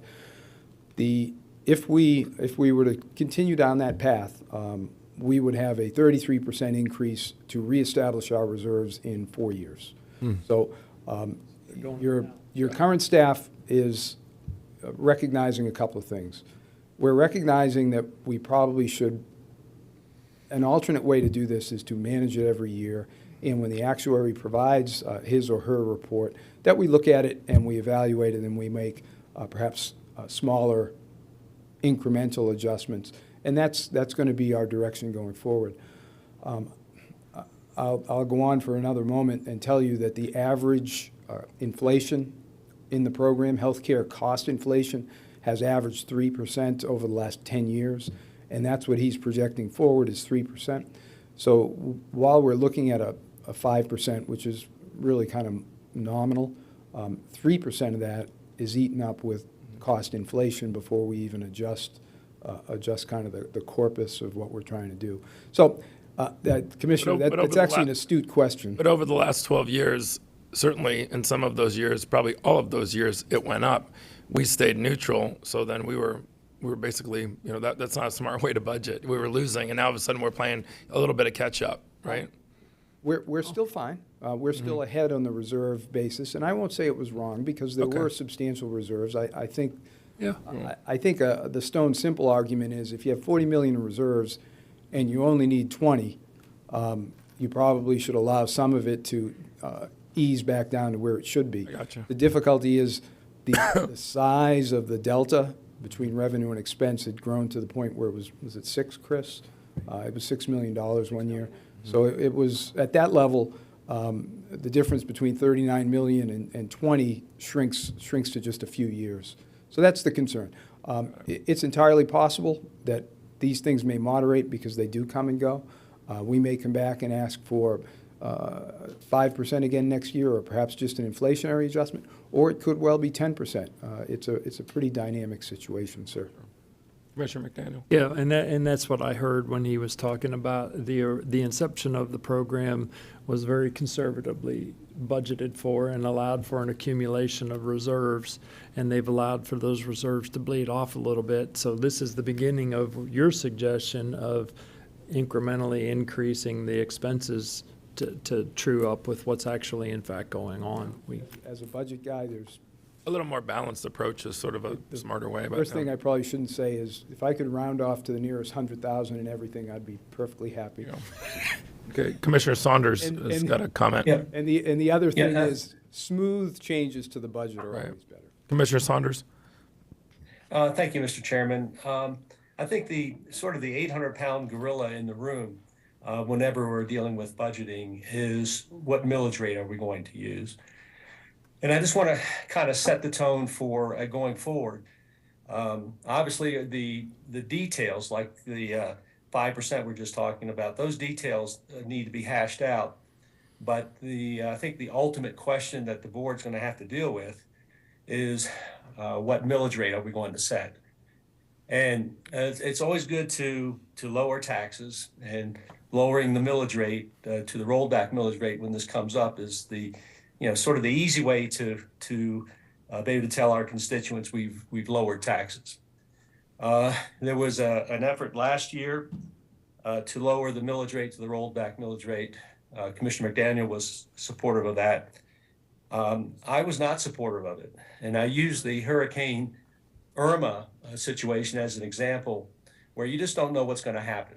And because we had maintained that millage rate, when Hurricane Irma came through, we had the resources to respond very effectively. We had the resources to do the pickup of all of the debris, to do the things that were necessary because of that. Lo and behold, 2 weeks later, after we had our budget hearings in September of last year, we had Hurricane Ian. And we were in great shape to deal with Hurricane Ian. And so the point is that you just never know. You might have a feeling that we have some extra money that we could give back to the taxpayers, and everybody wants to do that. But you just have to be prepared for the unknown. So I just wanted to lay that foundation for a rationale for maintaining the millage rate. That's going to be the biggest policy issue we're going to have to make. Staff will then, if whatever budget millage rate we pick, the staff will build a budget around that. But the details of that budget we can always change at any commission meeting. It's the millage rate that, once it's set, can't be changed. So I just wanted to lay that that little foundation there. Obviously, we need to really dig into what projects are a priority, what expenditures are a priority. But driving the whole bus here is going to be the millage rate. I would like to ask staff just a couple quick questions, Mr. Chairman, if I might. We have a millage rate, and this would be for Mr. Finn. We have a millage rate that is, I believe, somewhere around 3.84 that was set last year. How does our millage rate compare with other communities? And I realize that taxable value is really important, not just the millage rate, but I'm just curious in terms of actual millage rates, how we compare to other counties. If Mr. Finn, if you have that information. Yes, sir. Or that. Yes, sir. When we talk about the pure millage rate, the absolute number that we use, we're going to be among the lowest in the state. Okay. I will say there is, of course, another side to that, sir, and I hesitate to say, but the flip side of that is our taxable value is high, which allows us to. I understand. I understand, and I had mentioned that it's that's the taxable value drives everything as well. In terms of last year, and I think the numbers would probably be very similar this year. Last year, if we went to the rollback millage rate, what would have been the average savings in terms of taxes for our average homesteaded property owners? Do you recall what that is? I'm gonna say it was probably in the $40 to $60 range per year for a homestead. It's kind of modest. Homestead properties, sir, are of course limited to their increase by a 3% Save Our Homes amount. So if you're in a homestead property, even if taxable value goes up 10%, you're only going to get a 3% adjustment. For those properties that are not homesteaded, That limitation, a similar limitation applies. That is at 10%. Of course, that does not apply to the school board. School board represents 50% of the tax burden, so it still impacts the non-homestead properties. But relative to what the county is able to levy, that is in fact limited to 10% for those properties. Okay, and then Mr. Chairman and members, the other smaller gorilla in the room, if you will, is the Conservation Collier program. That was approved by 76% of the voters. It's set at a maximum tax rate of 0.25 mils. Commissioner McDaniel last year had suggested the possibility of reducing that and using that savings as a way to reduce the millage rate. And I'm sure that'll come up again this year, but I would urge the commission to not reduce the millage rate for Conservation Collier. I think down the road, 5 years, 10 years, 20 years from now, that program will be incredibly important in protecting the quality of life for future generations of residents in Collier County. So I would urge the board just for your thinking purposes going forward, maintain the Conservation Collier millage rate at 0.25, maintain the current neutral millage rate as a budget policy, and then let's work on what are we going to spend those funds on as priorities. Mr. Chairman, those are just my comments for this day. Thank you. Commissioner Cole. Thank you, Chairman. Actually, Commissioner Saunders kind of addressed the question I was going to have for the deputy managers, because I was just curious if we can adopt, when we go into the workshops, if we can adopt these rollback rates as a line-by-line item to look at and revisit. And I was thinking the rollback rate actually projects an estimate of what you're going to bring in. So, and I'm not saying Conservation Collier, but that was the one that jumped out at me. And if you look at it, 2.1 was the recommended rollback rate, but we've been running at the top 2.5, which was the top set that we were allowed to go to, the last couple budget years. So I'm not saying particularly that one, but it just kind of stuck out that, that projectedly it's going to make the same amount of money at 2.1 that it would, like it did the year before, 2.5, just because of the value of properties it's collecting from at the value property. So that was just kind of one that stuck out that, I thought in the workshop something if we could, I didn't even know if we could do it or not do it line by line, but I guess that's my question. It was answered, so. We're not voting on this today. No. Well, what we're going to do is we're going to adopt the policy and allow staff to move forward. We're going to bring back strategic plan to you the next meeting. I am going to say, Chris just briefed you on the status of the Hurricane Ian funding. The total amount of general fund money that's wrapped up with Hurricane Ian cash flow right now with that budget amendment is $48 million. We had established a substantial reserve in Fund 301 last year. That reserve, with this change that the board approved, that entire reserve is now tied up in Hurricane Ian cash flow. So as we move forward, the timing of those reimbursements from FEMA and from insurance are unknown. So we probably need to consider going forward with this millage neutral at this point, in part to allow us some flexibility to restore those reserves until we get reimbursed. And ultimately, one of the things that we first looked at was the schedule. The board is going to have an opportunity to weigh in a big way in June on budget when we come back to you with the day of workshops. Then in July, when the board adopts that maximum millage rate, they have another opportunity to look at it. And then ultimately, we have the two meetings in September that the board can still adjust. Preferably the first one will allow us a little time to kind of straighten all the changes out. But if the board so determines, they can make an adjustment in the first meeting in September or potentially the second meeting in September. So there's several opportunities for the board to look at this budget in many different ways, weigh the options, weigh the actual taxable value numbers, because right now we're all making good, educated guesses, but that's what they are. They're just guesses. And we don't ultimately know the impact of Hurricane Ian damage on our taxable values. So all we're deciding though today was what it says here, establishing a deadline of 1 May, right, for budget submittals. Yes, sir. There's a resolution attached that the board is also being asked to approve. That's consistent with past practice. Okay, but all the proposals on your slides here aren't things that we're voting on now, millage rates and things like that, correct? What you'd be saying is the policy the board is adopting are these numbers, and that will be the basis on which the county manager's agency and the constitutionals are moving forward with their budgets. I've met with all the constitutionals and I've advised them of the key aspects in this policy that impact them, and they're all supportive of it. Commissioner McDaniel? Yeah, it just is, I feel like we're putting the cart in front of the horse.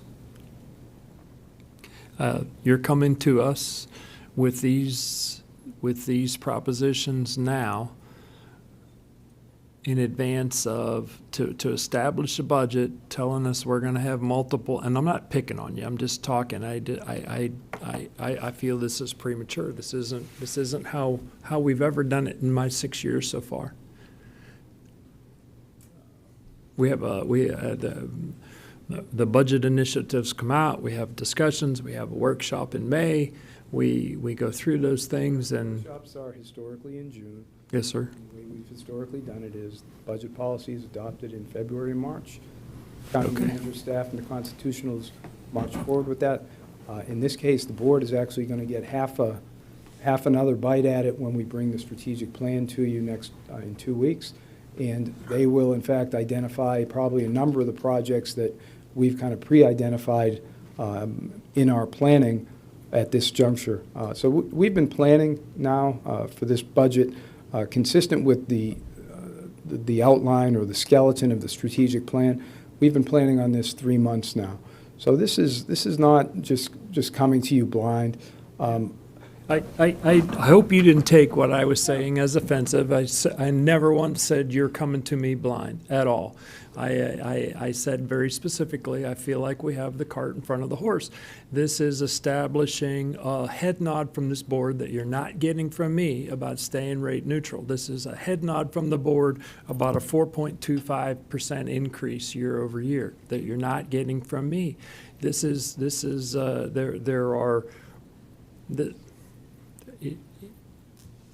frustrating for me at this stage because this lays the path so that we can all go in September or in July and say we're going to stay rate neutral and not raise anybody's taxes. There is, if I may, there's nothing in this planning document that is inconsistent with the previous or the going forward strategic plan. I think the strategic planning that the board has reinitiated is going to result in a better program overall. I think it's going to ensure greater accountability to the county manager's agency. It's going to give the board a report card on how we're doing. And the trick is to obtain the board's guidance on the specifics of that so that we actually achieve what we're trying to achieve through the strategic plan. Okay. Commissioner Hall?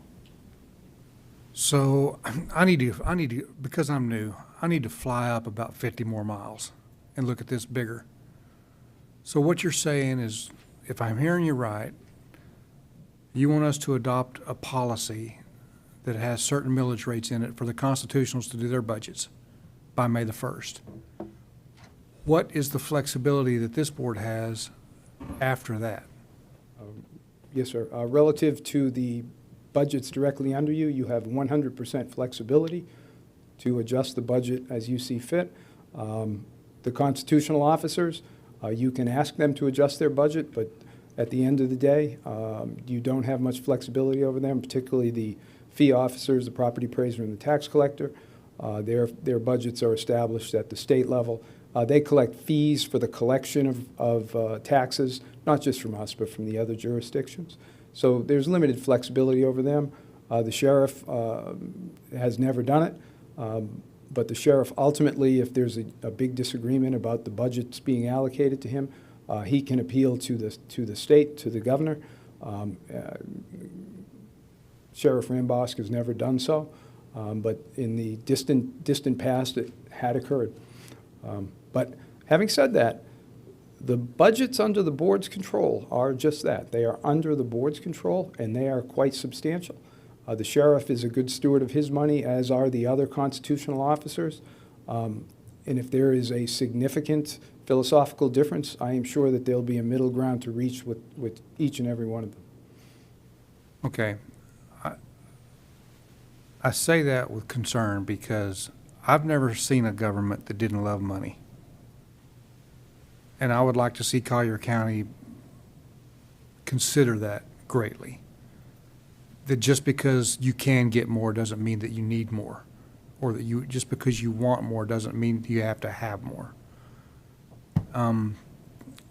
So what we're deciding on right now with this agenda item, it's a policy that says we're going to allow the same millage rate or consider the rollback millage rate for others to do their budget.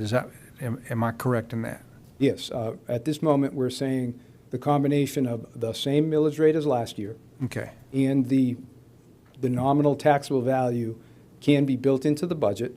And the board, as I mentioned, has 3 or 4 different opportunities to make adjustments to that when they can better see the outcome in the budget documents that we present to you. Okay, thanks. Mr. Chairman, may I jump in for just a quick second? Yes, sir. Mr. Finn, I think that it might be, and this may be for the county attorney, it may be helpful just so the board knows what voting requirements there are for the various millage rates that we would set. To go back to the rolled back millage rate, I believe just requires a simple majority vote. To go to a higher millage rate, higher than the rollback millage rate, under certain circumstances requires a supermajority vote. If the board, if it's clear that the board is going to go to a rollback millage rate, or if there's some question about that, and I think there always is, staff should be developing 2 budgets. One that reflects where we would be at the stable millage rate, and one where we would be at a rollback millage rate. So the board has information as to what the impacts are. So I think I would ask the county attorney, Mr. Klatzkow, what are the voting requirements for various levels of millage rates for us going forward? So at least the board has that information. The rollback rate or lower is simple majority. If you go above the rollback up to 10%, I believe that's the figure, you need 4 votes. If you're going to go above 10%, which we never do, it would be 5 votes. It had to be unanimous. In other words, you just need 2 commissioners to say no to anything above the rollback rate, and that's the end of it. Thank you. And I think the only thing I would say to Commissioner Hall is I think we all share the desire to make sure that there is no waste in our government. And quite frankly, I've seen a lot of different counties and cities and their budgeting, and I think we do a pretty good job here in Collier County. And what shows is that we have a really high quality of life. In terms of the sheriff's budget, none of us are going to say no to the sheriff. I think Commissioner McDaniel, you had said if he wanted the second Huey helicopter, you'd be the first one to make the motion to do it. Because we know how important public safety and law enforcement is. And so I just want everyone to keep that in mind going forward. If 2 or more commissioners want to go to the rollback millage rate, that's where we want to be, because it takes a supermajority to go above that. I look forward to the maintaining just an incredibly high quality of life. Our medians, public safety, our EMS services, we're second to none in the state. Now that costs money. Nothing's an accident. And I just want the board to be aware of that. And that if we go to the rollback millage rate, that's fine. We can at that point, boast that we've lowered taxes, and that's a great thing to do. But there is a cost, and I just suggest that staff be prepared for that going forward. That they prepare a budget that reflects where we would be with a rollback millage rate. Thank you, Mr. Chairman. Right. Well, and on that note, we're going to have more information when we get the proposed values that come in June. I think I saw that's you're throwing a dart at 5.75 taxable value. That's maybe not proper terminology, but your good guesstimate is a 5.75 increase in taxable value, and that's equated into this budget process. We have been conservative in that estimate in several times in the past, and so once we have that information, I think that we'll all be better suited to actually have an opinion. I like Commissioner Saunders' idea of necessarily two budgets, just so we have a comparison as to what your suggestions are with regard to should the board choose to roll back, so we know where those cost centers are in fact going to end up. What I don't like about this is I feel like I understand we're approving the resolution for and we're approving the policy, but I think by doing that, we're giving the impression that we're leaning forward with everything that's on here. Yes, I understand we have opportunities to make changes when we see sort of more solidified numbers and things like that, but I think we start to look stupid if we sit here and go, yeah, this is exactly the policy we want to approve. We know we can make a bunch of changes later, and I don't want to artificially slow down the process for the county staff, but I sit here and say, okay, I'll go on record and saying I'm approving this policy, or I would make a motion. I'm not making a motion, but I would approve it, but with the stipulation that I don't want to give the impression that I'm leading forward and agreeing with all 33 of these slides. And when you sort of approve the policy, it means you kind of are doing that, and that's why I think we're sort of doing this prematurely. Maybe it's not a huge showstopper. I don't know if my colleagues, feel it is. I'm sort of, on the fence, and I think, when we vote on this, it should be something that's unanimous, that we are all in agreement are. If we're sort of got a split vote, then I think that's where we take a time out and say, look, this is extremely critical and important. We're either all in lockstep and agree, or if somebody has some reservations, then that gives us a chance to pause, that we don't lean too far forward prematurely, or like I said, give the impression to the citizens that this has our full support. I think this still needs to be washed out a bit. Commissioner McDaniel and Commissioner Hall. You brought up a really good point, and it is the farther down the road we go, the harder it is to make the adjustments, number one. Number two, when I, as Commissioner Saunders pointed out last year, was lobbying for a rollback or a rate reduction at large total, one of the questions that I asked was, in the budget initiatives and the budget policy that we put out last year, what the year-over-year rate increase and expenditures was allotted by this board. And if I recall, it was 1%. And if I recall your answer, no one really adhered to that budget policy that came out. It might have been one or two departments necessarily, but there were quite a few who did not. So I want to call special attention to the 4.25% that you're recommending be adhered to, and that we pay very, very close attention to that, because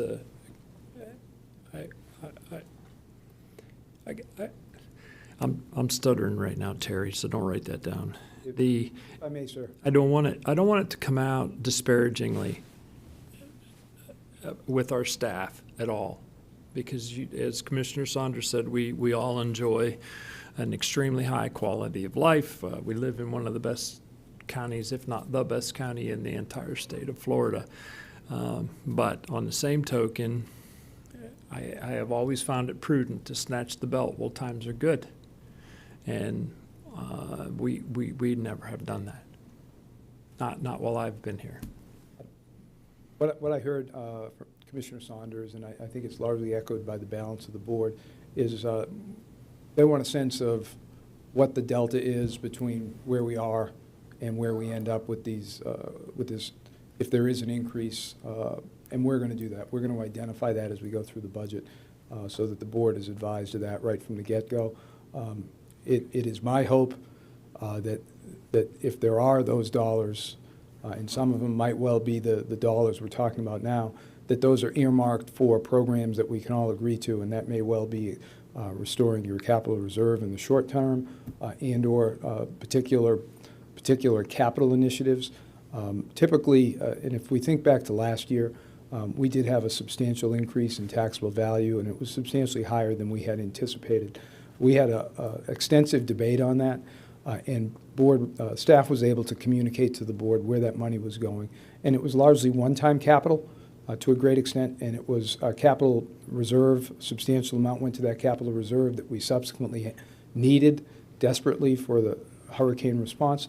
So in the event that that happens again, the board is going to see where that money's going, and they will have an opportunity to decide whether those additional dollars should go where staff suggested, an alternate place where the board suggests putting them, or in the extreme, if the board wants to reduce that millage and not even take that money in. Those options are all available to the board as we move forward. Well, you brought up that point because there again, early on, we didn't even have a capital asset replacement and maintenance fund. We do now.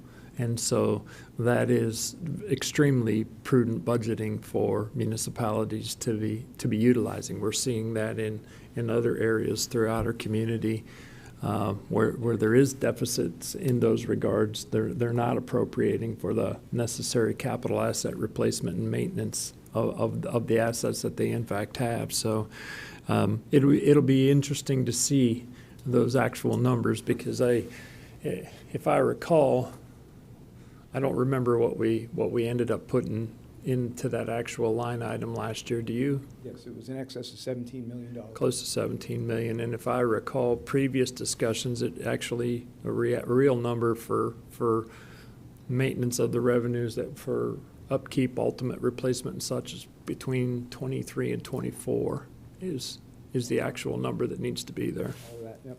Okay. Mr. Chairman? Yes, sir. If I might just raise one other issue with Mr. Finn, and this may be a question also for the county attorney. We are not able to use sales tax revenue and impact fees, transportation impact fees, for improvements at our intersections. And I've spoken to Trinity Scott several times about moving up some of the intersection projects on Pine Ridge Road. Those projects have to be done prior to improvements of intersections on Immokalee Road, and Ms. Scott can explain that.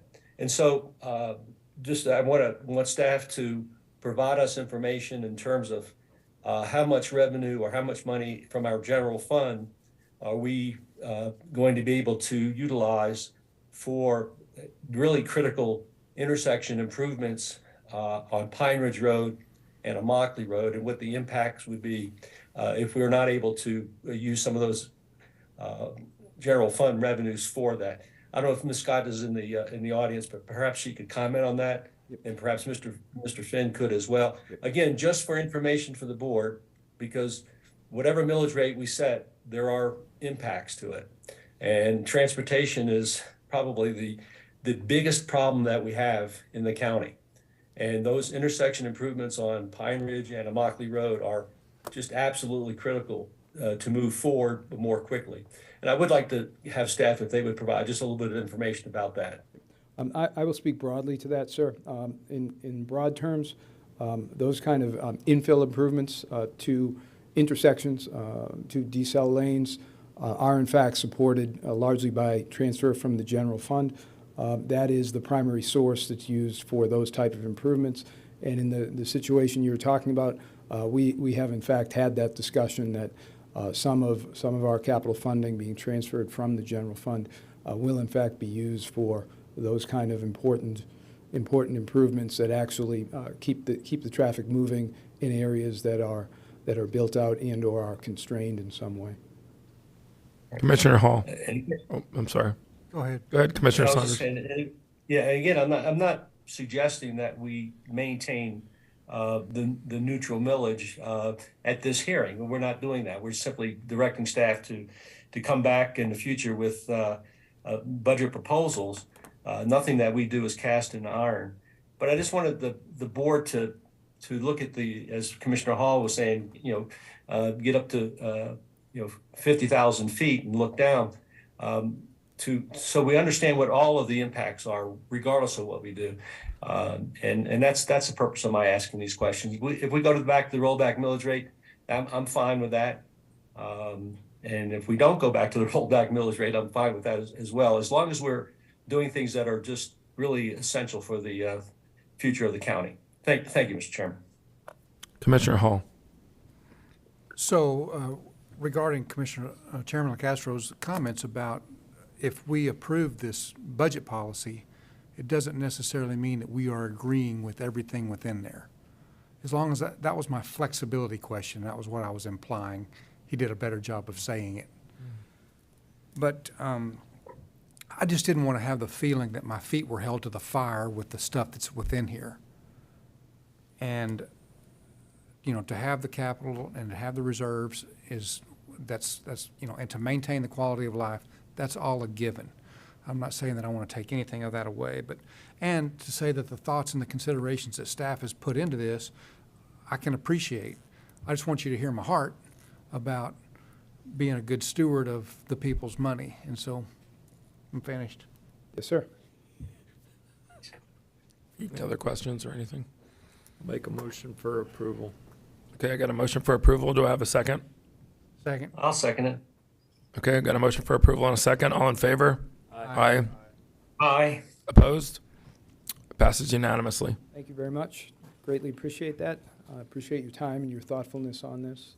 But you're leaving here with lots of homework assignments and a little bit of uncertainty from all 5 of us.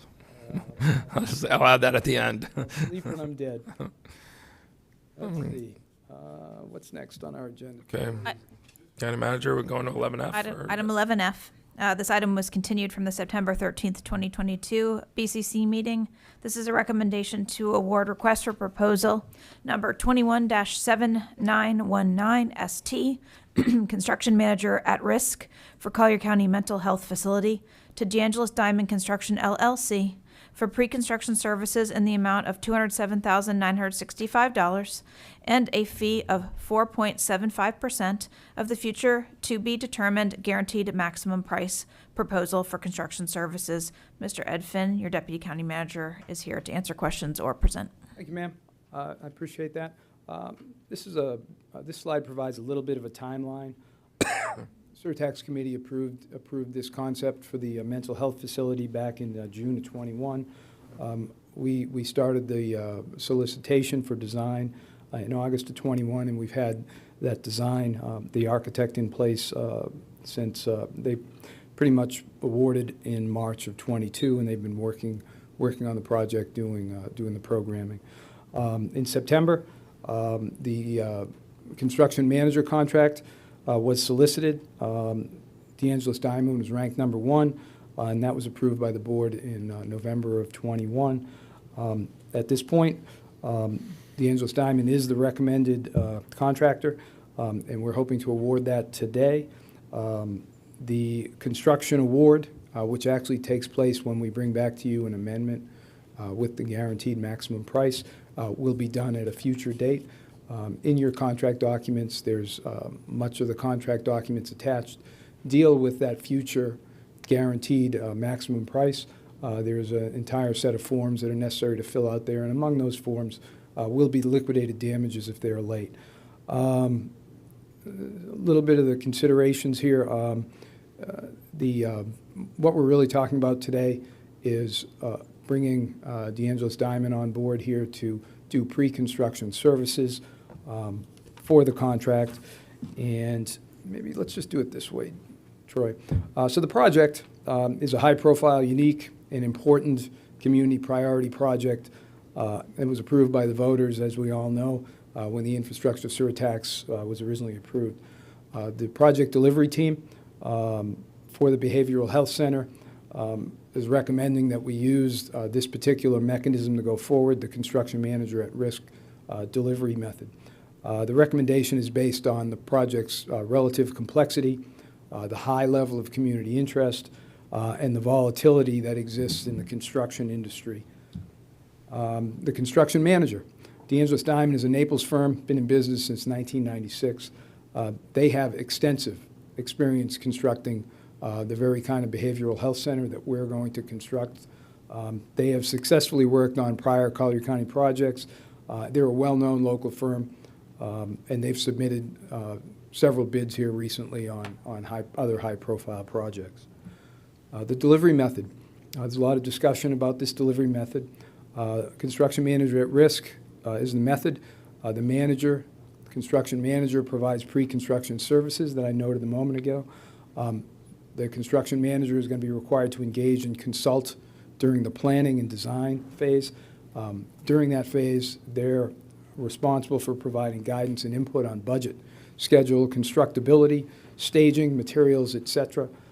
This early collaboration helps inform the design solution. It improves contractability, that is, when we ultimately go to move to contract through the guaranteed maximum price process, that'll be a little bit smoother.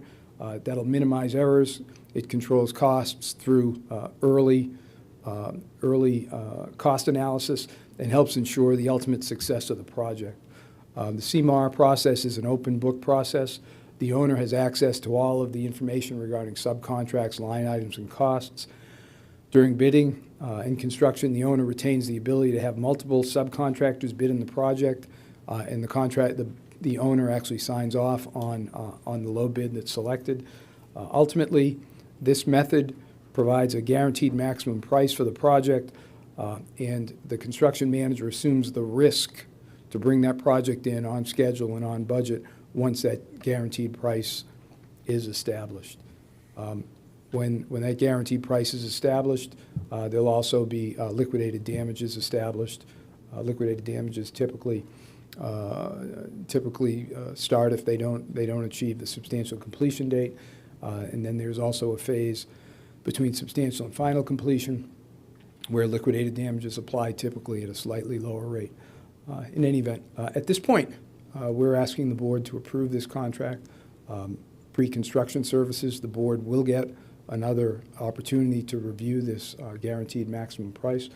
This contracting mechanism has been discussed at length with the clerk. The clerk has some reservations, but she is willing to allow us to move forward with this without any major objections. The firm being selected is, as I said, is a well-respected firm. In preparation for coming before you today, I asked Mr. DeAngelis to come in and visit with the delivery team, which he did. He is committed to this project. He's well-respected in the community, and if he tells me that he is going to do everything possible to make this go smooth, I believe him. Commissioner McDaniel. Well, this is you and I had this discussion yesterday, so this isn't a surprise to you. This is counterintuitive to me. I bought into your thought processes with regard to the engagement of DeAngelis Diamond. And while I'm talking, I want it to be very clear that I never argued about the necessity or the need for a central receiving facility. Never.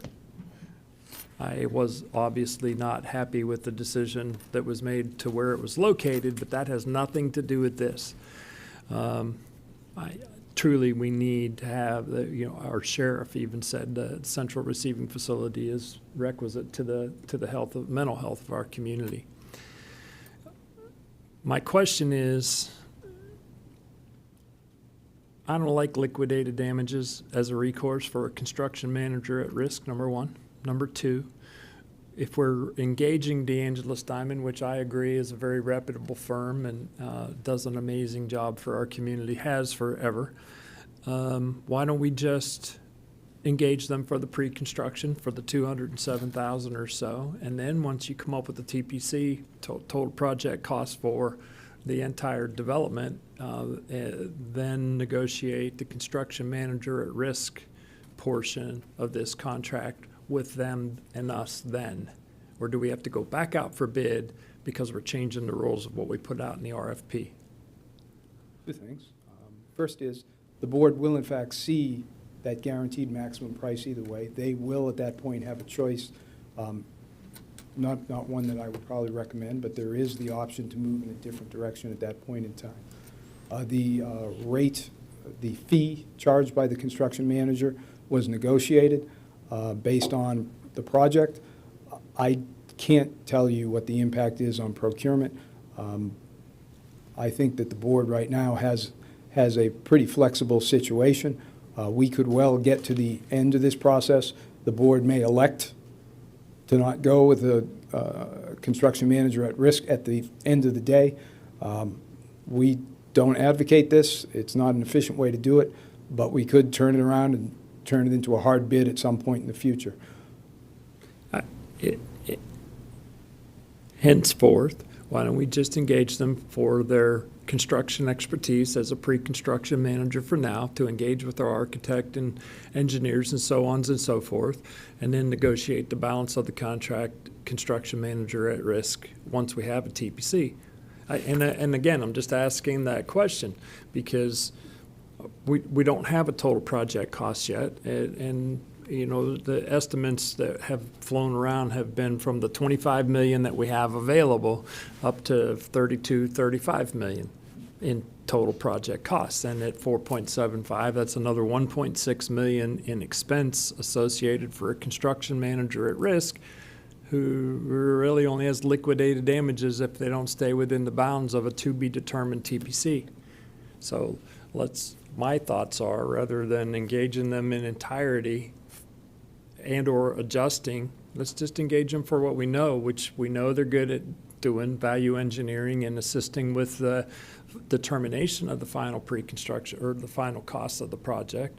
Engage them for that, for the fee that's associated here, and leave the manager at risk portion for a later discussion. Should the board then decide that we don't want to do a construction manager at risk, we want to hire a contractor and go forward, or maybe we want to make an adjustment in the construction manager at risk. Because the way I look at it is, if we can incentivize somebody to save the taxpayers money, and we save the taxpayers money, they deserve to be compensated for that at the same time, as opposed to just a fee associated with the TPC and bringing it in theoretically within a scope of time that's allotted per that contract. That contract, have you read that contract?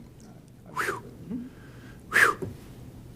So that is a recently revised contract for construction manager at risk. That is a different contract than the one we've been working under here for the last 5 years. Yes, sir. And it's still it was still disconcerting for me to read it, because at the end of the day, I've got it right here, but there's no penalties for lack of production other than liquidated damages on a yet to be determined contract price and a yet to be determined timeline, and no incentives for coming in under timeline or budget. I will tell you that hard bids are not necessarily always good. Hard bids, you don't really know what it's going to cost you. They kind of give you a sense of what the least it's going to cost you, and oftentimes it costs you more. It costs you more in terms of time, and sometimes you end up with an unqualified contractor. Sure, you end up Island is an example where we're having considerable difficulties with a low bid contractor.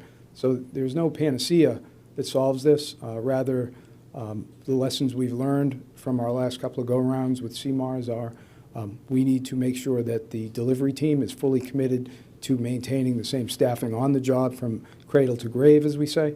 The same on our side. We shoot for the cradle to grave project management on it. We've learned a number of lessons, and we are intent on implementing them in this case and making this both a successful contract mechanism as well as a successful project. Henceforth, I'm not happy with the second half of it. The first half, I totally agree with everything that you said. Their reputation far precedes them. Their qualifications and such are there. Engaging them early in the infancy for the value engineering aspect will help bring in that TPC to a far more palatable amount, hopefully. But I'm one of five, but if it were me, I'd set aside the balance of the CMAR portion of it until we have a TPC, and move forward on that regard. Good. Commissioner Saunders was lit up, but I don't know if he reconsidered. Did he drop off or? Yeah, I just I didn't really have any comments. I thought I might, but I'm good with going forward with the staff recommendation, or going forward with what Commissioner McDaniel said, as long as we're moving the project along. So whatever the pleasure of the board is, I'm okay with it. What's the negative of doing it the way Commissioner McDaniels is recommending? Because I like what I hear, taking this a smaller bite of the apple. Let me tell you what I think I'm hearing. We want to engage the construction manager. We certainly want to engage him for the pre-construction services. We would like to essentially hold in abeyance negotiating the fee and the construction manager at risk component until we have a guaranteed price in front of us. I don't know exactly whether we're trying to negotiate down the actual 4.75 fee itself, or we just don't want to send a signal that we're committed to a construction manager at risk job. So you asked me what the downside is. Well, we need to go back to the drawing board and negotiate. We'd have to modify the contract to just hone in on the pre-construction services. And the contractor may be agreeable to that. They may not.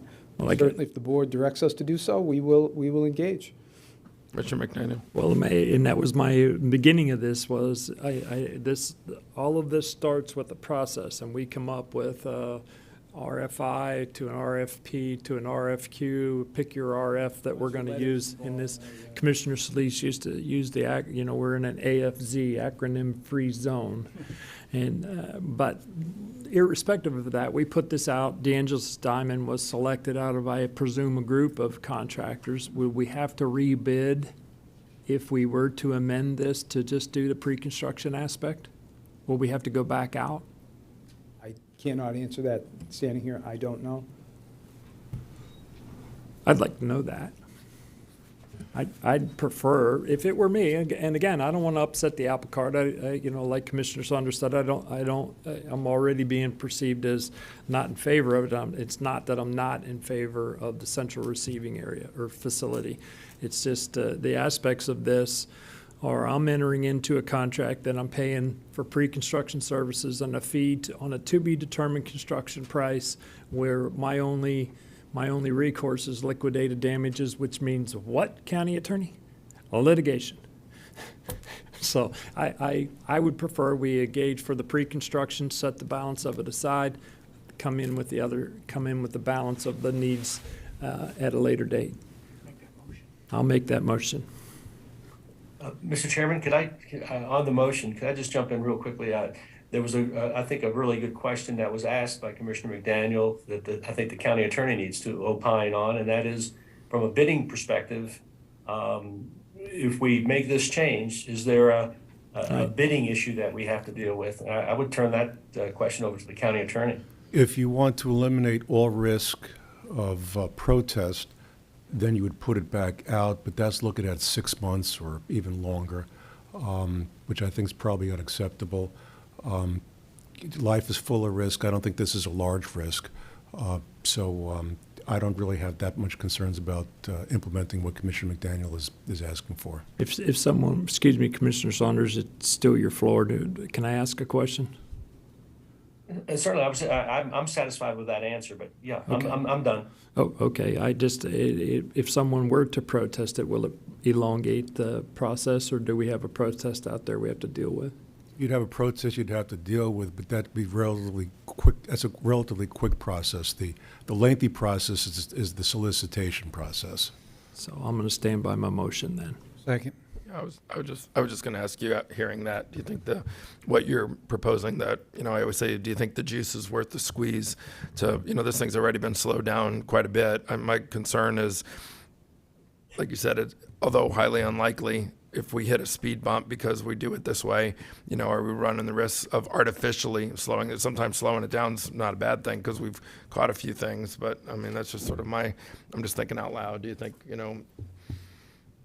how, for your motion, like I said, do you think it's the juice is worth the squeeze? I guess is the best way I could say it. Do you think it is? Well, just for the fact of the unknown. Yeah. That's my in the relatively speaking nominal. The other county attorney showed up.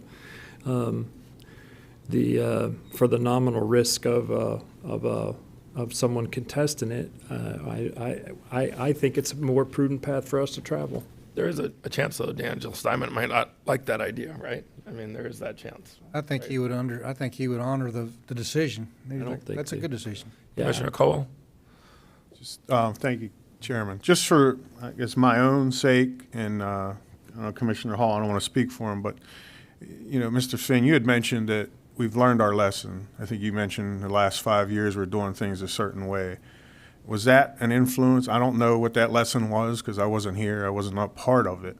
But is that part of your mindset why we approach this project differently than what we've had in the past? I mean, can you enlighten me personally? And I don't know if Commissioner Hall cares or not, but. Happy to do it. You've probably all heard me term the sports complex syndrome as sports complex fatigue. That was a large CMAR job. One of the lessons we learned is when you start with just a little piece of the job and you keep building on it, amendment after amendment after amendment, and change orders, adjusting the scope as it goes, it creates some friction internally. It creates concern about whether it's being managed properly or not. One of the lessons we learned is when we go forward with one of these, we need to make sure we have the whole plan defined for the board when they have an opportunity to vote on that guaranteed maximum price.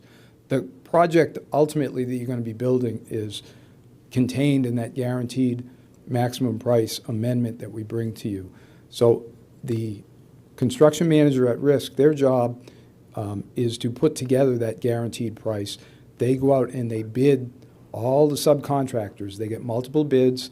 It's open book with us. We look at them together and we select the bidders that are going to go into the job and constitute that price. So we know what the price is. We know where it came from. So we have a lot of known things. The lesson learned there is we need to identify the entire project when we first get to the board and identify what we're going to build. So that's the first lesson learned. The next lesson is we need to have a partner on the construction manager side that is going to commit to the project with a team that's going to stay in place as much as possible from cradle to grave on the project. And the same on our side. We need to maintain a cradle to grave response on our side so that the entire history of the project is known, right from the contracting, from the pre-construction services, through the guaranteed maximum price, into the project itself. So that the delivery team needs to stay in place. That's the other key thing. The other lessons we've learned is if we don't do these things right, then the process becomes almost more important than the project. What we're trying to do is deliver a project, but what has happened here is, to a great extent, people have got caught up in the delivery system being this construction manager at risk concept. So there are probably other lessons learned underneath there, but those are the big ones. We need to stay engaged. We need to have a good and willing partner who's committed to the same things we are, and we need to go into these projects and fully explain what we're doing, when we're doing, and what the board is going to see both today and in the future on these projects. Thank you. Commissioner Hall. Mr. Chairman? Oh, sorry. Commissioner Hall. And then Commissioner Saunders. So we know the price range that he's willing to manage this project at. If it's budgeted at $25 million, he's going to be around $1.2 million at the 4.75. If it's $30 million, he's going to be up there around 1.5. So we don't know what the total project cost is, and we don't know what the total project time is. Once we find that out, it may be that we can negotiate a lot lower than 4.75, being if it goes to $40 million, we don't have to be at 4.75 to get him to that same $1.4, $1.5 million management type. So that's, I think, that's why I concur with Commissioner McDaniel about just doing the pre-construction services and negotiating later the rest. Commissioner Saunders. Okay, just on the motion, I want to ask Mr. Finn just a couple questions. Mr. Finn, in terms of if we went forward with the staff recommendation, which is basically the whole deal here, not the what's on the motion, at the end of that evaluation period, when they're coming up with the plans and the cost estimates, Under the proposal that you have in front of us, would we at that point be able to say, the project costs too much, we want to go forward, or we would, at that point, what would be our flexibility, if any, at that point, I guess is what I'm trying to ask. Whereas this way with Commissioner McDaniel, we're fully flexible. Is there a difference? The board always has the flexibility to turn down the guaranteed maximum price, and it's entirely possible staff could make the same recommendation for a number of reasons. I will say that presuming that the contractor is willing to negotiate, there may perhaps be a little bit of room in the 4.75. I don't know that. I have not asked for it.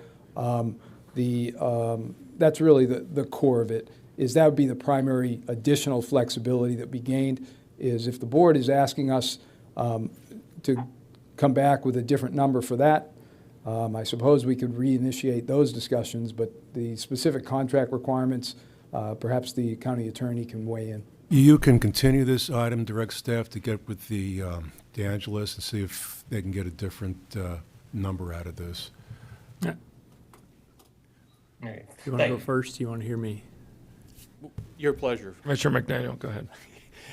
I'm not suggesting we adjust anything on the 4.75. I'm only suggesting we enter into the pre-construction management agreement and begin that process. And at which point in time, once we have a TPC, then we can come back and have a discussion about the engagement for the CMAR in whatever form or fashion, at whatever percent we all end up with and feel happy about. I'm going to let Mr. Teach weigh in on the contract requirements there.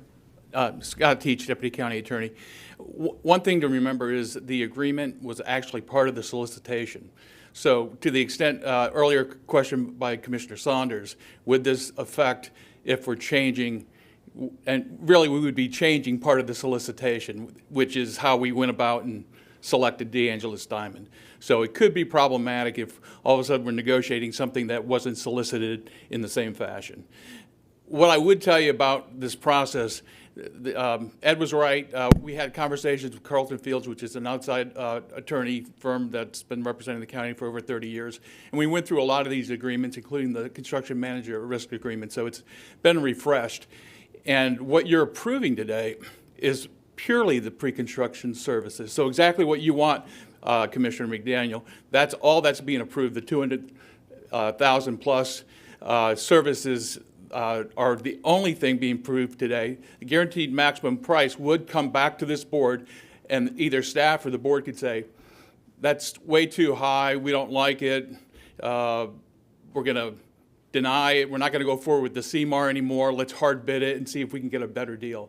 So you sort of have that flexibility as how the contract sits, because right now you're only approving pre-construction services, and you'll get that second opportunity to say, we like the project, we don't like the project, it's too expensive as you know, sitting before you in this agreement. But aren't we approving the 4.75 as well? Well, the 4.75 you are approving, but once you get the guaranteed maximum pricing, as Commissioner Hall said, you know, you'll be able to figure out what that number is for them to provide their construction manager services, and you can also decide, well, it's going to be $30 million. We don't want to do that. Let's hard bid it. Manage it internally by staff, maybe save the construction manager risk fee. You know, those are your options. And you know, go ahead. On that note, if that's what we're doing, then say that here. Because the way I read this, and I'm not a lawyer by any stretch of the imagination, but the way I read this is I am hiring them as a pre-construction services and management fee for 4.75, a yet to be determined contract price. And I understand that there are other things that are going to come in line with that, but put a period after the pre-construction manager and then be done with a separate informational item that we're going to come back with the TPC and negotiate the balance of the CMAR if the board chooses to. And if that's what the board wishes to do, then I would say to follow the county attorney's recommendation and continue the item. We can go back to DeAngelis Diamond and say that at this point, now, I can tell you that before staff had negotiated the percentage fee, and it was over 7%. So they brought it down to 4 point something, if I'm correct. 4.75. Yeah, 4.75 from 7, which I think was incredibly high, by the way. But so there's no guarantee that a subsequent negotiation wouldn't yield a higher percentage. Another question for him. If I may, Mr. Chair? Can I ask him another question first? Go ahead, Commissioner McDaniel.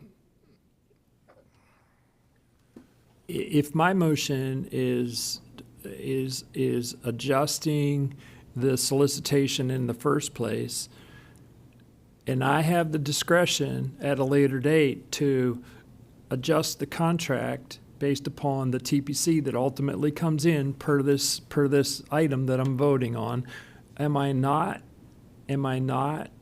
adjusting the solicitation then? In the way the contract provides is first you negotiate your pre-construction services, which we've done. Yeah. They've negotiated the construction manager percentage rate, which they've done, and that you amend to incorporate the guaranteed maximum price, which would happen in the future after they get through discussing with the design engineer and those type of things. So that comes back. It's like a two-step process back to you. And I understand that. And so what I'm doing is segregating the two steps and then entering into the known, which is hiring them to do the pre-construction. And then the balance will be determined once the TPC is in fact arrived at, guaranteed maximum price, as you like to call it, with those terms and conditions. And we could, if I heard you correctly, we could adjust the percentages. We could decide not to do it at all. We could go out for a hard bid, and those would all then impact the original solicitation. If I'm a contractor looking at that solicitation, you didn't ask me for that last year when you actually went out for bid. And what I would say, Commissioner, if that's what the board wishes to do, that you continue the item so that we could have these conversations and talk to DeAngelis Diamond. You know, as this item first came in September, I had my own concerns whether they would even hold that 4.75%, because generally they don't have to hold it beyond 180 days, and it's been quite a while since the item first came up. So I would suggest if the board is reluctant to approve this, and that's the pleasure of the board, that you continue the item and you give staff an opportunity to touch base with DeAngelis Diamond, and we can have some discussions among ourselves and try to bring something back to you that's more palatable, if possible, in line with what you would rather do, just do a pre-construction services type of situation. But I would say that it's in conflict with how it was solicited, which is problematic generally. Right. Well, and that's where it is understandable, and that's where it comes back around, is the juice worth the squeeze? Because we're already down this road, and we may end up going down this road with a TPC that's too high, that's then in turn going to have this board make a decision that is contrary to the original solicitation, which would then put us into another problem. And I could tell you, this isn't your only option too, because if you wanted to complete the engineering design plans on this thing, you could do that and just hard bid the project. I mean, you have options. But that also then brings me back into your original statement with the solicitation in the first place. It would have to be a new solicitation, hard bid. And, and something like that, if you have the design plans, you can put on the street in 30, 60 days. So, you're not talking about a whole lot of delay. I'm just, sharing with you your options. I want everyone to full well here. I'm not looking to delay anything. I'm not looking to delay anything. I am. If I may, Mr. I'm not even interested in continuing this for 2 weeks. If I may, Mr. Chairman, this particular mechanism that we're going forward with, it actually provides significant flexibility, as Mr. Teach has just outlined. Not only did he say that Ed was right, which I'm going to write down. Somebody write that down. Terry wrote it down.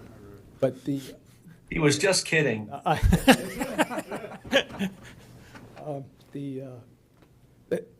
The mechanism that we're proposing here provides the flexibility I think the board's looking at.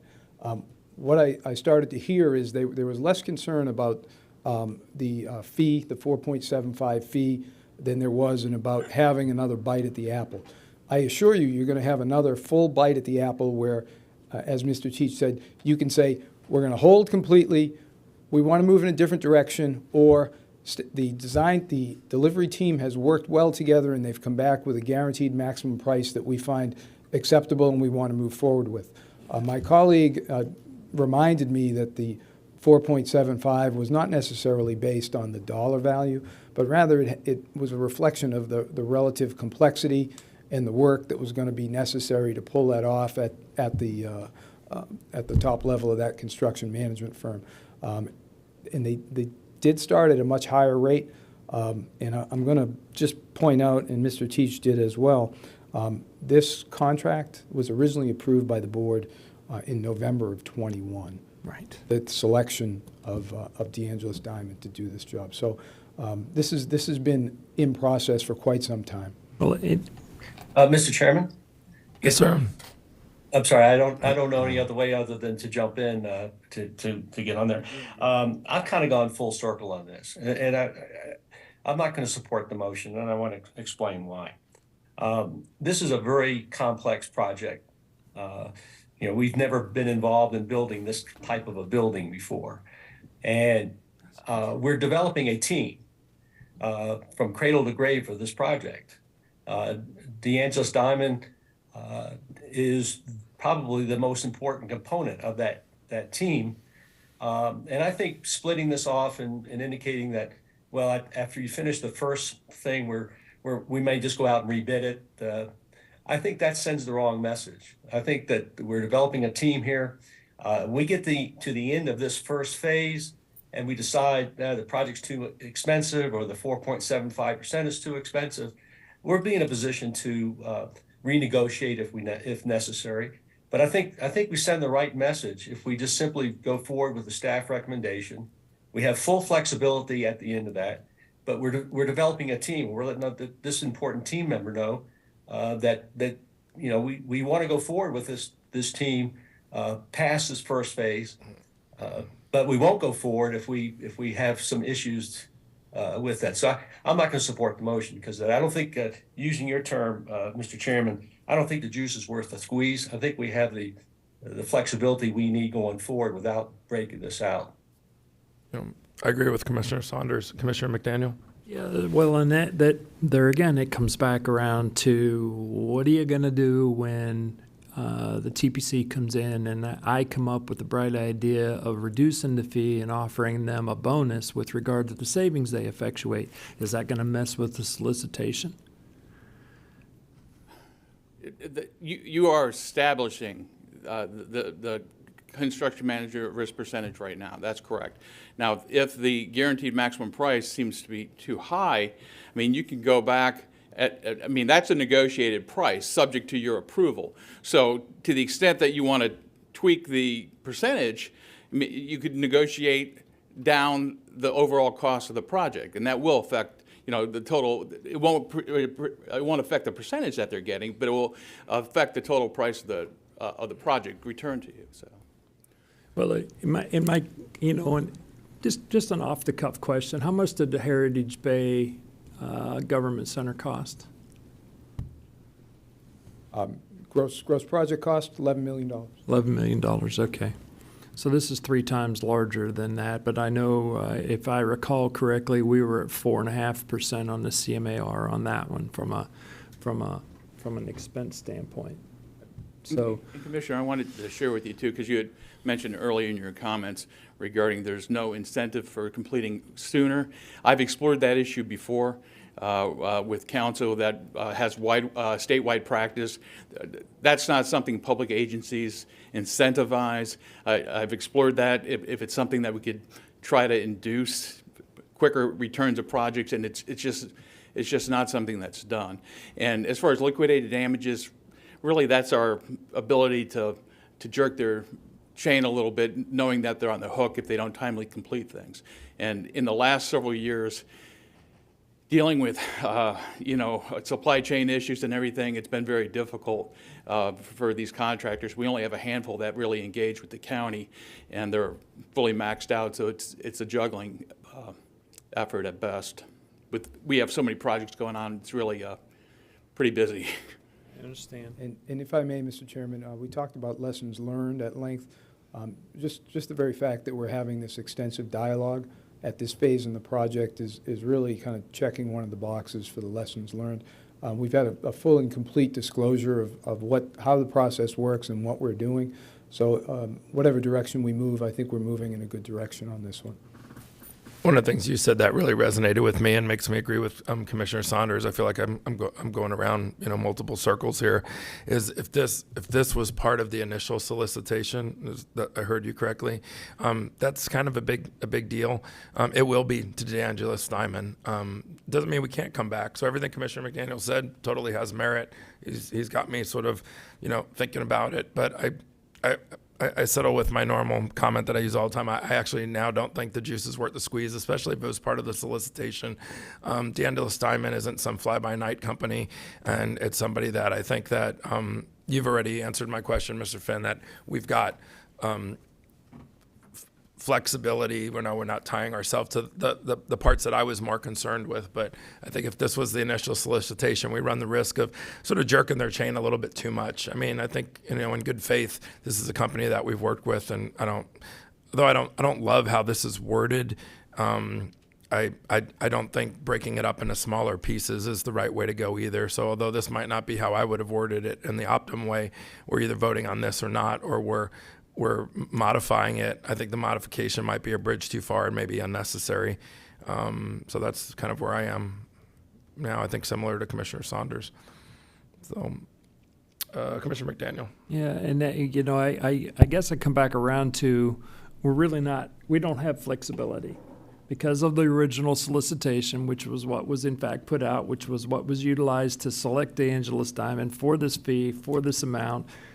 Even if per what I understand, if the construction price comes in too high and we throw the whole thing out and go to a hard bid or do something else, we're going to mess with the original solicitation that precipitated this being in front of us. Commissioner, at the point that the guaranteed maximum price comes back, if you were to say that's too high, we want to explore doing an invitation to bid instead, that solicitation's done. The contract ends at the pre-construction services, and then you're starting something new. So there wouldn't be a conflict at that point because you'd put something out new on the street. All right. Well, let me say this, and because I don't like doing business this way. I don't want us to do business this way. I would rather us engage someone for pre-construction management services and then go back out for bid during that process for the actual manager at risk with a known TPC, with a known percentage of savings or incentivization to save taxpayers money. If you can't incentivize them to save time, which time is money, then so be it. But I don't think they're here again. We're walking into, you're representing to me that I have flexibility, but it's really only on one item. And that one item is the TPC of the project being too high. Ultimately, you have flexibility on the delivery of the project. If you can sway 3 of your board members when that guaranteed maximum price comes back that they want to switch over and go to a hard bid, then you can sway 3 of your board members, and that's the direction that we will have to move. Right. But in the the meantime, 4.75 was part of the initial solicitation, correct? No. Well, that was a negotiated rate. You said, right? We negotiated down to 4.75. Staff negotiated that down, correct. Right.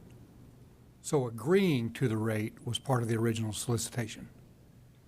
Or negotiating a rate? Negotiating the rate, you have a selection process. They narrowed the top candidates. They made a recommendation as to which ones to negotiate with. The board approved negotiating with DeAngelis Diamond. At that point, they go back to with DeAngelis Diamond. They negotiated that rate and the fee for the pre-construction services. And now it's back to you for that. So the rate was not part of the solicitation? The rate was not part of the solicitation. Which means you can change the rate. We can change it, yeah. Or we can not vote on it. Or we can just not vote on it right now and just hire them for the construction. You need to get manager at going risk. on this project. Sir? You need to get going on this project. But there's no argument that we need to get going on the project. But the discussion is with regard to what's here in front of us. If that rate wasn't part of the solicitation, then When they come back to you with the guaranteed maximum price, at that point in time, if you're not happy with the 4.75, you can, Adjust it if we can. you can negotiate. And Commissioner, if you think the rate should be 3.5%, you can reject the item today, direct staff to go back and continue negotiations. So if we vote on this exactly as it's written there, we're stuck with 4.75. Subject to you agreeing to the guaranteed maximum price later You're on. not stuck with it because you got to come back with a guaranteed maximum price. So let's not do it right now then. Let's not do the 4.75. Let's hire him for the construction or the pre-construction and be done. And then when we have the TPC of the total project cost, the maximum guaranteed price, then we can have that discussion. If we move forward, they're going to come back with a guaranteed maximum price. If the board is directing me to feel them out on whether they're willing to take a lower fee, I certainly can do that. We can have that discussion when we bring it back. You're putting words. I don't have a concern with that, with the actual percentage amount. What I have a concern with is not having a TPC on the project and agreeing to a fee in relationship to that. I'm uncomfortable with that. I'm not putting words in your mouth. You're saying you want to find out the price, then negotiate the fee. I'm saying that we're going to come back to you with a price, and if the board wants us to reopen negotiation on that fee, we will do so hand in hand with developing that gross maximum price, and we will come back to you with both the price and a fee that the construction manager is going to charge. It may well be the same fee, it may be a higher fee, it may be a lower fee. But if we vote on this as it's written here, DeAngelis Diamond's going to say, why are you coming back to me to renegotiate at 4.75? You're already on the 14th of March. All the commissioners voted on You're this. exactly right, Commissioner. Yeah. If you're uncomfortable with that rate right now, I would suggest that you either continue the item or not approve the item, because if you approve it with the 4.75, if I was DeAngelis Diamond, what am I going to come back and negotiate my rate down? Absolutely, he won't do that. Absolutely not. Wouldn't I ask wouldn't do him it. Right. I just need, Go ahead, Commissioner Cole. I just need some clarity, because we're really going around and around here, and I'm going around and around too on myself, but the solicitation, I just want to be clear, because I think now it sounds different than what you initially said. There was a fee in the solicitation, correct? We didn't have a number, or there wasn't a fee? There was no number. No number, but it comes in, whoever eventually going to award it has the opportunity to have a fee. And they came in at 7%, and you negotiated down to 4.75. No, the contractors are selected based on their qualifications, and then you, the staff ranks them, brings them back to you. You make a recommendation, approval of who they selected as their number one contractor for this. They go back, they negotiate, and they brought that percentage back. Along with, did that also include the $207,000 for the pre-construction fee? Or was this done on an RFQ or an RFP? RFP? Huh? RFP? RFP. So that 207 was a part of the decision to hire DeAngelis Diamond. I didn't mean to jump in front of you. Yeah, I did. I know. You want to finish so you're done. Why don't you finish? All right, You so got the floor. back again, I just want to get clarity, because I think the solicitation plays a big part in this. Because what we have before us, it sounded like this is what we solicited, and this is what we got, and that's why we ended up with DeAngelis Diamond after it was all said and done.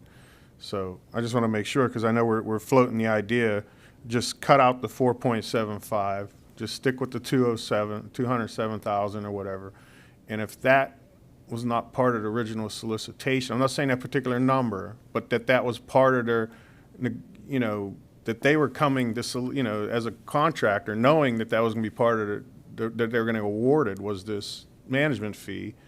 Was that part of the original solicitation? That's what I'm asking. Commissioner, and let me answer you.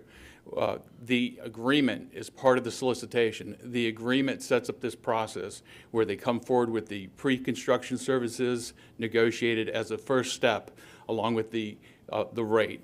And then at that point, if the board approves it, they go forward with pre-construction services, and then at the end of that period of time, they come back and they present a guaranteed maximal price to the board. And the board either accepts or rejects it. So when I say that this process was part of the solicitation. The agreement outlines the process. And to the extent that all the other people who were interested in working on this project as a construction manager at risk, they all saw that agreement.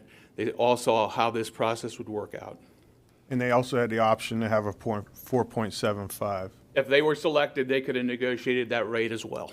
I'm trying to get the language of the solicitation that. Yeah, there was no do that established going rate, it was in. negotiated. Because now if we take this off the table, some other contract come back and say, we never wanted to have 4.75, we just wanted to go with a particular bid. And then does that open it back up now to other contractors or the top three or whatever? Is that gonna be an issue for us because of what we solicited? I guess I'm just trying to find out the legality, where we stand. If you want to avoid all risk, then you approve this item. If there's questions you have for staff, all right, and obviously Commissioner McDaniel's raised some issues, I would say continue this item so the staff can talk to you on a one-on-one basis to alleviate whatever concerns you have, and then come back. I wouldn't change this on the fly. So my counsel is either approve this item as it is or continue the item, understanding that you're risking the contractor walking away. It's a small risk, but it's a risk. I mean, we do have a motion on the floor in a second. Commissioner McDaniel, you're lit up. Yeah, I am. And again, it's not the rate that I have an issue with, it's a process that we're actually involved in that I'm not pleased with, so. But I don't want to delay it. I don't want to continue it. I don't need to. My concerns are going to be the same 2 weeks from now when you come back and you still don't have a TPC and you're wanting me to engage in a construction agreement with D'Angela's Diamond for I don't have any issue with the pre-construction. I see the validity and the value engineering and all of those things. It's the second portion of it and agreeing to a fee on a yet to be determined contract price just doesn't fit. So, and again, I'm inclined to withdraw my motion just because I don't want to be the fly in the ointment here. But I'm on the same token, I'm not comfortable with this process. And Commissioner, let me the theory behind this particular solicitation device is that if you have the construction manager's service manager married up with the engineer early on in the process, they can identify some value engineering, working with them, some construction efficiencies that may reduce total costs. Whether that happens in reality or not, it probably depends on a specific project, whether they can actually accomplish those things or whether you'll actually see those things. But that's the theory behind it. So they get their foot in the door, they try to work with the engineer to try to make things a little bit cheaper.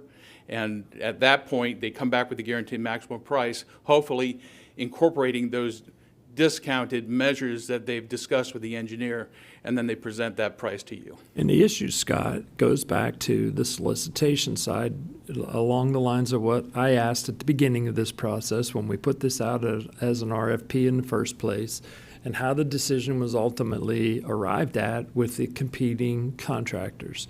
If somebody else, the second or third contractor that was on the list, actually came back and said, well, geez, I would have done the pre-construction fee for that if I'd have known I was going to get paid 4.75 on a $30 million project. I would have been able to do the pre-construction less. And that's again, it all flows back to the original RFP and what jeopardy we have by making an adjustment here today. So here's what I'd like to propose. We normally would have taken a break at 2:50.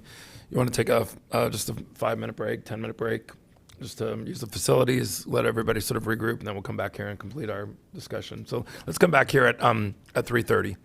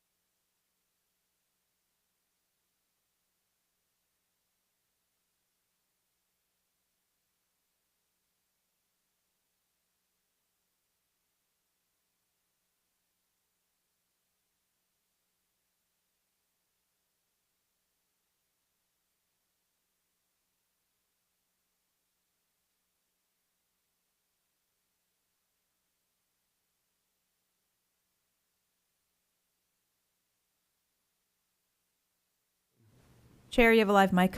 Okay, let's resume our discussion. So we have a motion and a second, but I'll turn it over to Commissioner McDaniel. Are you happy with your motion, or you want to withdraw it, or?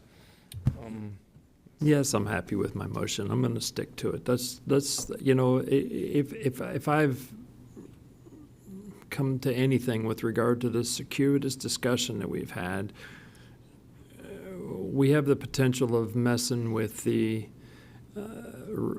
original solicitation and RFP no matter which way we go. So I just as soon hire DeAngelis Diamond, engage for the pre-construction, and then come back and have a discussion about the balance once we have the TPC in place. Commissioner Hall. I think it's kind of a similar situation to dealing with the state. It's not the normal deal, but we want to get to the normal deal. So it's not the rate that we're concerned about. It's just not having a final price and a final time to apply a rate to. And, you know, if we have some flexibility in the end, I mean, we're not, whatever the price winds up being, we're not going to say, well, we're not going to do that. I mean, this is the mental health facility. And so that, it's only the process is really what bothered me. It was about negotiating a rate for an amount that we don't know. And I'm going to stick with my second on that motion. Okay. We have a motion and a second. And the motion, just to summarize, is basically that that Commissioner McDaniel's motion is that he is making a motion to just approve the first part, just the pre-construction services amount. I don't want to put words in your mouth. Is there anything you want to say, just since we've been going around, do you want to summarize your motion? Simple, put a period after the 207,965. Okay. So you have a motion and a second to just approve the 207,965 and then stop right there and not move forward with the rest. We have a motion and a second. All in favor? Aye. Opposed? Aye. So it passes 3-2. No, it Unless it fails. needs a supermajority. It fails 3-2. It fails 3-2. Okay. His motion failed. Okay. I thought I heard you say you agreed with the motion. No, I eyed what you. Okay. All right. So let me say again. So in the motion, then maybe I just misheard, or I was waiting for Commissioner Saunders to chime in late. So your motion was seconded by Commissioner Hall. I did not agree with the motion. I know Commissioner Saunders did not agree with the motion. Did you not agree with the motion? Okay. So then my error. So then it fails 3-2. So I'd like to make a motion that we take the staff's recommendation, approve it as is. I think we had very healthy discussion. They know where our concerns are. DeAngelis Diamond, much like the state, is somebody that we have great faith in. That doesn't mean we just rubber stamp everything, but I make the motion that we approve it as is. Do I have a second? Second. I'll second it, Mr. Chairman. Okay, have a motion and a second. All in favor? Aye. Aye. Aye. Opposed? Aye. Okay, it passes 3-2. Thank you. Did I do that one correctly? You did. Okay. Second time you did. Okay. Next time you need a little help, just ask. Well, the echo from Commissioner Saunders there is throwing me off. Commissioners, that brings us to item 15, staff and commission general communications. 15A, public comments on general topics not on the current or future agenda by individuals not already heard during previous public comment in this meeting. We have no one registered at this time. Okay, thank you. Item 15B, staff project updates. 15B1 is a red tide update. Good afternoon, Commissioners. Tanya Williams, for the record, Tanya Williams, Public Services Department Head. I want to give you a very high-level flyover of your Healthy Beaches program, red tide update, and how your county handles keeping an eye on red tide, and then how we handle the result of it. So I have a very quick PowerPoint presentation. I also have in the audience representatives from the Health Department, should you have any additional questions. And Ms. Beth Johnson will be following up in regards to our cleanup of the beaches as a byproduct of red tide. So let's get started. That is the organism fondly known as Cariniva brevis, which results in the red tide. So if you've never seen it before, that's what it looks like. And we work with several agencies that help monitor red tide blooms and then their potential effects on our shorelines. That's a satellite image, so you can actually visually see the bloom and how large it is. And that's as of last week. These are current images from Florida Wildlife Conservation site. They are our actual monitoring agency. So you can see the various dots along our shoreline that have current either health concerns or actually elevated risks. So Florida Fish and Wildlife Conservation Commission is the lead agency. They're the ones that actually monitor and do all the reporting for the red tide. And then the information is monitored by the Department of Health at the state level, Bureau of Environmental Health. And then they pass on the results and any communications to your local Collier Department of Health agency. And it is your local Department of Health that is responsible for issuing any notifications to the public regarding specific thresholds and where we're at in those thresholds. There's actually a flow chart that tells you when we go into a caution, that's when the organism is greater than 10,000 cells per liter of water that's tested. We go into a health alert, and we do have several of our shorelines that are currently under a health alert, and that's where the organism is greater than 100,000 cells per liter. This is a snapshot of your Florida Department of Health, local Department of Health website. You'll notice that red tide advisory can be accessed from the very top of their screen, and that is updated on a regular basis depending upon whatever levels we're at. So on March 7th of 2023 at 9:07 a.m., you did receive a communication from Ms. Christine Hollingsworth of the Collier County Health Department, noticing you that Cocohatchee River Park Marina was going to be added to the health alert for red tide. Currently, South Marco Beach is still under a caution, and then you have all of those access points listed that are currently under a health alert, and we added Cocohatchee.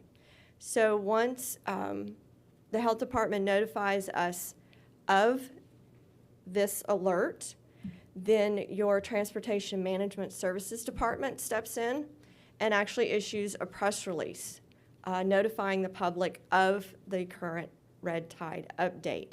And this was a press release that went out on March 7th, later in the day, notifying the public of where we stood in regards to the levels of red tide that were occurring. In regards to red tide, you can access information from multiple sites. You can access the information from the health department website. You can access information from our own agency website through your transportation department. There's multiple active links. And let's see if I actually did this right, and we can hop over there. Possibly, maybe. There we go. This is your website from Transportation Management Services. You have a whole page dedicated to red tide. And any information you would ever want to know about red tide, all the way down to various videos that explain it at even the macro level for you. All right, now, Troy, I have to get back to my PowerPoint. There we go. Thank you. So that's the high level. That's who we rely on for monitoring it. Again, we go back to FWC for the actual monitoring it. That's communicated down through the state to our local health department. Again, the health department is in the audience, so if you have any specific questions about red tide and how it impacts the health of your constituents, Christine and her staff would be more than happy to come up here and answer those questions. But I'm actually going to segue over to Beth, and Beth's going to pick up where Coastal Zone handles any of the cleanup of your beaches. regarding the after effects of red tide as it gets closer to our shores. Commissioner McDaniel, do you have a question for? Yeah, I'm not sure if it's for you or for the one that's hiding back there, Danette, that's hiding behind John Mullins. Because, and again, I don't want to downplay all of the good work that the health department has done in notifying the world as to everything that's going on and the cleanup and everything that we've actually effectuated. But I want to have a discussion about our water quality testing. What type of baseline monitoring do we have going on right now? Here comes the one that I was thinking I needed to ask that question to. I mean, all of these things are important, letting the world know that red tide's out there, that there are potential negative health impacts. Well, what we're doing with the cleanup after the fact with the dead fish and all, but on the other side of it, we have this, we all know about how this transpires and how this theoretically nutrient loaded water is coming in contact with the red tide and creating an algal bloom and cuts the oxygen off, kills the fish, and so on. So how far upstream are we going, and how far along are we with those baseline testing? Good morning, or afternoon, by the way.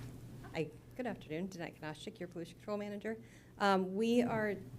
We've been testing for red tide for 20-some years. Rhonda might be screeching because she has the exact number somewhere. We test from Barefoot Beach all the way down to Marco Island. Yeah, that's not my question. Red tide happens offshore. I'm talking about the nutrient-loaded water, fresh water that's coming in contact with the red tide that causes the algal bloom that diminishes the oxygen supply and kills the fish.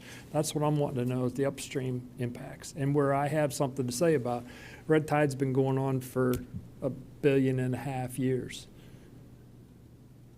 You're correct, and the amount of impact that nutrients have on that, the theory is that the duration and the frequency of red tide can be decreased if we limit the nutrients that are going out. Correct. So if you're asking, that's a really, really big question. It depends on the month and the day and the tide cycle and the location of what the nutrients are. If you want, we can come back or give you a memo of some sort that Yes, I would like that. And then I would like to have, if we can, if it's the board's will, I'd like to have a review of that because to me, that's a key component as to how we, who have a little bit of say-so as to what ends up in the creek that flows out to the Gulf of Mexico where the red tide is, we can make some adjustments if necessary. But I need baseline. You remember, and I'm going to use this story just to share.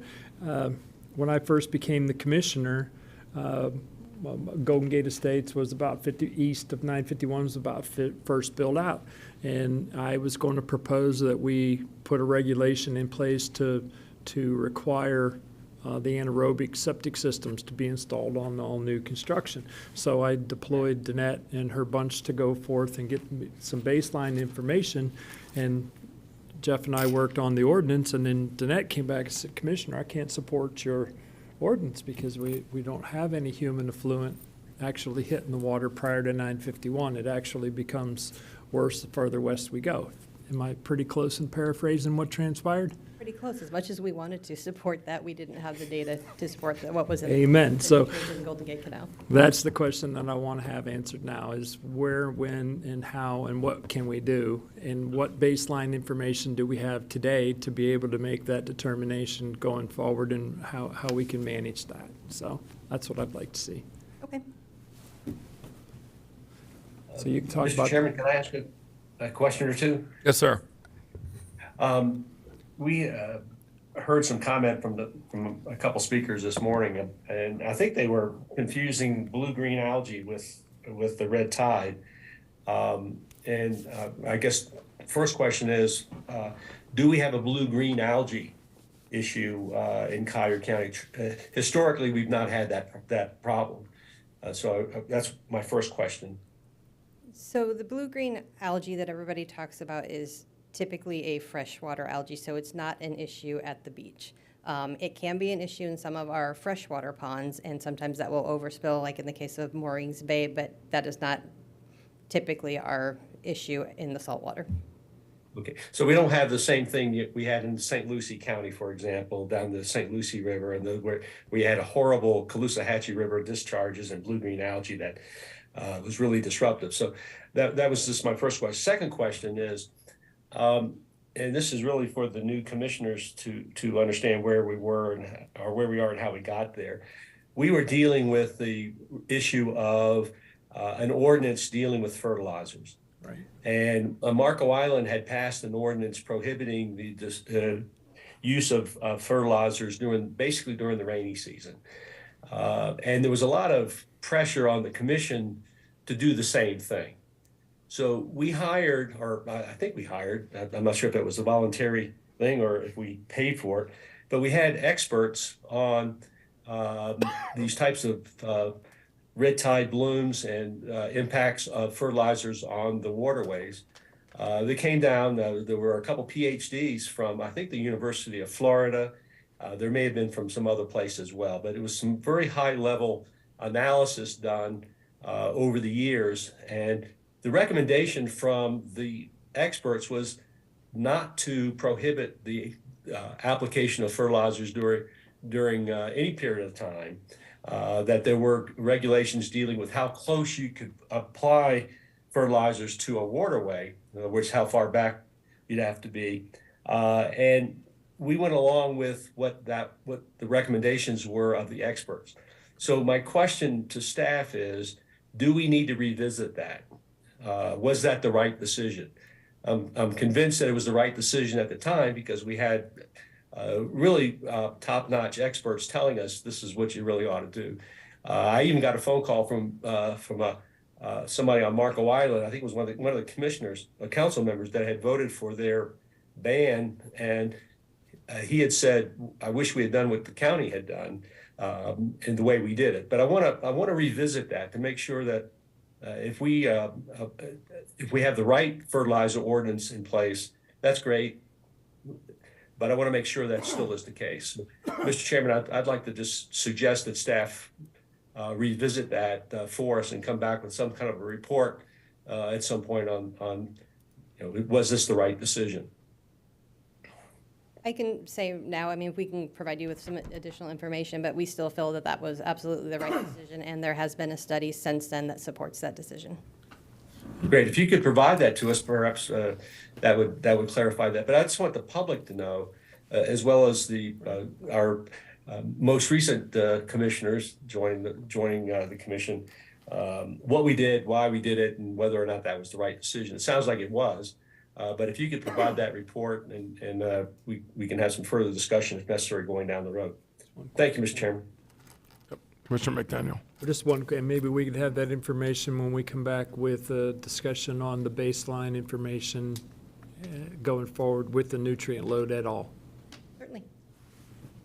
Perfect. We do have surface water reports that are available on our website. We can send those to you, but you can take a look at that and see if you're asking for something more specific too.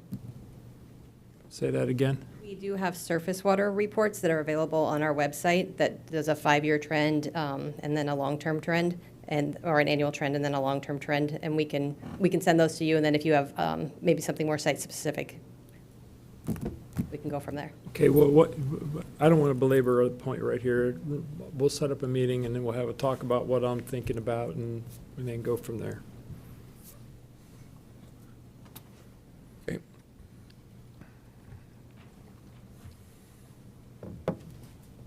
Good afternoon, Commissioners. For the record, I'm Beth Johnson, Capital Project Planning, Impact Fees, and Program Management. I'm going to provide a very quick overview of our beach cleanup activities during the red tide event. The coastal, Troy, could you do that up, please?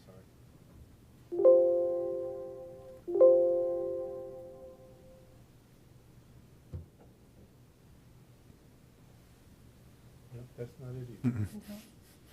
That's the mental health facility.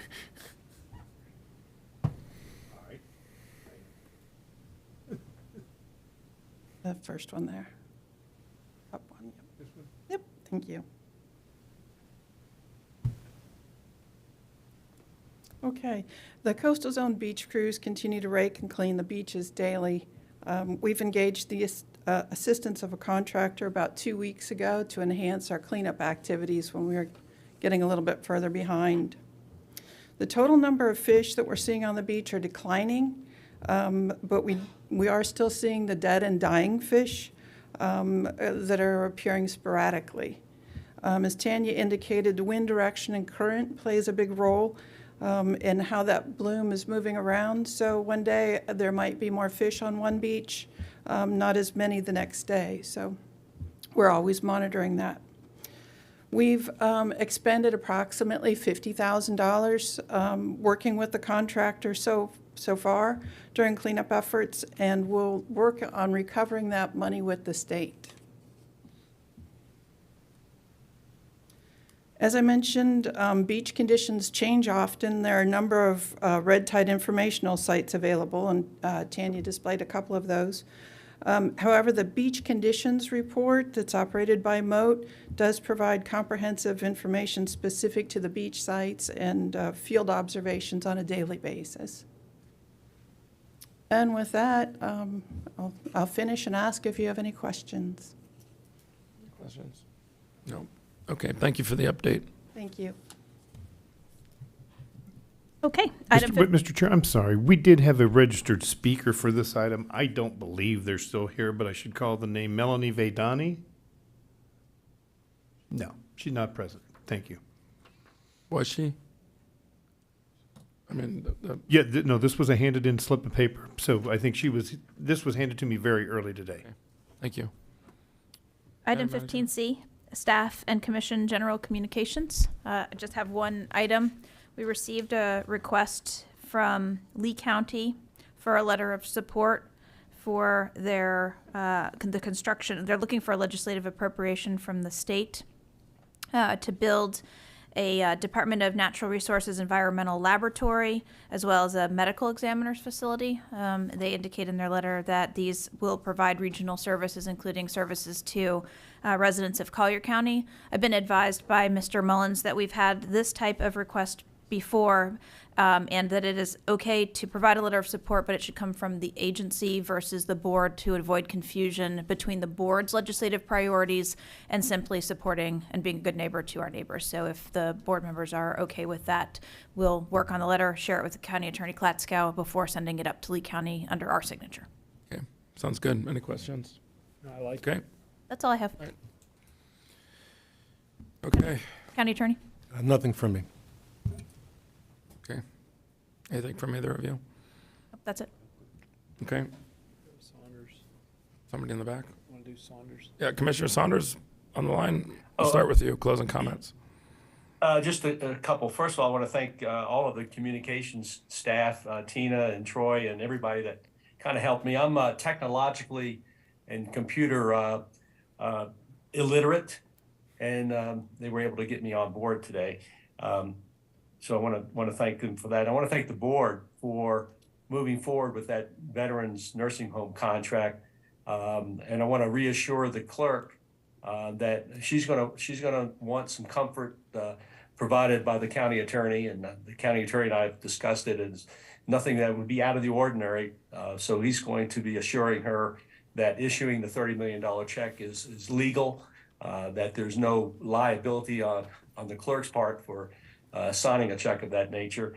And so I just want to thank the clerk for her understanding and the commission for moving forward with that. So that's it for me, Mr. Chairman. Thank you, sir. Commissioner Hall. I have 4 zoning initiatives that I'm going to bring forth in our next meeting on the 28th. And I was considering whether I should do that or not based on the affordable housing bill that was passed the Senate and is now in the House. And I've gotten some feedback from some lobbyists other than our own that maybe that bill may change a little bit in the legislature. Maybe the preemptions could possibly go away. So anyway, before that happens, I just wanted to just let you know, I was thinking about maybe withdrawing our decision on those 4 zoning initiatives, but I think I'm going to go ahead and bring them forth so we can talk about them. Whether we pass them or not, it'll be up to us, but if you're wondering, why are you bringing that forth when we have this other affordable housing thing from the state, that's why. The two, can I talk?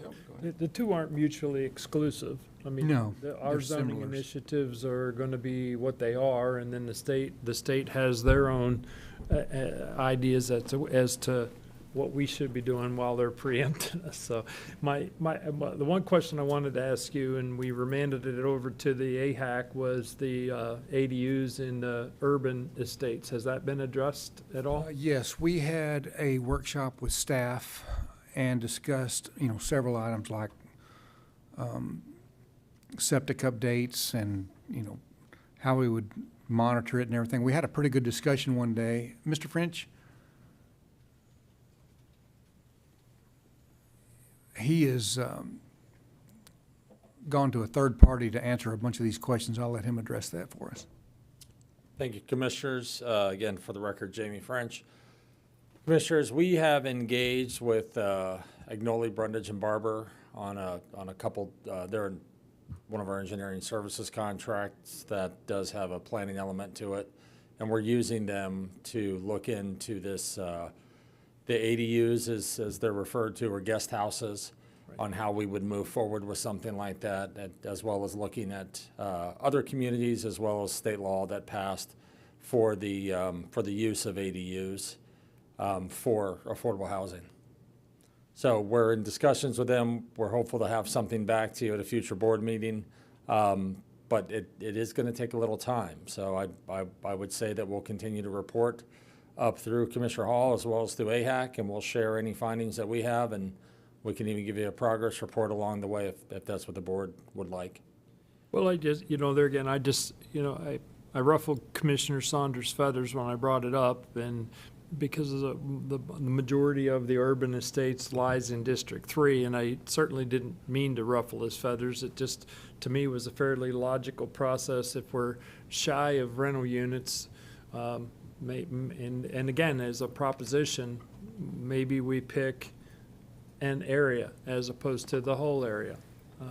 Logan Estates or Oaks Estates or Livingston Estates is 1 square mile of urban estates, and do it as a pilot program for the allowance of legalized renting of guest houses, and see if there's a huge uptick and see what the ultimate impacts are, and maybe crawl before we walk. So I know we remanded it over to the AHAC, and it's a way, and I don't disagree with Commissioner Saunders with the statement that it has an impact on the character of the neighborhood.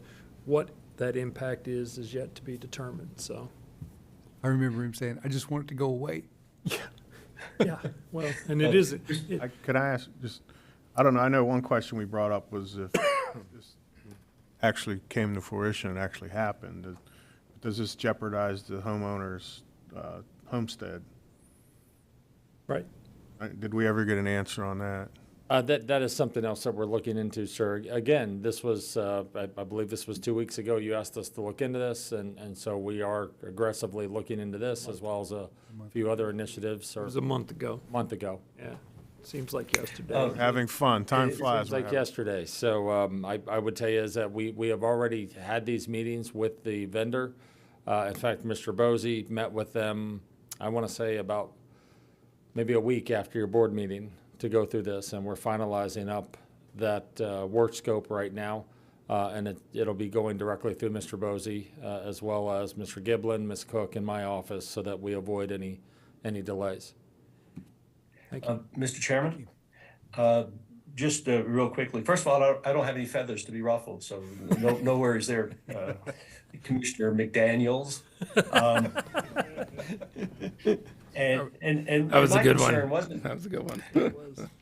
My concern is that this does have the impact of really changing an entire neighborhood. We'll take the Oaks as an example, because you mentioned three states areas that might be test areas.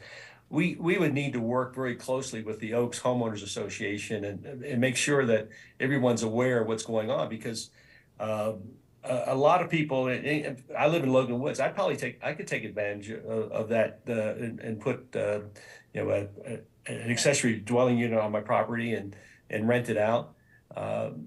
And that would start changing the character of that whole street if everybody started doing that. So we just need to be real careful. That's all I was suggesting, and that's why I wanted it referred back to AHAC so they could come back with a recommendation and we could evaluate it and have some public hearings on it. I can't say that I'm necessarily absolutely opposed to it. I just don't know what the impacts of it are. So I think the approach you're taking now, Commissioner McDaniel, will work in terms of evaluating it, as long as the communities have some input into the process. Absolutely, and I appreciate you saying that, Commissioner Saunders. It does have the potential of having an impact of the character, and again, maybe if after this information is ascertained about the impacts for Homestead, and if the division of that portion of the property, if it's what kind of an impact it's going to have, we have to make those decisions or have that information in order to actually make a decision on that at some stage. So that's all important information. Maybe even just a simple engagement on a straw poll on an upcoming ballot next year. We got election season next year. This isn't a have-to thing. It's just out of the box thought process as to how we can add more units into the marketplace and have them managed by people that are here and in part of the community. So I'm not fast rolling it by any stretch. So. How about closing You done? comments? Okay. Friday night, Collier County Fair, 5:30 ribbon cutting. You all are welcome. If you haven't been before, I'll be there. I'll be there to snatch the scissors. So, and it's the beginning of the Collier County Fair, which is a wonderful time. So if you haven't made it yet, come on. They got a carnival? Oh yeah. Oh, yeah. It's wide. It's a wide. Yeah, you do. We saw them all in here on the prayer. So it's a wonderful thing. Friday night, Saturday. In Immokalee is the cattle drive. They are actually doing a cattle drive through Main Street of Immokalee. I think it's at 10 o'clock on Saturday morning. And it's also a lot of fun for you to, if you haven't ever been, to actually attend. Excuse me one second. The band burn is in a place. We had a terrible fire a week and a half ago. Actually, I think the day before the ban actually took effect. And so we really want to remind folks, even though we did get a little rain yesterday, be very careful with your cigarette butts. I don't know, I heard two different accounts as to how that fire started in the estates, but one was a cigarette butt and another one was power lines on the trees. So I'm not quite sure. It's really irrelevant, but it's really it's important right now to hunker down. We have an enormous amount of tinder on the ground from Hurricane Ian, and so these fires, they burn very, very hot and can be very damaging. Last but not least, I wanted to just ask the county manager where we're at with the interlocals with the city of Naples, because Commissioner Saunders looks crooked at me all the time because I was charged with getting that done. Actually, before I speak up, I'll let Dan give you the latest. Good late afternoon, Commissioners. Dan Rodriguez, your Deputy County Manager. Actually, about a week and a half, the City Council had a meeting to discuss the beach parking permits, and they gave direction to their staff to put together a best recommendation for the council to review. And we hope to hear back from them within the next week and a half to 2 weeks on what the criteria that makes up the justification for their dollar value for that beach permit agreement. So we're excited. The city manager has been in communication with Amy and the team, and we look to hearing from that very soon. Once we have those proposals in hand, then we'll get you and the mayor together, as you were the two that were appointed to work on this once the staff had numbers together and the needed information. Okay, very good. Thank you. We're moving along. Good. That's all, sir. Commissioner Cole. The agenda wasn't really heavy, but I think we got a lot of things done today. If you really look at the items we went through and our heated discussion, or our educated discussion amongst each other. So you may not look at it and say, oh, you know, they were out of here by 4 o'clock or 4:30, but I think in the hours we were here, we made a dent, and I think some good things came out of it. You know, even though maybe not all of us looked at it that way, you know, in reality, but you know, we had a long discussion about something it's public safety related. It's not a park. It's not another swimming pool, you know, and we look at it, and it's something that's probably a decade overdue. And I think, you know, it was good to have the discussion, but I think at the same time, we're looking at public safety here. It's totally different than the county just entering into a project that's, you know, like a park or something, you know, that we can delay, and there's no residual outcome or effects of that. So I'm proud of what we've been doing, and I'm very thankful that I'm on this board. So thank you. We're thankful that you're here. Do you want to tell Bert that you missed him? Oh yeah, I did miss Bert. Did you see how Commissioner Saunders is coming out of his shell? We've been working on him. That's what happens when we all go to Tallahassee together. And I think he does feather his hair on one side, so we can. I do want to thank you for permitting me to participate today. And I agree with Commissioner Colwell. I think we made some good decisions. We had some disagreements, but the thing that's really important is we're working together as a team representing the best interests of the county, and we're not always going to agree, but we can always be agreeable. We can, you know, just be professional, and I think we've got probably, I've said this before, and it's a little bit self-serving, but I'll say it again. I think we have one of the best, or not one of the best, but the best elected boards that I've ever seen, and I'm proud to be part of it. So, Commissioner Colwell, I appreciate what you said. I agree with you completely. I feel differently. Yeah, I was No, I'm just just gonna kidding. say, are we opening that up for discussion? No. No. Mr. Miller, shut off Commissioner Saunders. You can log him off, and then you can shut off all their mics. First, I just want to say to you, Bill, we hope your mom's doing better. I mean, it is. We all have. I have a mom that's struggling a bit as well, but I like when you chime in and you say, "Hey, my mom just texted me. She told me to sit up straight." You know, that's what my mom would do. So hope she makes a quick recovery. Just a couple of review items. We talked a lot about rock crushing, and I spoke with, Mr. Rodriguez spoke with me at one of the breaks, and he had some very aggressive discussions with our staff, with the people who were here to speak and who exited. So I'm looking for that. We all are looking for that sense of urgency, and I think, you know, we all agree that, you know, the pedal's got to be full down to the floor. And you know, I agree with Commissioner Cole. I mean, we both were sort of paddling in a similar direction. You know, I'm not here to continue to kick the can until they kind of get done. And I can tell you, the citizens that I talk to, if we get into April, May, June, and that's sort of a window, without starting a whole discussion here, they wouldn't mind if the sheriff closed the whole road and an army of trucks for a week took all the remaining debris off of that lot and just finally got it done. So that is a real option. That is a real option. So they need to know that, you know, that wasn't an option a year ago. It didn't make sense, and the dust and the noise. It's an option. It's an option. I'm having town halls in that area, and so is Commissioner Colwell, and we're all getting emails.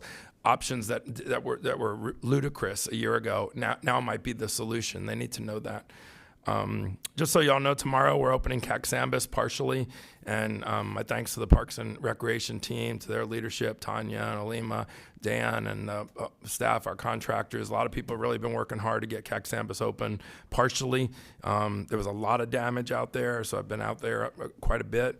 It's going to be open just for citizens, no commercial use, no motorized boats or anything like that. So it's a limited use, but we've got an army of people out there, we're correct, tomorrow to make sure we don't have any Wild West shows or big fights or, commercial folks showing up with long trailers who didn't get the message.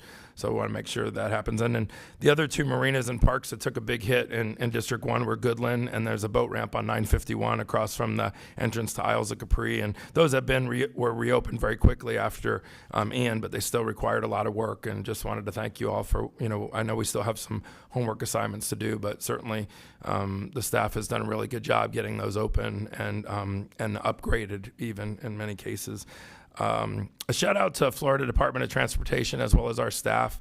I'll give Trinity the shout out, but it concerns litter.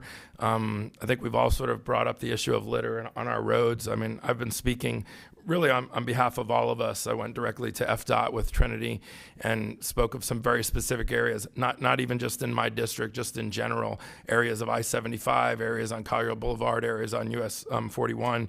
And over the last couple of days, I actually have seen, I come from Marco to drive here, so I cover a lot of areas and wiggle through quite a couple of districts.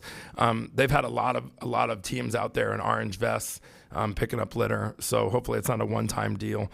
But really appreciate their quick action, and they've sent me quite a few emails saying we're going to be out there tomorrow. Here's where we're going to be. So they've done a great job. Was it Wayne?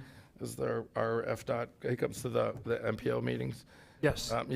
He's been very helpful. Coming into the home stretch here, the conservation Collier lots, 11. Remember 10B, 11A, 11B. Let's not forget that. We need an update. I mean, at some. Sooner than later. We don't want to give the impression we're kicking the can on that. And if appraisals have been done on these lots, I personally don't mind being piecemealed. And maybe it's not for this meeting. Maybe it's just an email. But I'd like to know: are we chipping away at those lots as far as getting the appraisals? And then of course it comes back to us for decision. But let's see that on the agenda sooner than later. We'll get you an update, but I can tell you that there's a good group of them that are coming to the board at the next meeting. Okay, perfect. Finalized. And then lastly, there's 2 fire stations that are in discussion. You got people that live in the city of Everglades and also that live in Port of the Islands that are hearing a lot of rumors, very concerned that 2 fire stations are going to go away, and that's actually not true. And so I want to make sure that continues to be not true. And even though as I've said at a couple of town hall meetings to the citizens of Port of the Islands, and I don't know if you've heard from folks in Everglades City, but Are you kidding me? yeah, you can hear them from here. Yes. The patches might change and the faces might change, but concerning a conversation we had, there won't be a degradation of services or a change in services, and so that's our going in position. I know you're in a lot of conversations with a lot of people, but sometimes the citizens there sort of hear from the firefighters who maybe aren't getting the full word, and they think they're about to lose their jobs or move to a different fire station, and they're not being backfilled. And part of that, I think, is what is feeding some of the citizen concern. And their concern has merit if they truly believe their fire stations are going to be closed or greatly reduced. But I just want to go on the record that our position is that that's not going to happen. And you're working that at your level, but continue to keep us updated. We will, and we'll have an update for you again soon. We're meeting this week with Greater Naples Fire and continue to work that issue. Okay, great. Okay, any follow-ons or anything? Thank you for bringing that up. Absolutely. I neglected to. The chairman of the Greater Naples showed up at the Everglades City Council. Oh, I and bet he announced- did. He did, and he announced at the city council meeting that Greater Naples was pulling out of Ochopee as of May 1st. So talk about lighting up a room. Thanks. And it was just it's totally not cool to do that. I mean, because we all agree that public safety is our #1 job, and so to even throw a match on that was just not a good idea. The bottom line is I assured the mayor, and I've talked to the residents of Everglades that they will never be left without. So, and similarly with Port of the Isles. So. I was going to say, lastly, like you said, a lot of good did happen today. I'm glad that we voted unanimously on the boardwalk, but voting on it is not the final step. It's the first step. That's a big project over an area that is really environmentally sensitive, and so continuing to really stay on top of that. We don't want that to turn into a rock crushing lot, fiasco. We don't want that to turn into a Marco Island airport where it's 4 years late and well over budget. And so that one has a chance to really be something amazing and special. All of us collectively feeling that same way, but that's also a very expensive project to just build a wooden walkway across an environmentally sensitive area, and we want that to be a gold standard where it came in on time, on budget or less, and is was just solid gold, and it doesn't have all that. We're not building the Eiffel Tower or the Empire State Building, so how disappointing it would be if that one got sloppy quick. So let's really stay on that, and even to get some updates on that. It affects all of us, regardless of whose district it's in. It's in Commissioner Kowal's district, but that area is frequented by all of the citizens in our district. So I would like periodically, even if it's just privately, to hear how that project is moving forward, how it's going, and because it's an important one. It's in one of our highly visible, highly used county parks that everybody uses regardless of district. And I know it's going to be a really nice ad once it's finished. We just don't want it to be a white elephant type of thing where we didn't do it right. So, and I know everybody shares that. So having said that, I guess we're adjourned.